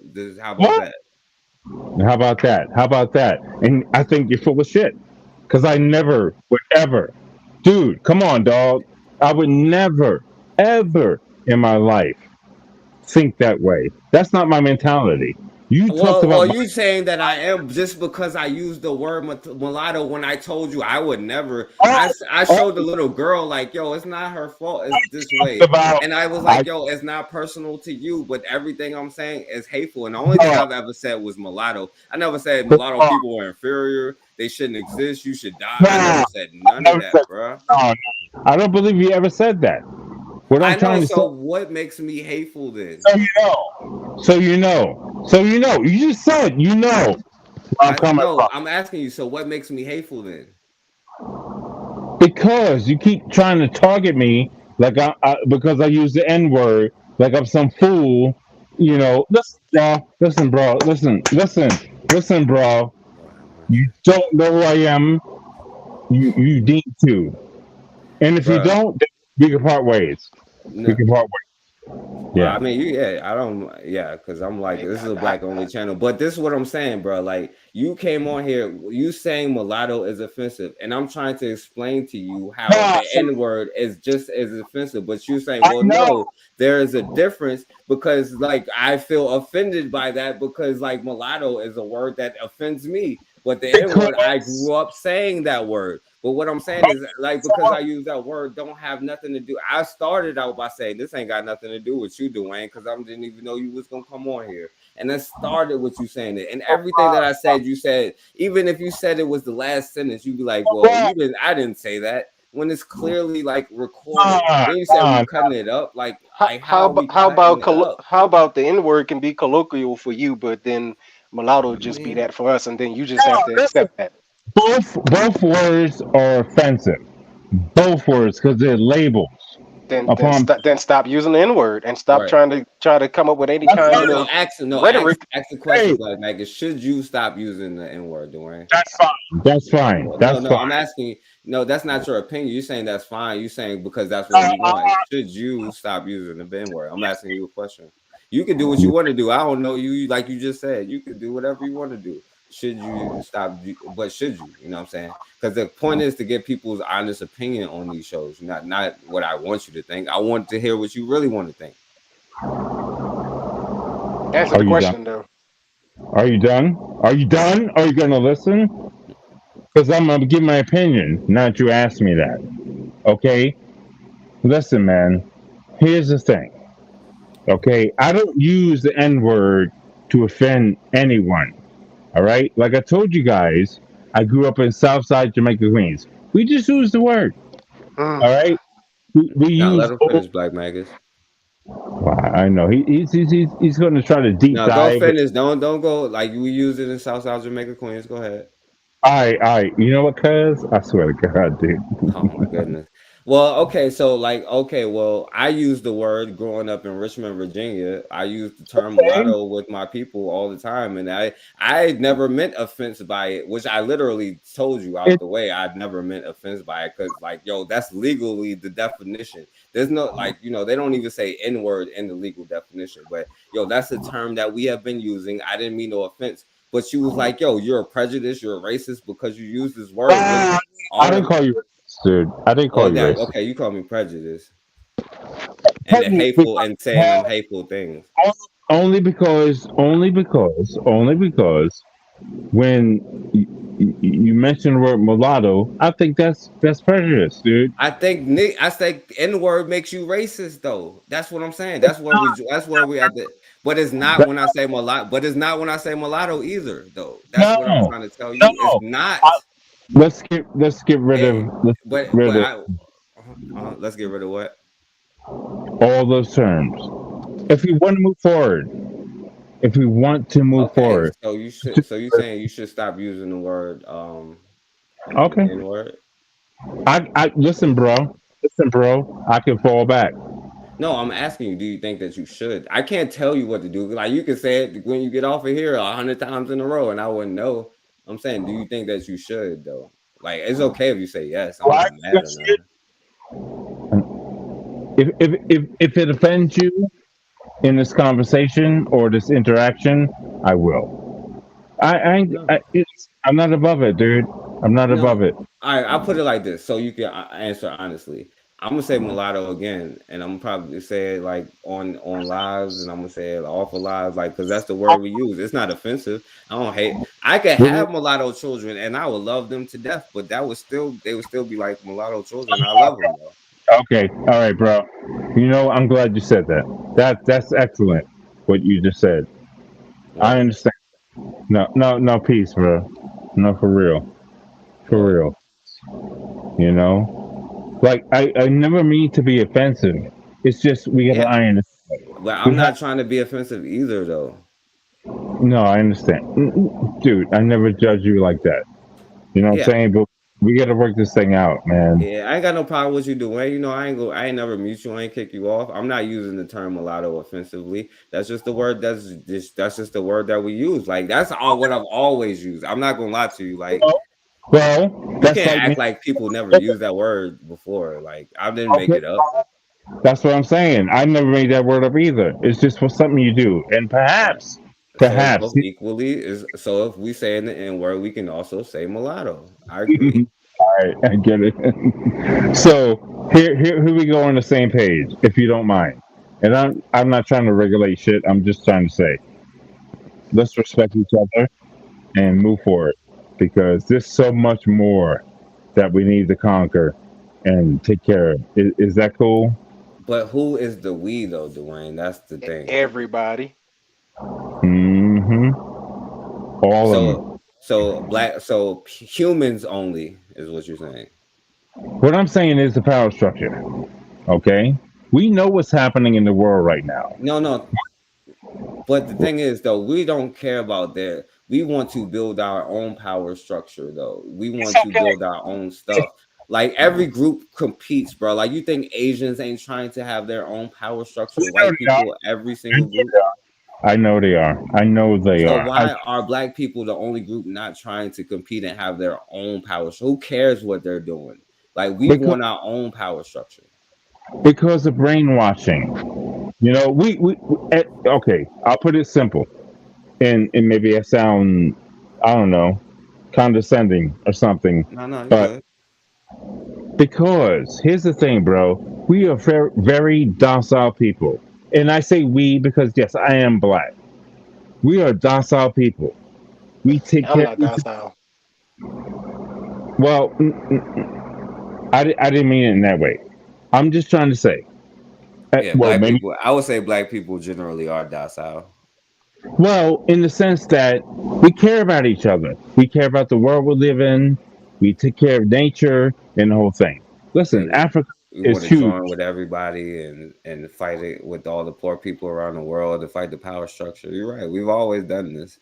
It's never truth. worked out. It never worked out for us though. But what white YouTube podcast do you go to talking about we are the world? Do you go over to any of their podcasts talking about we need to do things together? I'm just asking you a question. Stop being a smartass, bro. It's not being a smartass. It's a simple question. You just like indirectly and getting emotional about anything that somebody asks you. Don't let them get you with that, black. Don't let them get you. Ain't nobody emotional. It's just the things that come out of your mouth, bro, that bothers. It was a simple question. It's just a simple question. Forecast. I asked that same question to First Rifleman, right? I asked him about do he go to any other white people platforms it's talking like this here, and he answered that. So I'm just asking you a simple question: do you go to any white podcast asking them, "Hey, when are we going to join together with our black brothers and stop hating on them and being prejudiced against them?" Don't compare me to that fool. I'm not comparing you. I said I asked him a question, and it's the same thing that I'm just asking you. Do you go to any white platforms doing this? No. Okay, no. So why you got to come over here saying it? Why do I have to come over here? I've been following this dude for a year and a half. Okay, no. I just asked the question. And so now you said what you said, right? And so now the question becomes, why don't you go over to any white platforms and ask them, why don't you guys stop hating on black people? Why don't you go over to any Asian platforms and ask them, why do you guys stop hating on white folk and black people? Why don't you go over to any Hispanic platforms and say the same thing to them? That's all I'm asking. Because as we stated before, I don't give a fuck about them. I don't care about them. So why are you over here saying that we need to get together? Because we as black people. No, you keep saying we as people need to come together, but you're saying you're not going to anybody else's platforms to say we need to come together. You only come over here because you've been following this brother, and I'm glad you've been following him. But why are you not going to anybody else's platforms to speak this same stuff? Yeah, Dwayne, because I've been saying the same thing for a long. I've been saying mulatto before I even knew you. I've been saying it my whole life. You know what I'm saying? That's why. That's okay. Like I just told you, that's okay. You call me what you will. No, I didn't call you. I just said before I knew you, I've been saying that word. You know what I'm saying? I understand that, bro. I And you've been understand. following me for a year and a half, but you keep saying like, but like I don't, and now you're like acting surprised by how I talk or what I say, or like I'm trying to be offensive to you. It's not about you. That's not what I meant. It's not about egotism. Not at all. What I'm saying is, do not lump every light-skinned dude or something into this little bowl of like, confusion. Don't do it. But bro, like what I'm doing is not saying all of them are good, bad, evil, and different. What I am saying is because I am saying is all of them who have mixed parent, who have one black parent and a non-black parent are mixed children and are not black. That's all I've ever said. That's okay. You can think that. That's your opinion. That's your opinion, bro. That's your opinion. But make no mistake. That's the reality. That's the DNA. Like if you take a DNA test, like who you're gonna have your mother and father's DNA. Like what in the hell? We're talking about genetics then? You want to get deep into genetics? Like, bro, anything. Like, if you live in the house, you're gonna get one culture and another culture. If you I don't understand what you're talking about. That's not true, dog. That's not true, man. Bro, the only It just sounds like cowardice. Bro, it just sounds like cowardice. That I have to call it what it is. It sounds like cowardice. If you're gonna play We Are the World and you're not gonna go play We Are the World with everybody, but only come over here to do that, then like you said, over here, it's because you want to come over here and play docile with a bunch of N-words. Stop sucking. That's what it seems like. That's what it seems like. It seems like you want to come over here and bring your white complex into this, and you want to become the superior in this. You want to be the superior in this. And that's why you keep coming here. All right, Black Makers, let him speak because we gotta get off here. Let him. You fucking no, because I actually Dwayne, I do think you actually came here to distract. I'm not gonna lie, you know what I'm saying? I'll be honest with you. You can be honest, and I'll be honest with you in return. And I'm not mad at it though. Fuck that nigga talking shit. No, chill out. No, chill out, bro. No, chill out, bro. Cause like, yo, you do that with just Matron, another like, cracker. No, chill out. Cause like, yo, with Matron, like you. No, chill out. Cause like, yo, dude, you're such a fucking pussy, dude. You're such a fucking. You think you're a fucking intellectual? Don't say another cracker. Don't say nothing, Black. I got you, Forecast. Out of respect for you, Forecast. I don't get it out. Suck it. Now, Dwayne, this is the problem I have. You know what I'm saying? Because like when I say the mulatto stuff, like yo, you have way more smoke for like everybody, like what, like Matron and like even with Black Maggots just now. Like I say way stuff because they be like, yeah, they can come to the. I be like, yo, they can't even come to the cookout, and it's not nothing personal. It's just that like we got to draw the line somewhere. Like yo, like it got to start being. I'm sorry to the children. I blame the parents, not you. I blame the black parent. I blame only the black parent, to be honest with you, not the child. Son, I know that shit. I know that shit from the start. That's what I'm trying to. But why do you have like? Why do you be saying stuff like that to like about Matron and about Dwayne, about all that stuff? Like, why do you be like? But like when I say worse stuff, like you don't be saying that stuff to me. I know. I feel you, brother. I'm not gonna kick you off if you do. No, it's cool. Even if you do, I really don't care. The thing about it is, we have to resolve these problems right now, because there's an agenda to fucking get rid of us. And excuse my language. There's an agenda that's been in inception since our birth on this planet, and again. You can test my blackness. You can challenge me and talk shit. I don't give a shit about this Black Magnus dude. You know what I'm saying? Like for real, because he don't know what the hell he's talking about. All right. But my point is this. Listen, man. And when I say, okay, let me get this shit straight with you guys, and forgive my cousin because I'm from Queens, right? And forgive me for being from Queens, son bitch. But I'll tell you this. The only thing I'm trying to do is build our people up so that we can survive. If you don't trust it, okay, fine. We'll go our separate ways. But on trying, you have no idea where I come from, and you have no idea the things I've done in life to help. And it's going to sound trivial or whatever. You can judge it, to help black people survive in my hood, son. You know, there were days when I had to like fight people in the streets. I won't use the N-word, but since you're so offended by that and you think I'm some different person, Well, listen, you're the only one that said let's get rid of mulatto. I never said. I just said what's the difference between mulatto and the N-word? Because like it's no difference. You know what I'm saying? But if you feel like you can use the N-word, we can use mulatto. So there's no difference. There's no difference. It's all to oh my God, how can I put it? It's all to make you feel like you're inferior. And it's about time we stop that crap and don't accept it.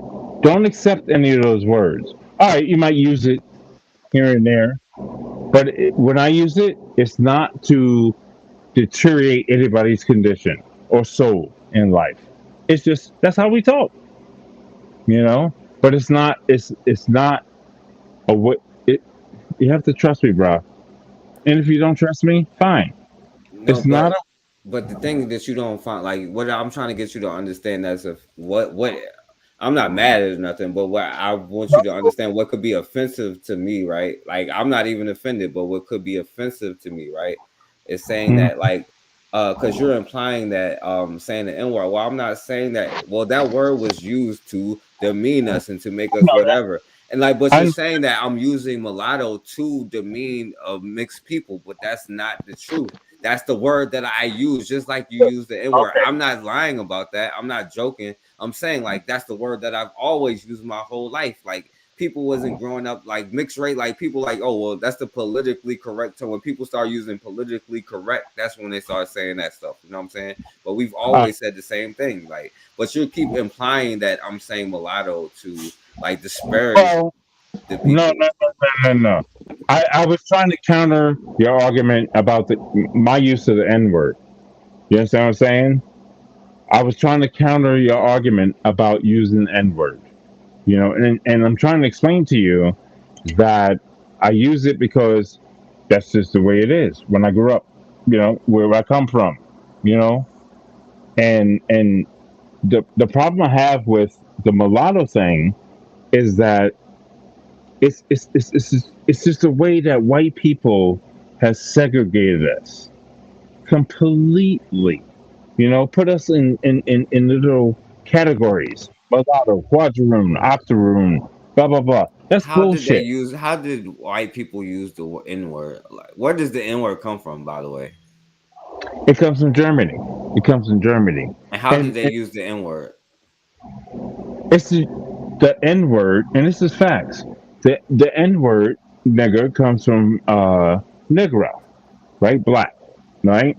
Negativity, right? And that's how they saw us, because they tried to conquer Africa at some point, and it didn't work, right? It didn't work. And we know the Moors invaded Spain, Portugal, Italy, and the whole thing.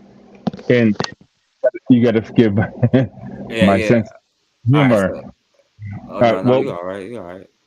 Nah, but they was fucking everybody, you know, and that's how mixed races happen. All right, that's a fucking fact, man. And like, but you don't even understand like the whole point. Like, go ahead, Black Magus. Like, because we gotta go. I'm only saying that because I gotta go. You know what I'm saying? I mean, I'm just gonna say that you see how whenever we talk about any kind of words being used, like we can't even have a dialogue. I can't ask you a question without you feeling straight offended to the point where you need to start throwing all kinds of profanity, obscenities to tell me to suck on this, suck on that.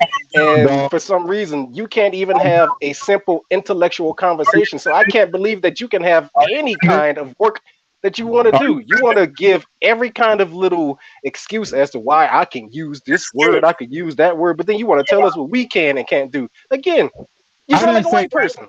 You sound like a white person, just like Bobby E. Wright put in here. You're just like the Roman god Janus. You know who the Roman god Janus is? Janus is the two-headed god of beginning, god of ending, right? Those two heads don't even talk to each other, and that's exactly what you're doing. Your white side is saying something, your black side is saying something. You keep talking about, when you first came on this platform, you talked about I was steered and taught in African-centered and this and blah blah blah blah blah, but you don't display that on this platform at all. You show nothing but hate and disgust for other black people when they ask you a simple question. There's no black in you. There's no black in you. There's no black in you. Yo, chill out, Dwayne. Let him finish. Keep going. Just keep going.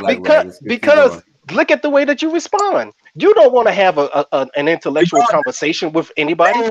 You want to call us brothers, but then when we check you on something, here you go. You want to start going into all of your profanities and stuff like that. But we can't have the intellectual dialogue to find out. Again, in order for two people to come to an understanding of something, there must be communication. That communication must be words that both people can understand. But when the only words that you understand is, oh, you hate me, so I'm going to do nothing but spill hate back out to you.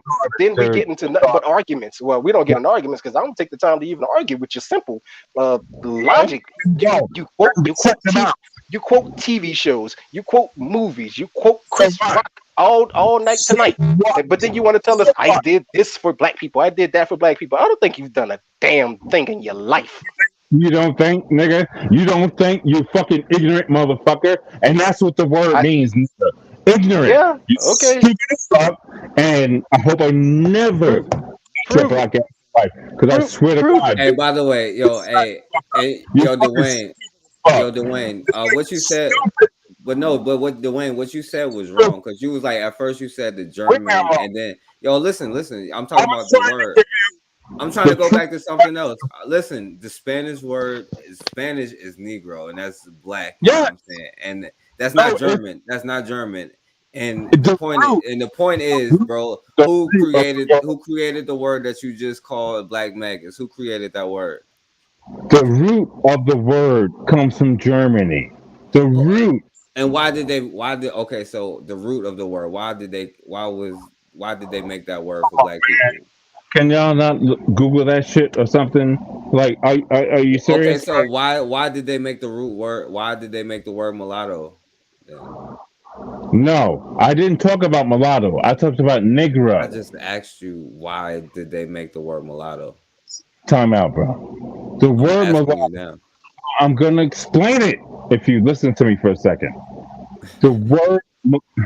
Wow, you guys are like, I don't know what's wrong with y'all. I know you. I know what's wrong with you, but go ahead, keep going. Yeah, you think so? You think so? I know so. Tell me so. Tell me. The word mulatto is what? Don't try to get out of that. The word mulatto is what? Ain't nobody squirming.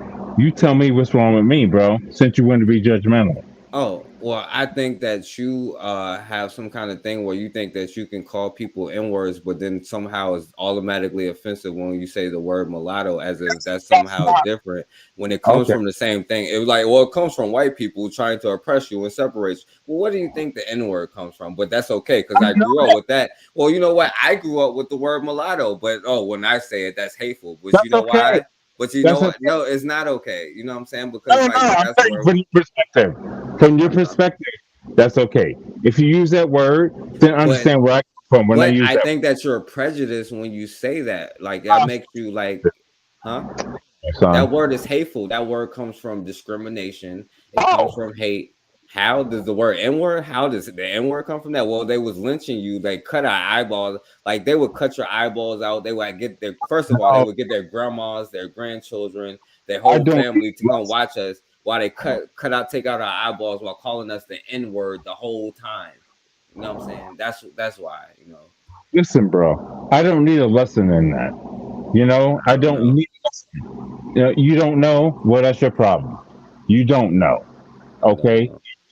Okay, that's fine. We can shake hands and walk away, and that be the end of it. But there's a deeper meaning to that mulatto thing, man, because people have a tendency to believe that everybody that's mixed race, like say in New Orleans or something like that, Creoles or something, are prejudiced against everybody else. They think they're fair skinned, better than black people, blah, blah, blah. That's not always the case. That's what I'm trying to make you guys understand. But you the only one that called somebody prejudiced just now. Nobody called mulatto people prejudiced, bro. Like, you the only one that called us prejudiced just now. We never called you prejudiced. Have you ever heard of the Ngram viewer? No. Hey, if since you got time, because I really wanted you to play the videos that you wanted to do, but can you go ahead, share your screen, go to Google and just type in Ngram viewer. This graph lets you see how long a word has been used throughout history. It goes all the way back to the 1800s. If you type in mulatto, you will see that mulatto from the very 1800s up into the our current time frame. Ngram what? Ngram viewer. All right, All right, let's see it. I'll finish what you were saying. My bad. Yeah, and I was just gonna tell you, just go ahead on and just look at the usage of mulatto, and then look at the N word, and you tell me which, based off of that graph, which one shows you it's being used the most and should be more colloquial. Since we're going to talk about that. Hey, can you do it on yours and I share your screen? How do you get to the what you're saying? So go to Google Books and do Ngram viewer. Do books.google.com. Go ahead, Dwayne. No, I was gonna say, in all honesty, man to man, all of us talking right now. Do you think that I am, personally speaking, a person who's prejudiced against black people?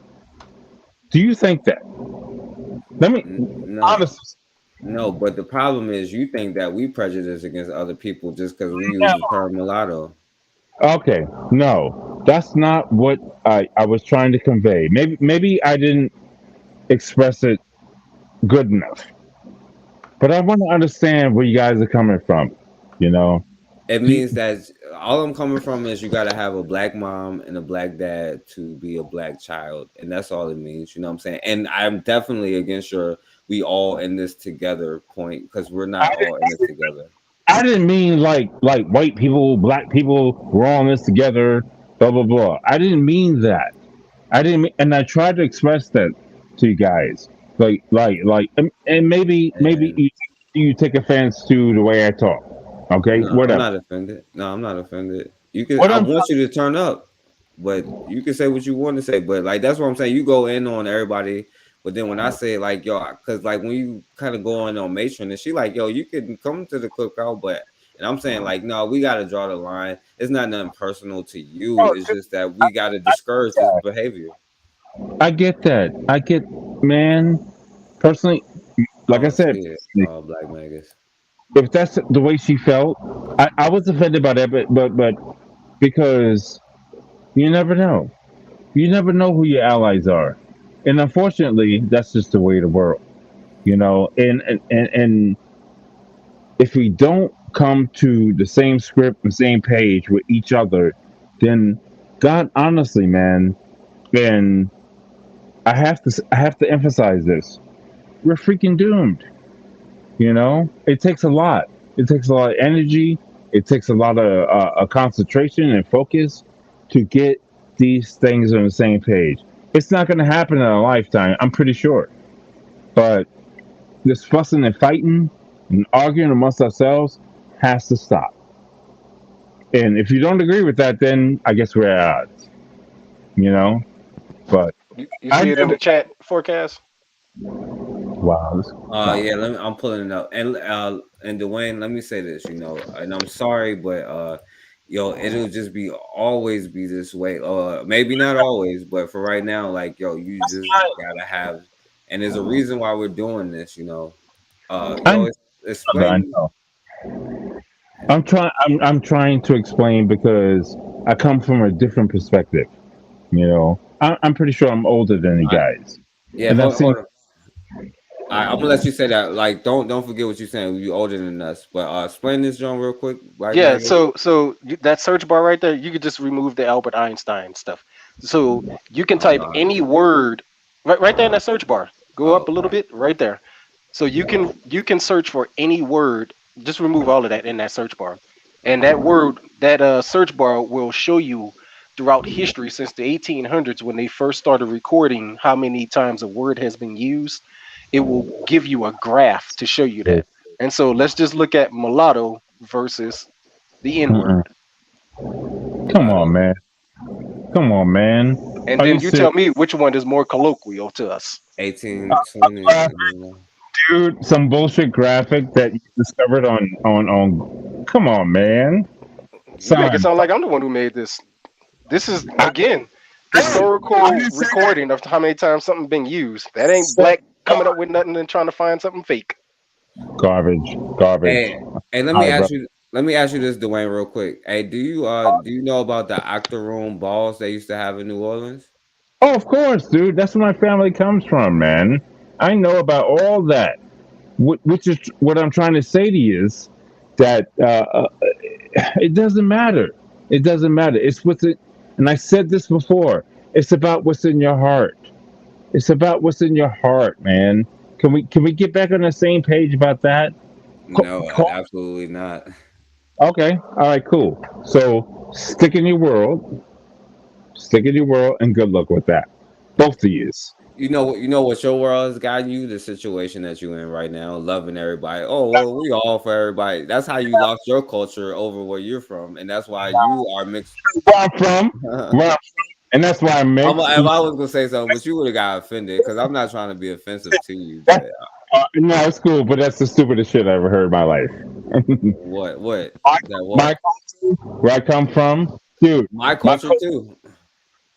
Yeah.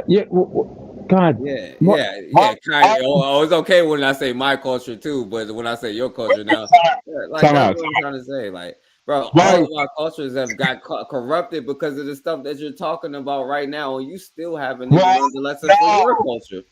No. My lesson.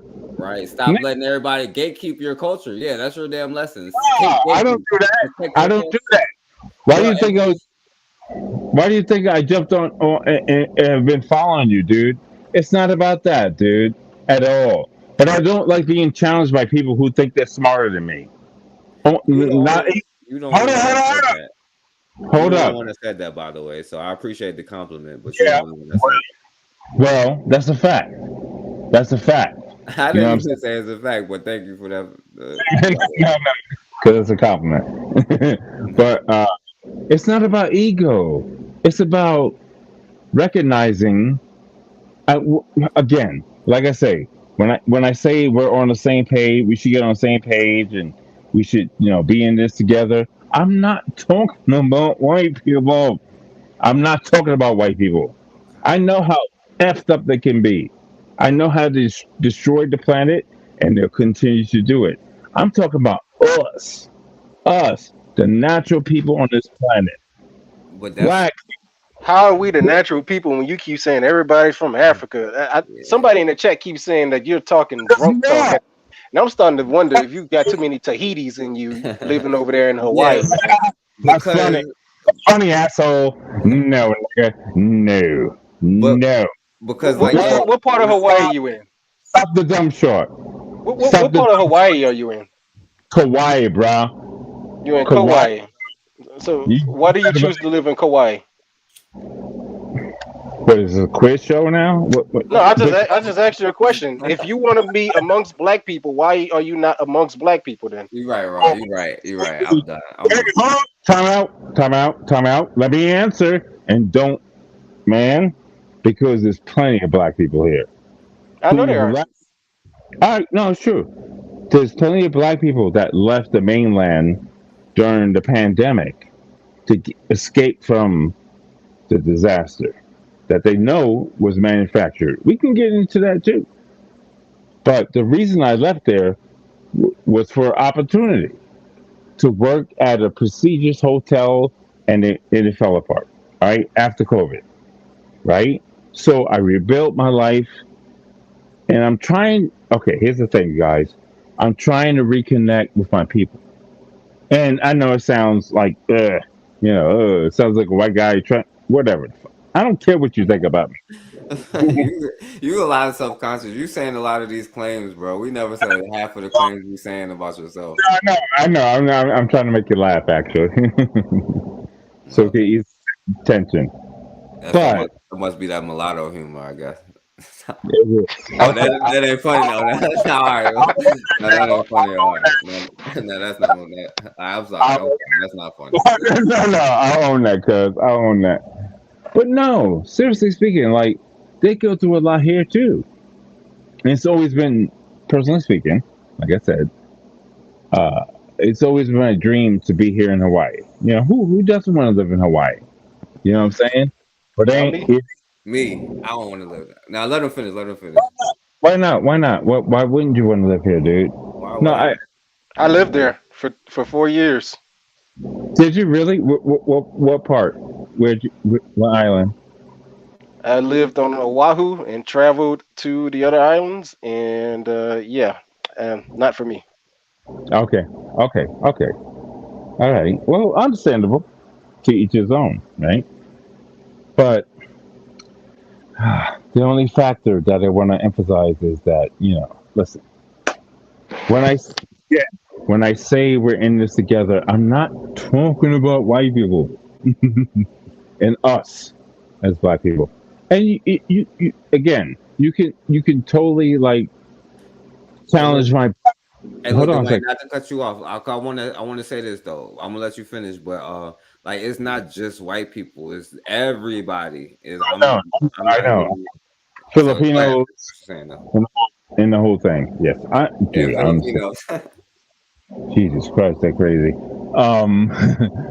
But the only thing I'm trying to do in my life personally is to build upon uplifting my people. And when I say my people, I'm not talking about mixed people, Creoles, and shit like that. I'm talking about black people. And maybe you don't trust it. Maybe you don't. That's okay. Maybe it might take some convincing to make you understand that I'm down for the cause personally.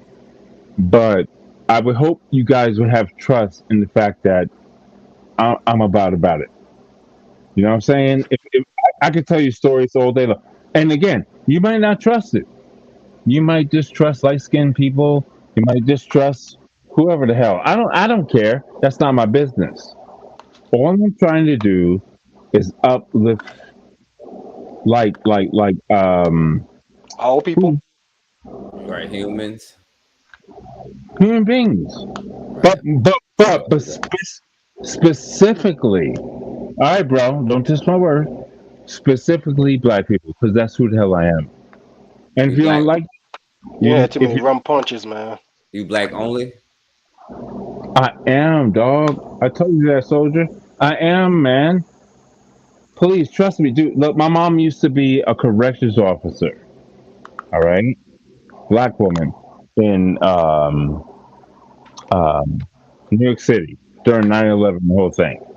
All right, and when the towers fell, she would go down to the ground zero, right? And trust me, dog, she was trying to like do her best in the whole thing, right? I mean, we're talking about severed heads, body parts, the whole thing. Nightmare. But the one thing about it is, despite the fact that you know, she was at the age of retirement. But at that point, it didn't matter if you were black or white or anything. You got to rescue. If you have compassion and empathy about anybody on this planet, because you pay for it, right? But if you don't, then that's your own doom. That's your own. You see your own fate right there. I'm not saying have empathy for white people because of the shit they did to us collectively. I'm not saying that. Hey, but Dwayne, can I say something and don't take it offensive? But you might, but I don't. It's not offensive to you or personal to you. Don't worry, bro. Okay, so I think what you're saying right now is the reason why that you are mulatto. No, that's not true, dude. That's.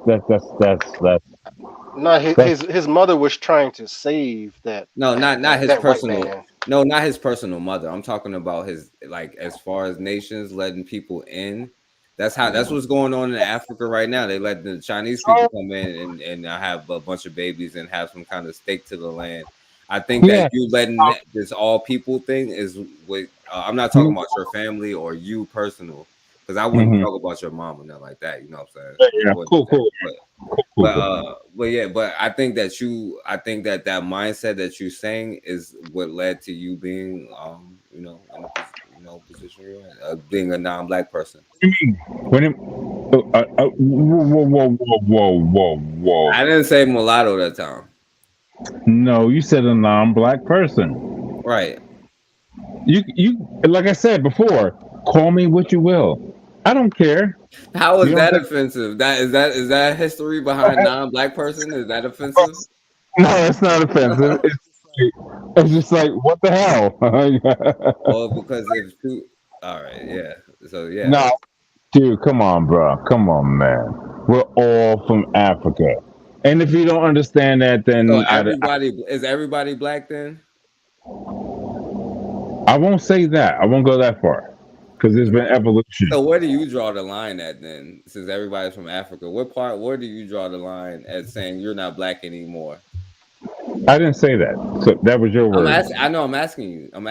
Like, where do you draw the line? Where you saying? Because you said no, everybody is black. So where do you say, well, you're not black anymore? No, I said everybody's from Africa. I didn't say everybody was black. I said everybody's from Africa, and that's evolution, and that's just the goddamn way it works in science. If you don't recognize, if you don't understand it, that's fine. That's fine. That's not true. But if you actually look into well, I'm not gonna get into it because I could have a whole conversation with you about that, but that's not true. Yeah. We can discuss it. We chop it down. We can chop it down. But I will show you. But what I'm saying, you trying to say they all from Africa, like they all black, bro, like we all the same people. Like that why you saying we're all from Africa? No, that's not what I meant. What I meant to say was like, listen, we know for a fact that when it's gonna sound complicated. When Homo sapiens chased Homo erectus out of Africa, they ran into the Carpathian Mountains. That's why they get their name. Caucasians. They ran up in the mountains scared of everything. Okay, fine. Do what you do. But so did Caucasians come from Africa then? Do you remember a movie? Oh, you probably don't remember. No, you just said okay, they ran the Homo erectus, they went over there, they became Caucasians. So were the Caucasians Africans? They used to be at some point in time. Dude, they got chased out of Africa. There's been studies about this, bro. Were they Caucasians when they got chased out of Africa? No.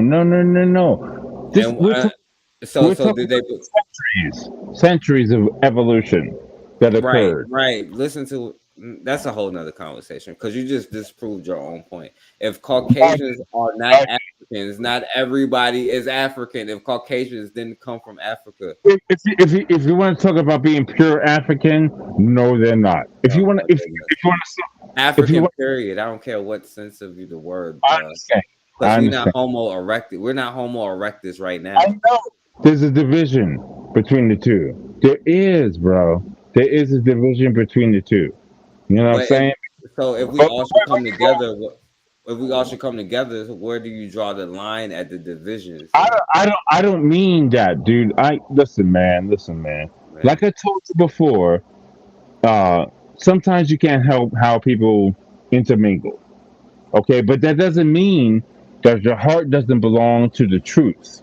And the truth is Africa. Period, bro.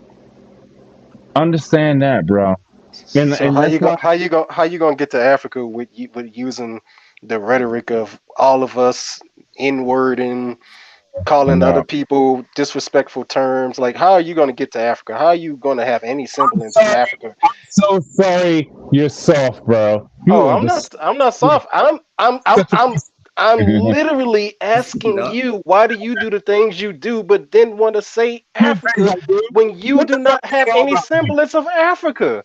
What I know about you is that you're a worthless pile of excrement. That's what I know about you. That's what I know about you. You keep asking, you're a worthless pile of excrement. You're over here to just turn this dialogue into just nothing. Don't let him get away from that answer that you was asking him. Don't let him get away from I know he's not going to answer. So I don't expect him to answer. You won't shut the fuck up. You won't shut up. So because you want to answer.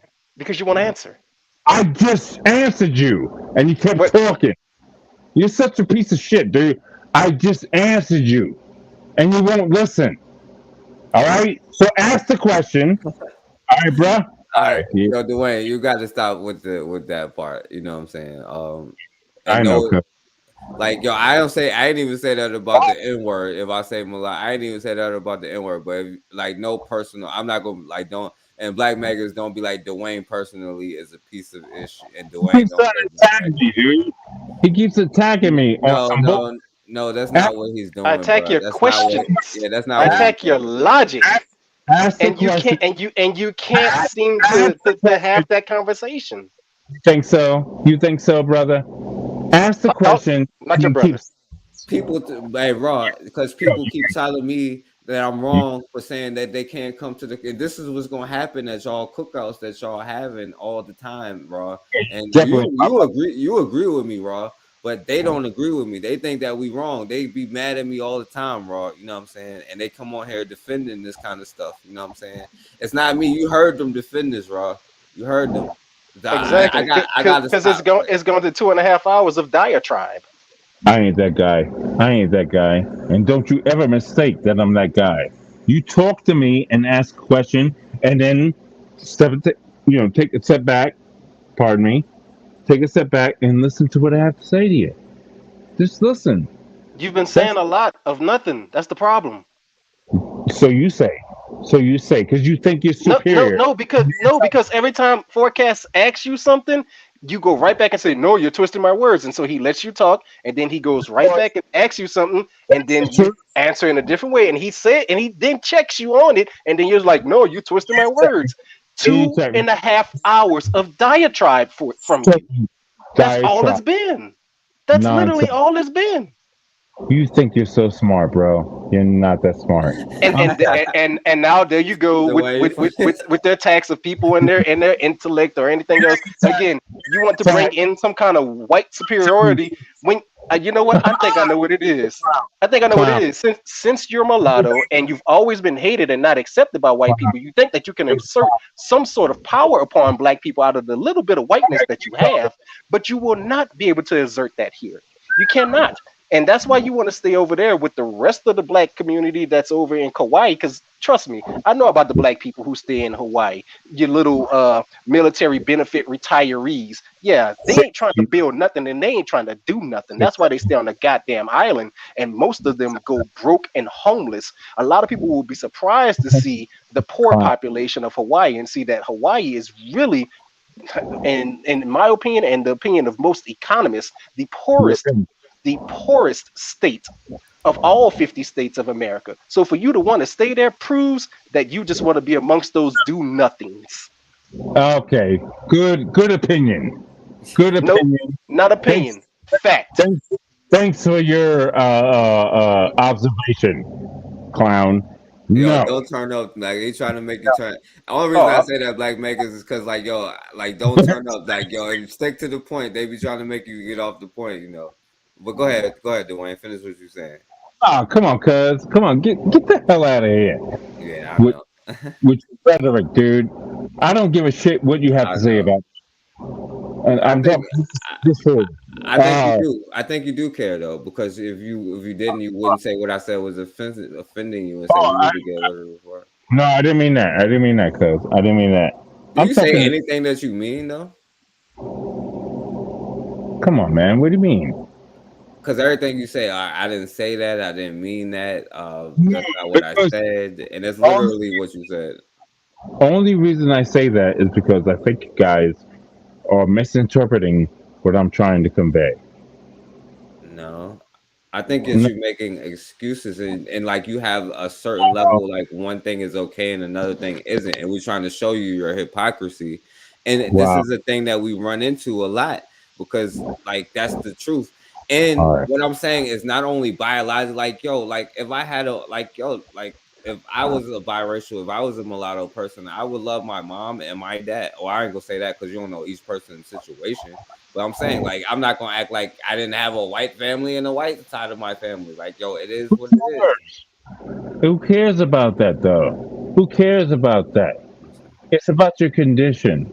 It's about where you live. It's about your environment. So you can prejudge me if you want to. It's not you, though. That's why you're taking it personal. Because I said time and time again, it's not you. I don't blame the child of the situation. I blame the parent. Hold up. What I'm trying to say is what this guy keeps trying to say to me. The insults that he keeps trying to slay at me. Dude, you have no idea where I come from. All right? You think it's fall priest? What do they call it? Now you're looking for street cred, bro. You're looking for street cred now. You keep saying the same just stupid stuff. You don't know where I'm from. You don't know where any of us are from. So what does it matter? I'm gonna find you, son. So what does it matter? Come on over to Aurora, Colorado. Okay, you can meet me at 3800 Bucktail Boulevard, and we can have it out. How about that? Meet me at 3800 Bucktail Boulevard. We can have it out right there. That's what's up. Denver. Look. Denver, Colorado. 3800. Nah, hey, Black Megas, because it's not just him, it's other crazy people in the world that listen.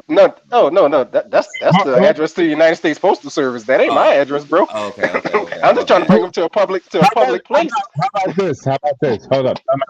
How about this? How about you come to Kauai and I'll take you to a gym and I will beat the shit out of you, bro. I have no need to come meet worthless piles of excrement, man.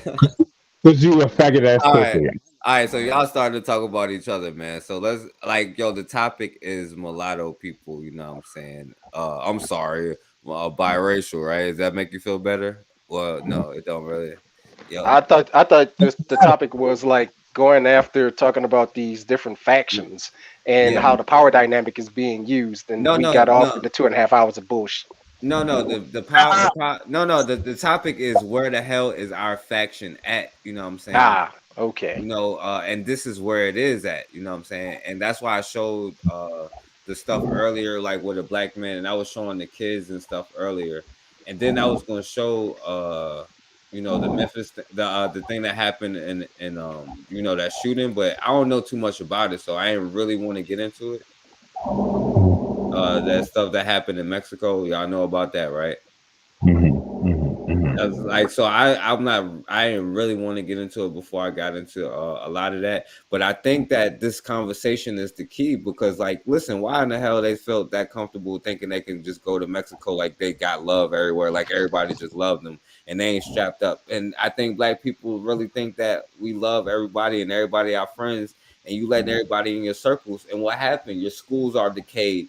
You don't have no business. You don't have no control of your institutions. You let other people tell you who gets to be in your group, and this is how you end up in situations hoping another government come and save you, which is the American government, because some cartel people done kidnap you, but you need to have some kind of thing to like go after the cartel, but we can't even like identify ourselves. But just like that, I had a Mexican dude on here. And he had a kid with a black woman. And he was like, "Oh, my kid is black." And I was like, "Yo, why would you say he ain't Mexican?" Well, because the Mexicans wouldn't accept him. You know what I'm saying? So you think, well, you could just put him on the black, but the dude was like racist as hell towards black people, bro. Like that shit don't work. And it's not the kid's fault. You know what I'm saying? I'm not blaming the kid, but like this how you end up in situations where you think it's okay to go down to the US. Matter of fact, let me play this, y'all, because all right, so y'all see this. I was going to read something about it, but whatever. Let's play this real quick. Good evening, everyone, and thank you for joining us. Chilling images tonight appear to show 4 Americans kidnapped at gunpoint moments after crossing from Texas into Mexico on Friday. Tonight, the FBI asking for the public's help, offering a $50,000 reward to help locate the Americans who were attacked by armed men after after crossing from Brownsville, Texas into Matamoros, riding in a minivan bearing North Carolina plates. One woman seen being dragged into a pickup truck. A U.S. official tells NBC News the attack may have been a case of mistaken identity. Authorities say a Mexican citizen was killed during the confrontation. Gabe Gutierrez reports it happened in an area that has become increasingly dangerous. These photos, shared widely on social media, appear to show the kidnapping's aftermath. The FBI says the 4 people into the vehicle. We're closely following the assault and kidnapping of 4 U.S. citizens in Matamoros, Mexico. These sorts of attacks are unacceptable. Authorities say a Mexican citizen was killed during the incident. A law enforcement identity. Today, Mexico's president said they'd entered the country to buy medicine, although U.S. officials have not confirmed that. The Mexican government we visited Matamoros to report on migrant tent camps for years. And Gabe is See, with this me is what now. I'm Do we talking know about. anything Like, about the yo, identities we of love the- everybody so much, and like, yo, we just got an open door policy. Like, yo, you just got to draw the line somewhere until you The get to a disturbing point video of where you 4 cannot let Americans this who happen. authorities believe were kidnapped just south of the border in Mexico. Tonight, the FBI now working with Mexican authorities. We have the disturbing surveillance video here showing heavily armed men pulling the Americans from their minivan. At least one of them can be seen being put in the back of the truck. A Mexican bystander was killed. No, hold on. That was the wrong thing. I was supposed to show where they got found at just now. I forgot. All right. But anyway, y'all saw that, you know. Let me see.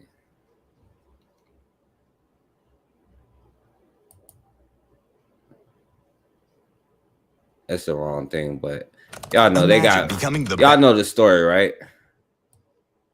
I haven't heard it. I haven't been tracking anything like that. Yeah. Let me find the right one. But yo, some black people went down to Mexico and then they ended up getting caught up. And so they got kidnapped and 2 of them got killed or whatever. And 2 of them got found. And so they was like, yo, they thought they was Haitians or something, you know. And that's the thing about black people, you know what I'm saying? Like, we can't even get along with our own, and we got the same problems, you know what I'm saying? Let me find the right video where they just got found. What you wanted to say? Man, I had my eyes away from the screen, so I was actually surprised to see it was just the 2 of us on here. But man, I wish you would have showed these videos earlier. Yeah, I know. Damn, I had the wrong one up anyway, though. I don't know which one it was, so I'm gonna just play this one. They pretty much say the same thing. Because I want to show these other Jones, you know what I'm saying? Then I'm gonna close out. But yo, I think that proved the point because they've been getting on me talking about something and then caping for that stuff. Like, no, like that's not how it works. Like, you have no friends and you need to understand how other groups think about you because we keep suffering from the same thing over and over. Black and brown, black and yellow, black and this, black and Christian. Well, we're all Christians. We're all this, we're all that. No, bro. Like, yo, it's time for us to start competing. And I can't tell you enough how other people feel about you and the little subtle differences, because when they say it, y'all keep saying I'm hateful, so I let y'all hear for yourself, you know, how. But you got to remember, Forecast, those people have a vested interest to want to associate with those people, to want to validate those people. If you have no vested interest in it, that's why you will not budge on your square, and they could keep saying what they want. Now we know that Bakari is doing something for our people, and so we won't discredit him for that. Now, to say that he can be what's the best thing I would say, like the leader of a mass, you know, Black First organization, I don't think so, because he's gonna just be like, hey, when the war comes and we got to go do what Khalid said, he's gonna see a different opinion on that. No, yeah, I would say about Bakari, yo, Bakari would agree. Like, Bakari would definitely say he's not black, you know.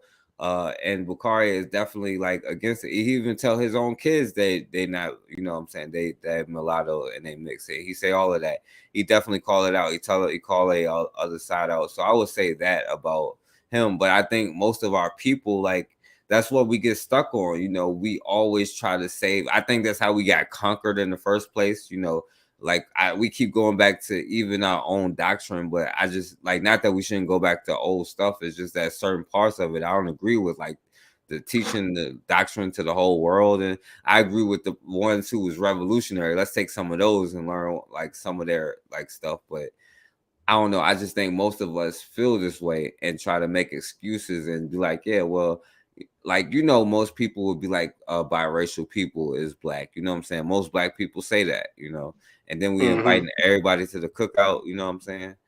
But see, I again, right? Like I know the difference of what Bakari does, but it's still kind of contradictory of what he says, right?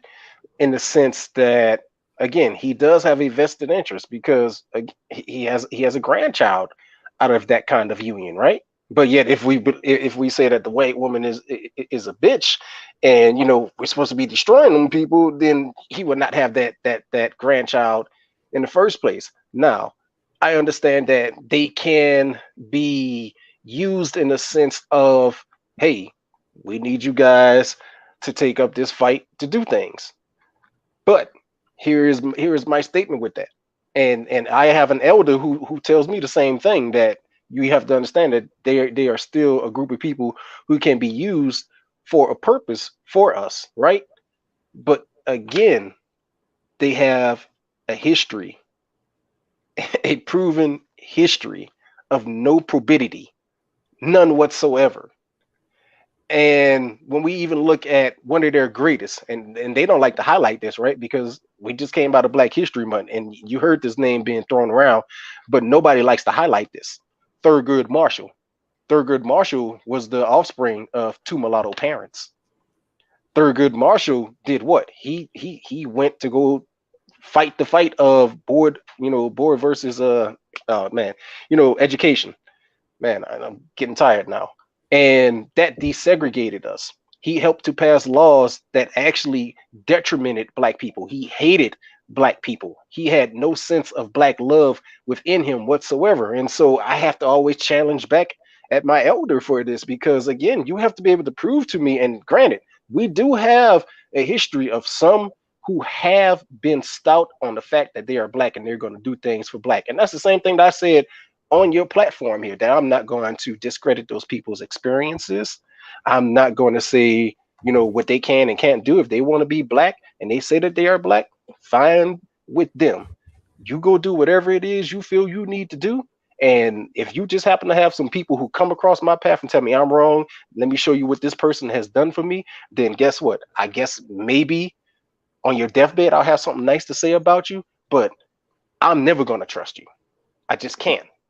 Because it's just proven time and time again. I'm not going to sit here and take the minority and give that overall goodness of validation to the majority. The same thing when we talk about how white supremacists talk about Black people. They bring out a minority of us and then label that for all of us. Like, I can't do that for either way. I just can't. Yo, I'll say this, Black Maggots. I think that you and Bakari, y'all can come on here and have a conversation. I'll stay out of it unless y'all want me to jump, not even jump in, but moderate.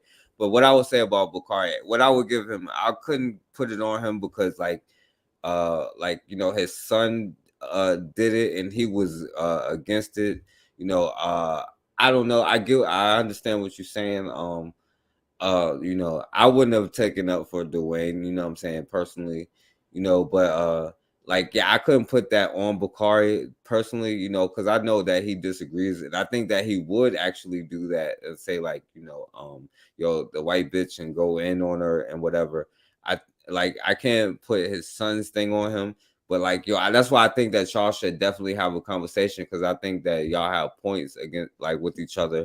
You know what I'm saying? And I think that y'all should, at least talk it out or work it out. You know what I'm saying? Because I got respect for both of y'all brothers, I actually understand Bakari's point, and it might sound like I don't, but I still say that he does have that vested interest. Like I can't discredit that at all. Now, would we be able to say that he would, have anything good to say about mulattoes if he didn't have that grandchild? That I don't know.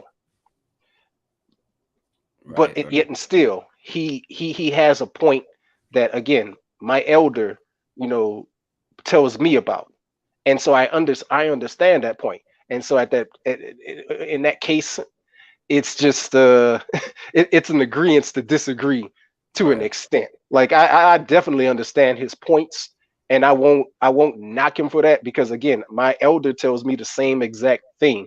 It's just me personally, nah, ain't happening.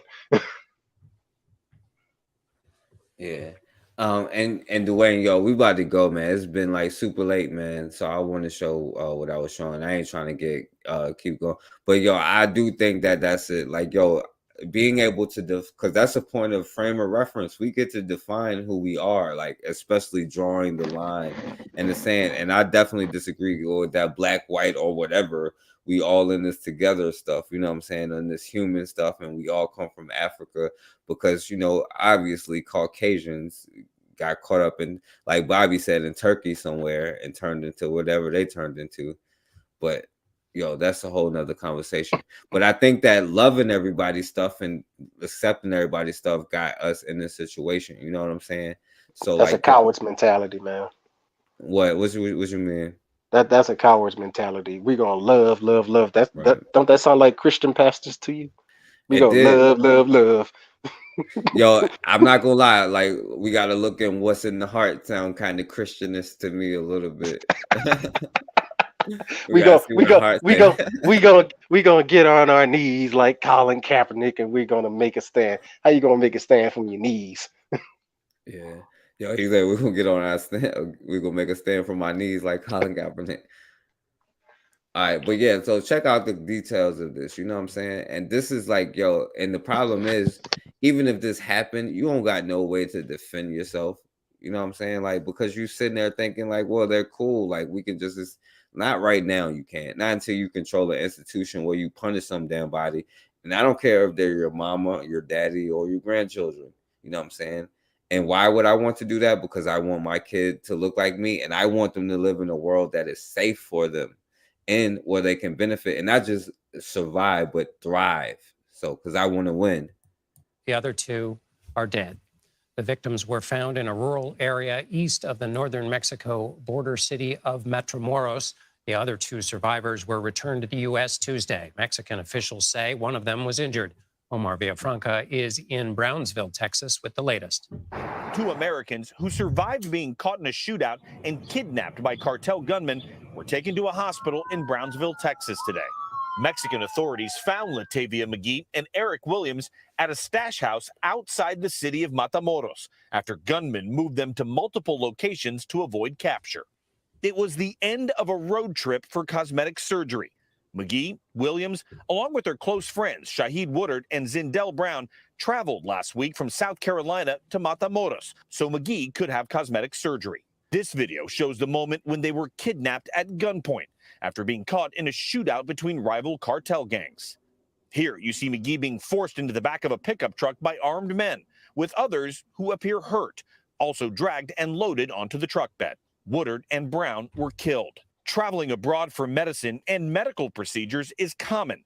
More than 1 million Americans traveled to Mexico for health tourism last year, spending about $250 million. 38-year-old Williams, a husband and father, was shot in the leg but is expected to survive. We talked to his wife, Michelle, moments ago from North Carolina. She didn't want to show her face, but says she talked to her husband today. Did he tell you anything about that moment at all? No, we didn't discuss it because it was to hear his voice. It was just a lot of crying. My son was there and my son just wanted to hear his voice. And then he had to go because he was going into the hospital. CBS News has learned that McGee had been to Mexico before. Now, pretty much, they got caught up because they thought they were some Haitians or something like that. And so pretty much they did it because they was black, but they was like, it was some gang warfare stuff. And now a whole bunch of stuff is happening, I was going to get more into it, well, like I said, I ain't got all the details. I was going to get more into it another time. But like, that's what I'm saying. You going down there on a trip, like everything is sweet, thinking everybody's your friend, letting everybody in your group,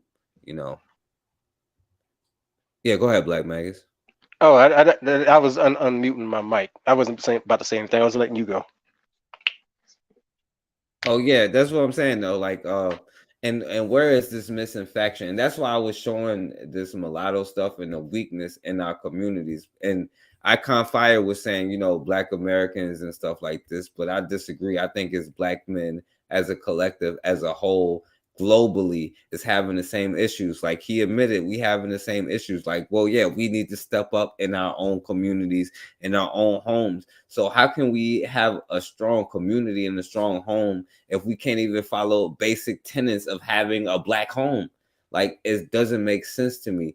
And then we wonder why we can't protect ourselves. Like, and let me show this, Black Magus, because I'm not going to show all of them, because I was going to show, I want you to see this. This 11-year-old girl got hit in the head with a hockey stick, like 20 seconds. He's talking about a substitute gym teacher who chucked a metal hockey stick out of anger. She was like yelling and screaming and stuff. And she was doing a little bit of cursing. Next thing I know, I just feel something hard. A girl gets to the school and is wondering, oh my God, where is my daughter? They couldn't even find her. She was found wandering the hallways, confused, with blood running down her face. She ended up with staples in her head and brain trauma. The sub, Jacqueline Brown, never said sorry and was actually criminally charged with child abuse for the crime. What kind of teacher throws a hockey stick at a fifth grader's head? All right, and then this one, right, where the teacher recorded the young boy in the bathroom, this white chick, you know what I'm saying? A local family is demanding action after out the disturbing allegations.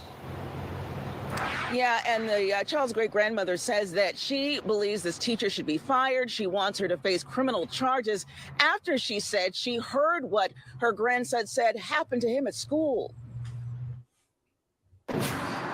Fulton County school officials confirmed they are investigating after I said, oh, okay. He says, but I wanted to tell you what happened at school today. And I said, oh, okay. And when he started telling me, I said, wait a minute, what'd you say? The child told his great-grandmother that the alleged incident happened inside a boys' restroom at the school February 16th, and that the educator showed the video to his classmates. He said she was videoing us on her phone. It was me and two other boys in there. They were washing their hands, and he said, I was urinating. He said, yeah. Well, she cast it on the screen board in the classroom. I said, well, who was in there? He said, the whole class. And she turned it on and let everybody see us in the bathroom, and I was peeing. You see that? Like, now this white bitch, like, yo, now you can't do nothing about that. You know what I'm saying? Like, she recorded him just urinating in the bathroom and then put it on a projector in front of the whole class. The hell kind of pedophile crap? And they swept it under the rug. And then look at this dude here. And that's why I will definitely take this debate about everybody being the same. Everybody is definitely not the same. Your culture, your physiology, you know what I'm saying? They can't even go to the beach on a nice day without putting stuff on their damn skin. And you telling me we all the same. Stop it, man. We are not the same, bro. Like, and then they compete for resources and that's why they don't throw the baby out with the bathwater, was the saying, because they used to do stuff like this and they still don't watch it. It's the differences all around the board. Check this out. Car salesman urinates on this Black woman ID and she left it because she didn't buy the car. That's what happens. Just trying to see what else is going to happen. What's wrong with happened? You do that kind of thing. You want to say stupid to us? Right here on the bumper. On the car, right? Straight peeing on that junk. Of someone's truck, hopefully they're at Honda there. He decided to take her license and pee on it. But that's after she realized that she had been missing it. So after leaving, Jefferson said she realized that her driver's license was not, but then later she was over on Instagram, right? I mean, I noticed your name on it and they're distributing this video talking about it. And of course, Jefferson was completely taken aback by it and couldn't figure this whole thing out. So next slide, they also showed her the actual video on their phone of this happening. And then of course now she has to take those next steps. I'm not sure if she ever got her license and they sent it out. Peed on his own truck. Well, yeah. So if they peed on her thing, you know what I'm saying, on her driver's license, and just put all her information on the internet, by the way, but peed on it and stuff like that. You know what I'm saying? Like you know what feeds this idiocracy? Every morning when I'm at work, right? I open up a Microsoft Edge, and you know, these web browsers, they now throw up what are the big news stories, and none of it is really news. It's just little social media crap, right? And one of the things that they like highlighting is McDonald's worker says that we got a trick for you people who think you can get fresh fries, and then people side with the worker, right? We're seeing where people who are pissed off at their jobs are taking their frustrations out on the paying customer, as if the paying customer has no rights. They can't expect good customer service. Just, hey, you're an asshole who's coming to this place of business to ruin my day. And people are being tailored to sympathize with those people, right? And then you get the, oh man, y'all shouldn't be doing that. Them people got it hard as is. They already got to work this job for $15 an hour. Who the hell told them they had to go work that job for $15 an hour? I didn't make them to go do that. And now you're seeing that this is the game that I'll just say the elites, the people who control the media sphere, who get to put out the news and say what's news and what's not news, right? They hide everything that the elites are doing as if the $15 an hour worker, you know, has a say-so of what the franchise owner of McDonald's wants to pay them, right? And so they hide what those people are doing, but then highlight the poor $15 an hour worker and how hard their life is. Well, how about you just take that to the goddamn person who owns the business and tell them pay that person a fair wage, right? Don't take that out on the customer. And see, again, just like with black people, right? Taught to only hurt each other, but not hurt the people who have done the harm to you. And so it's the same exact way with these jobs. I always school people on tips. Do you know where tips come from? No, what's that? So TIP is an actual acronym. It's tip for impromptu services. So when our ancestors, you know, were coming off the plantations, and working on the railroad systems and stuff like that, working in restaurants, the bigwigs, they did a little conference or something like that where they went over to Europe, and they seen Europe was doing tips for impromptu services. And they said, oh, wait, so you give your workers this extra money? But see, in Europe, they actually paid their workers, but they let them get tips. And so they said, oh, we can implement this back in America, because what? Americans, or these whites, just came away from free labor, and now we have to pay people. And so they said, okay, we're not going to pay them. Now we're just going to let them get paid off of tips. You got to remember that it's still a slave wage for those people. Same thing with commissions. You only get paid a commission when you sell something. And then when you don't sell nothing, then they get to say, it's your fault. It's your fault. Meanwhile, when we look at the market right now, people aren't buying things, at least not things that they need. People aren't going out buying Maseratis and all this other crap, unless they're, you know, again, part of the rich elites, right? And so now you got that car salesman who's not making that commission, and that person gets told you're not working hard enough. Well, tell me, How can I work hard enough when I have to wait for somebody to come into the business for me to be able to make a sale? But if there is no foot traffic, which you can monitor with your systems, because they monitor every time somebody comes in and out of the goddamn store, then you can see I'm not making any money. So why aren't you paying me a wage? And so we see that that's how they've tailored everything to be, is to be the onus is on the actual worker themselves. And so the worker can't take it out on their boss or they'll lose their job. So I'm gonna take it out on the goddamn customer. And just like with this guy, with this prick here, this oh man, I got that knuckle dragger there. He's pissed because he didn't get to make a sales. So that means he don't get to eat tonight. And so he's gonna take it out on the customer. I'm gonna go piss all on her driver's license and put it out on social media, because that's the thing to do now. I got to put it out on social media and everybody's going to take my side. And I guarantee you, if we again jumped on any of these goddamn actual news sites that post this crap up, you will see there's probably like 4 million views, with I say probably a good 20 to 30% of people actually in favor of what that guy did. Actually, I would probably say more than that when you factor in that he was white and she was black. You probably would see even more, because now you got to put the race factor into it.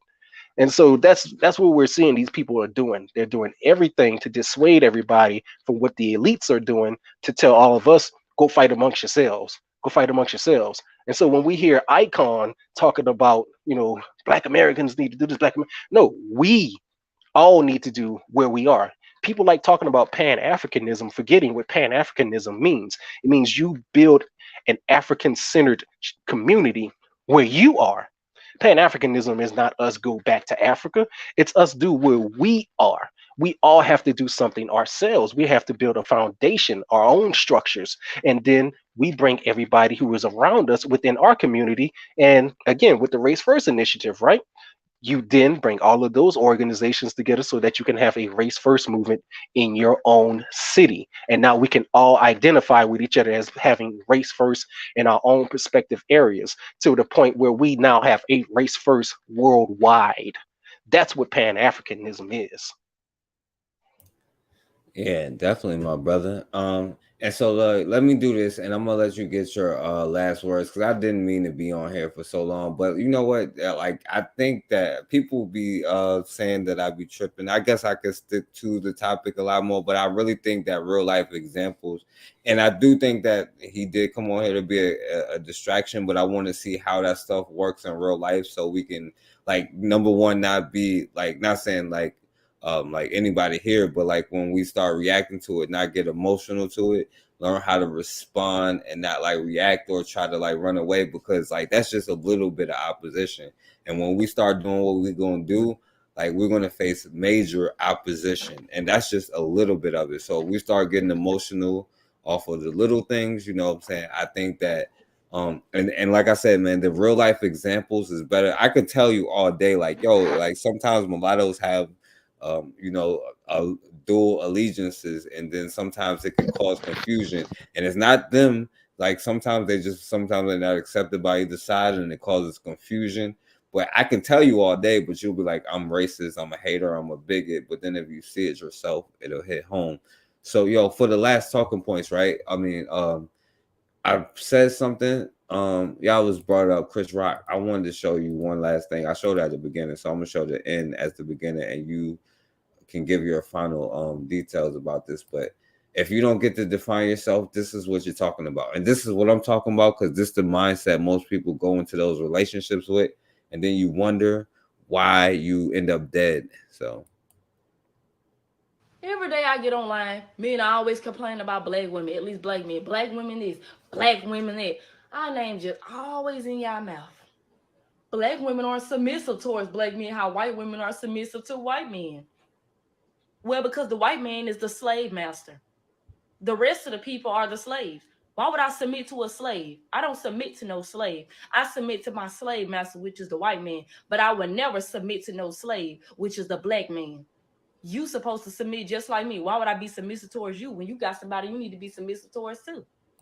And that's something, I guess that's why when we be like, you're not black, well, you can't tell me I ain't black. But if they be like, you ain't white, they be like, oh, yes, sir. But they going to argue us to death because I'm supposed to be submissive to them. No, I draw the line somewhere. Man, that again is just social media giving a voice to those who don't need a voice on the public platform. That's a child. I don't know how old she is, but just looking at her, I'd say she's in her very early 20s. That child does not know anything. She's in some community or some social media spaces surrounded by idiots. That child knows nothing.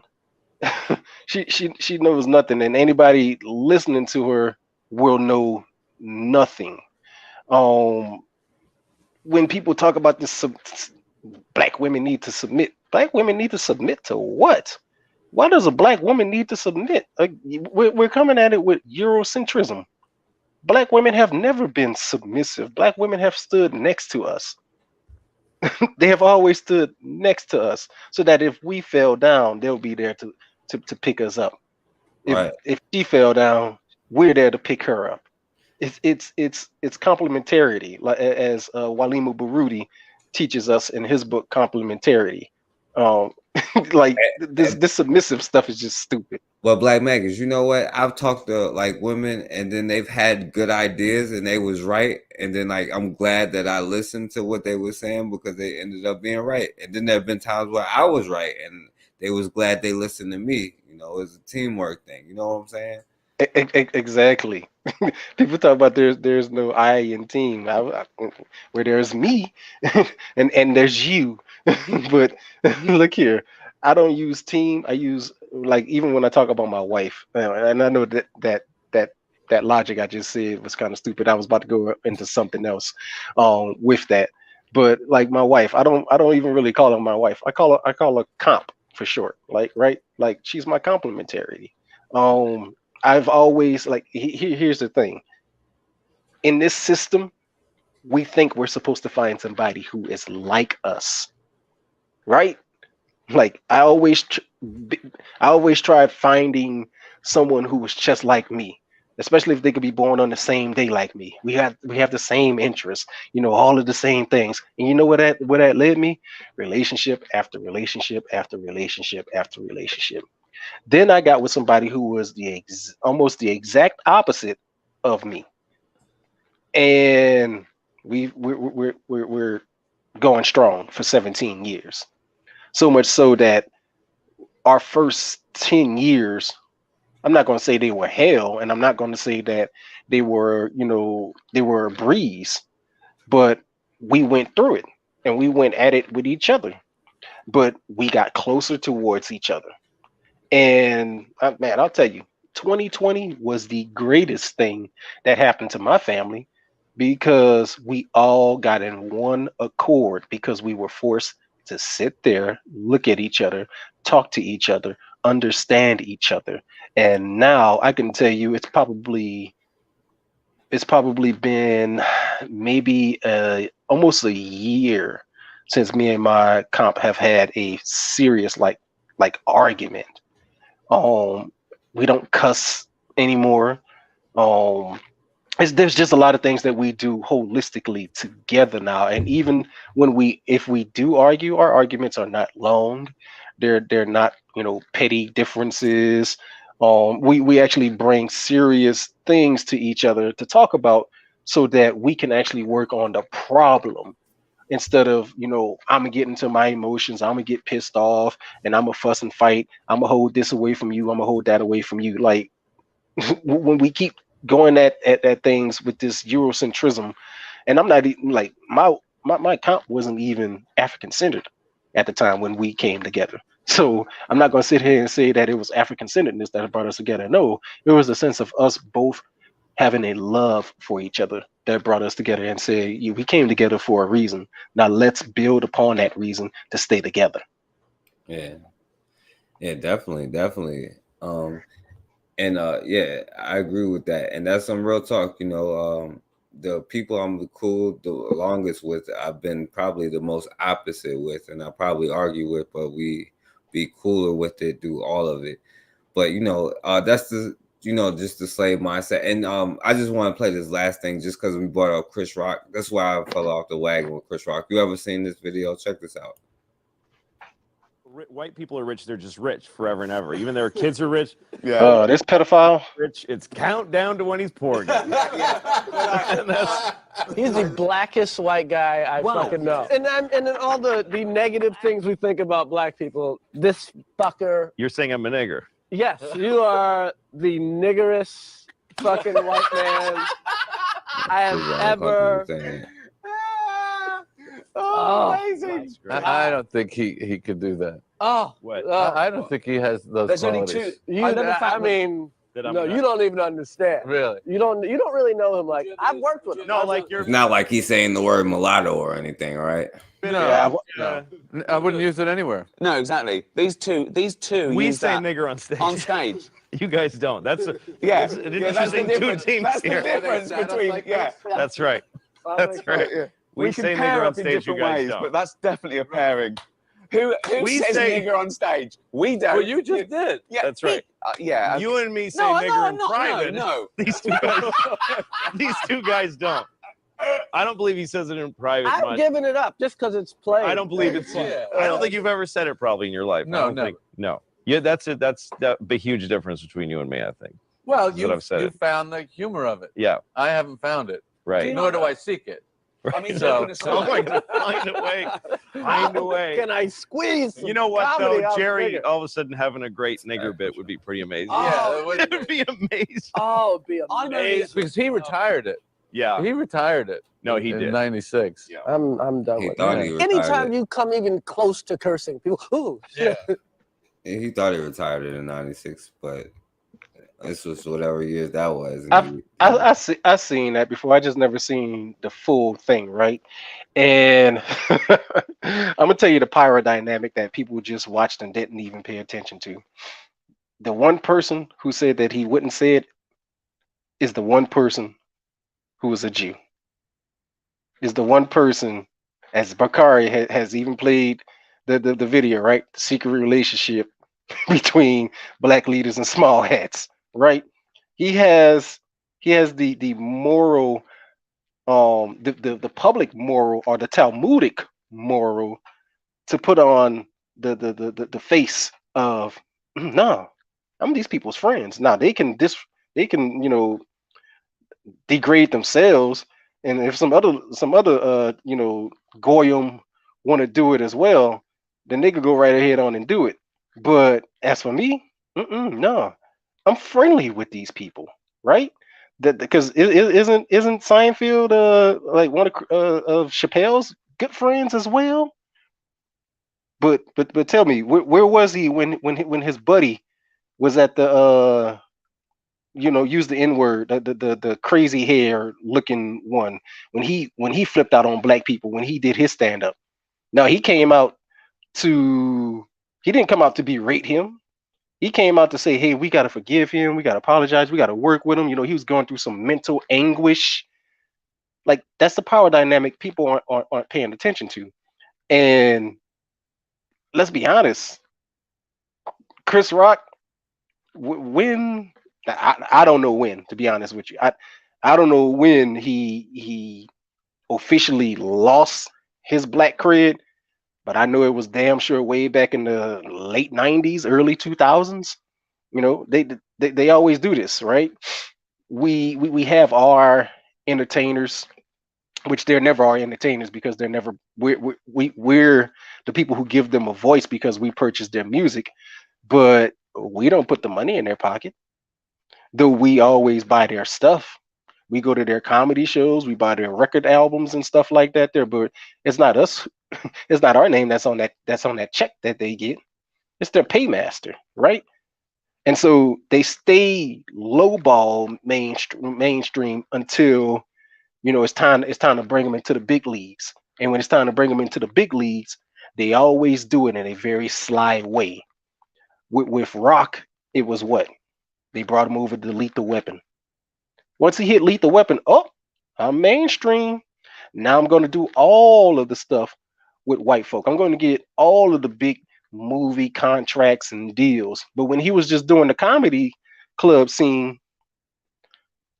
Oh, they left him there. We're just gonna let him keep doing what he does, saying what he says.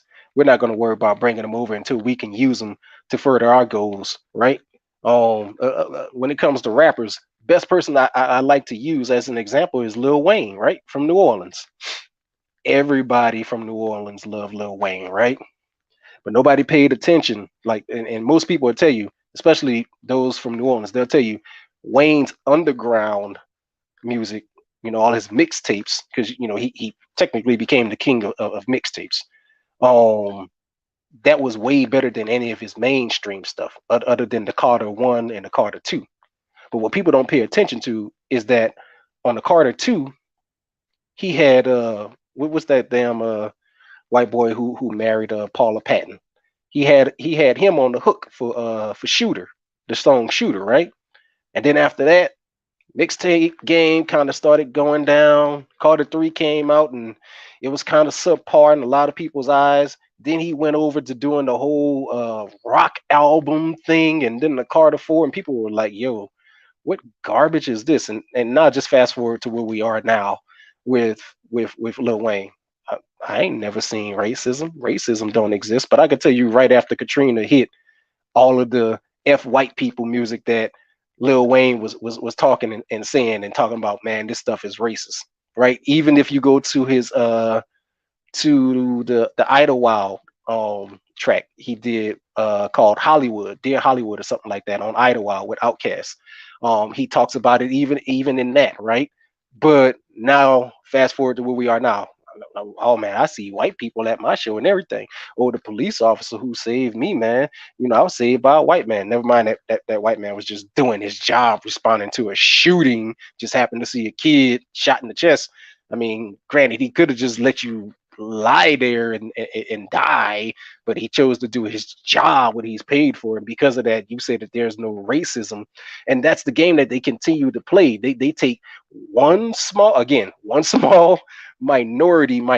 thing that any of these people do, and then say, see, look, there's no way in the world we're racist. Look at what we do. Take it back to that video that you played of the little Negro talking about something. He vote for Biden again. He'll try to point to one thing that actually I don't even think he pointed to one thing that Biden did, to be honest with you. But he just said, I'll vote for him if he runs again. Same thing with what's American First Rifleman and Trump. Granted, Trump was a white nationalist. Trump let you know he was a white nationalist. But when the country went to hell, Trump gave money to every damn body. He tried to give money to everybody but the illegals. He made sure he gave it to black people. Trump pardoned black people. Obama didn't pardon any black people. His entire 8 years, he didn't pardon not one black prisoner.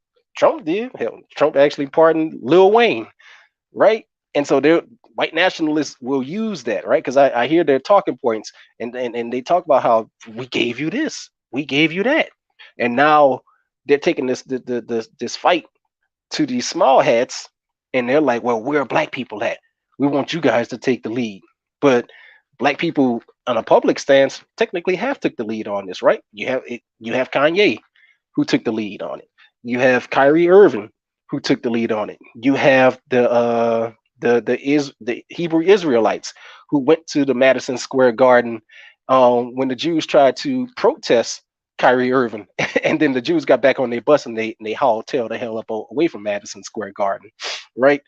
Like, people tend to act like they give us a bone to chew on, and we should just be happy with that, as if we can't do things on our own for ourselves if they just leave us the hell alone.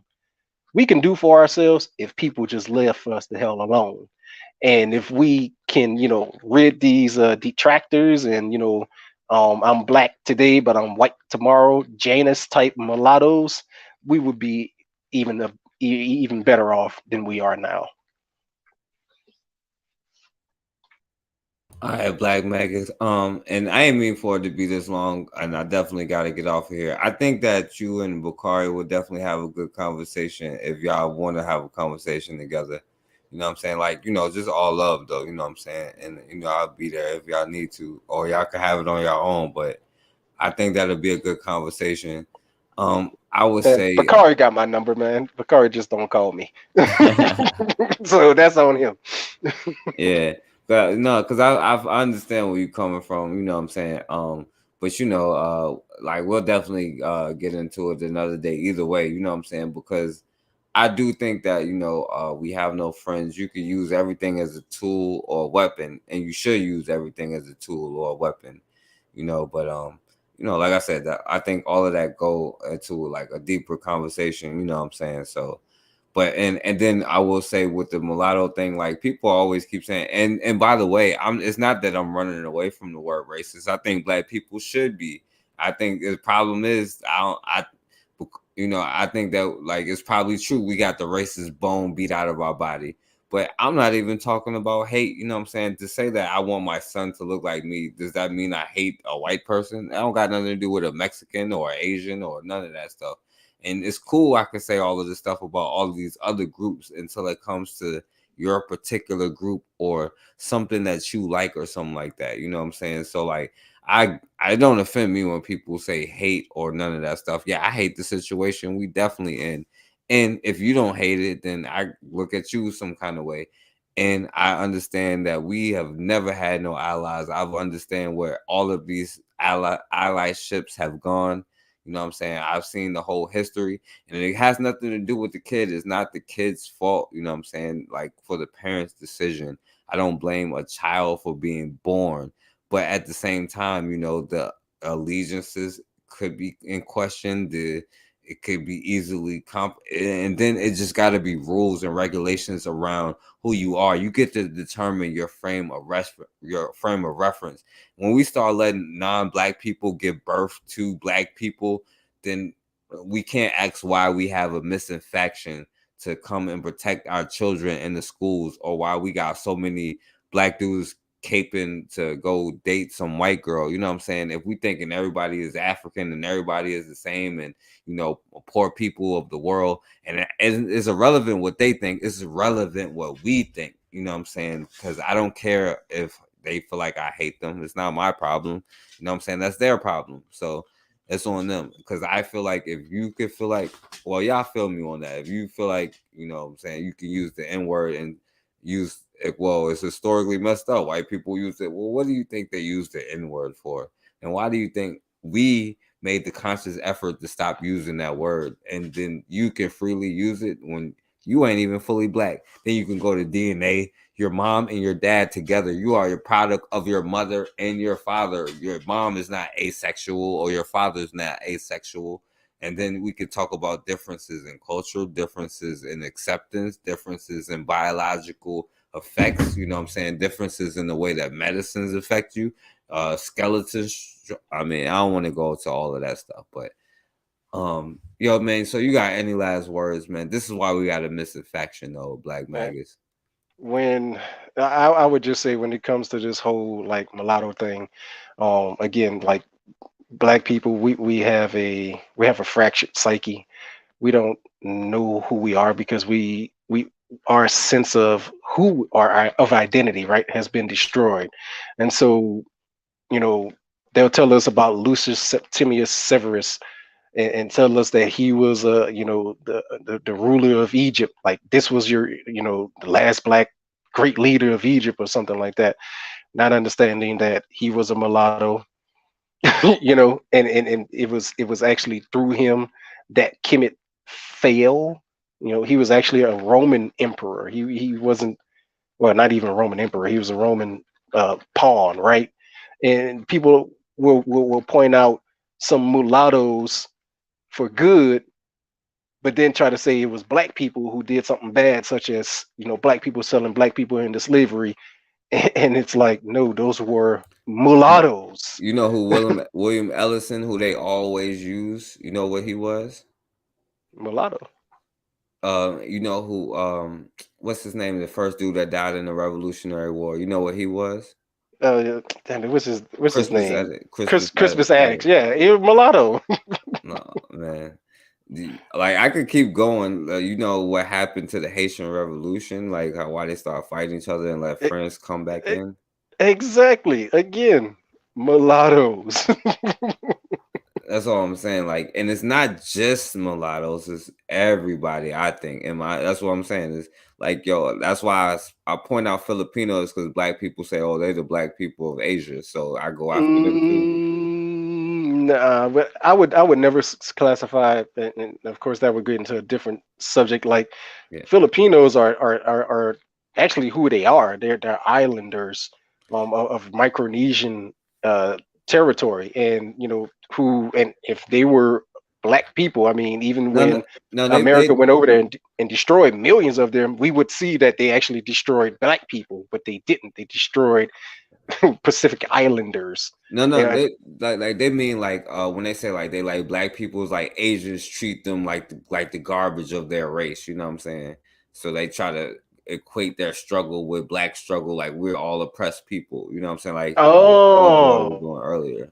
No, if I was to pick a group of Asian people who get that, I would pick the Burmese and the Cambodians. Like if you talk to any Cambodians, I actually have a Cambodian at who I work with, and she was born and raised here, but her father migrated here after the Burmese wars and stuff like that, and they can't stand white people. They can't stand them at all. They hate them. They hate them just about as much as as your stout Black Power leader.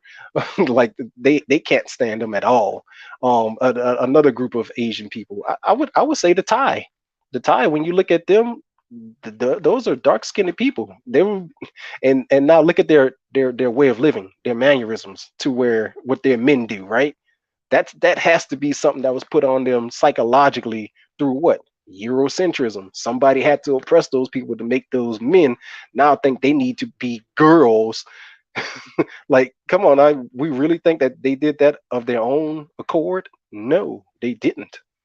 Right, exactly. And that's all I'm saying. Like, and I think that right now all we got time to do is focus on ourselves and building our communities and doing putting the effort. We know we got enemies and putting the effort in. And I think that I think that when we start inviting everybody into the cookout, that our cookouts is going to be like this show today, which was the prime example of why we have, why stuff can happen to us. You know what I'm saying? Like, and I let it go down the rabbit hole. You know what I'm saying? I did, but I think I think you do that on purpose, but at this point, Forecast, just so you can prove the point that you shouldn't let these people in. Yo, no, I don't. I be trying to have self-control, but then when they be saying it be proving the point, and then I just be taking the bait. I gotta have more self-discipline. That's my issue. I like to troll, you know what I'm saying? I don't have enough self-discipline at this point. I'm working on it though. But as Omar Wally Africa would say, man, go ahead on and land this plane, brother. Yeah, facts, my brother. All right, I appreciate you, Black Maggots, and I appreciate Raw still in the building. She was there from the beginning. I know what part of the world Raw lives in, man. For her to still be up, I usually see her check out after about 2 hours. Nah, she only leave because I be she don't like hard cold because he be disrespectful to her, Definitely understand that. Yeah. But all right, so yeah, appreciate you, Black Maggots, man. I'm no more long shows, so I'm gonna start. I'm gonna focus. Man, I'm gonna get back. I'm gonna try anyway. You always say that. All right, y'all, man. All right, fam. Peace. I appreciate talking to y'all. I appreciate talking to y'all. So that's the only point. But yeah, appreciate you. Definitely. All right, y'all. So as always, man, we have got to start standing for something, or we gonna keep falling for anything.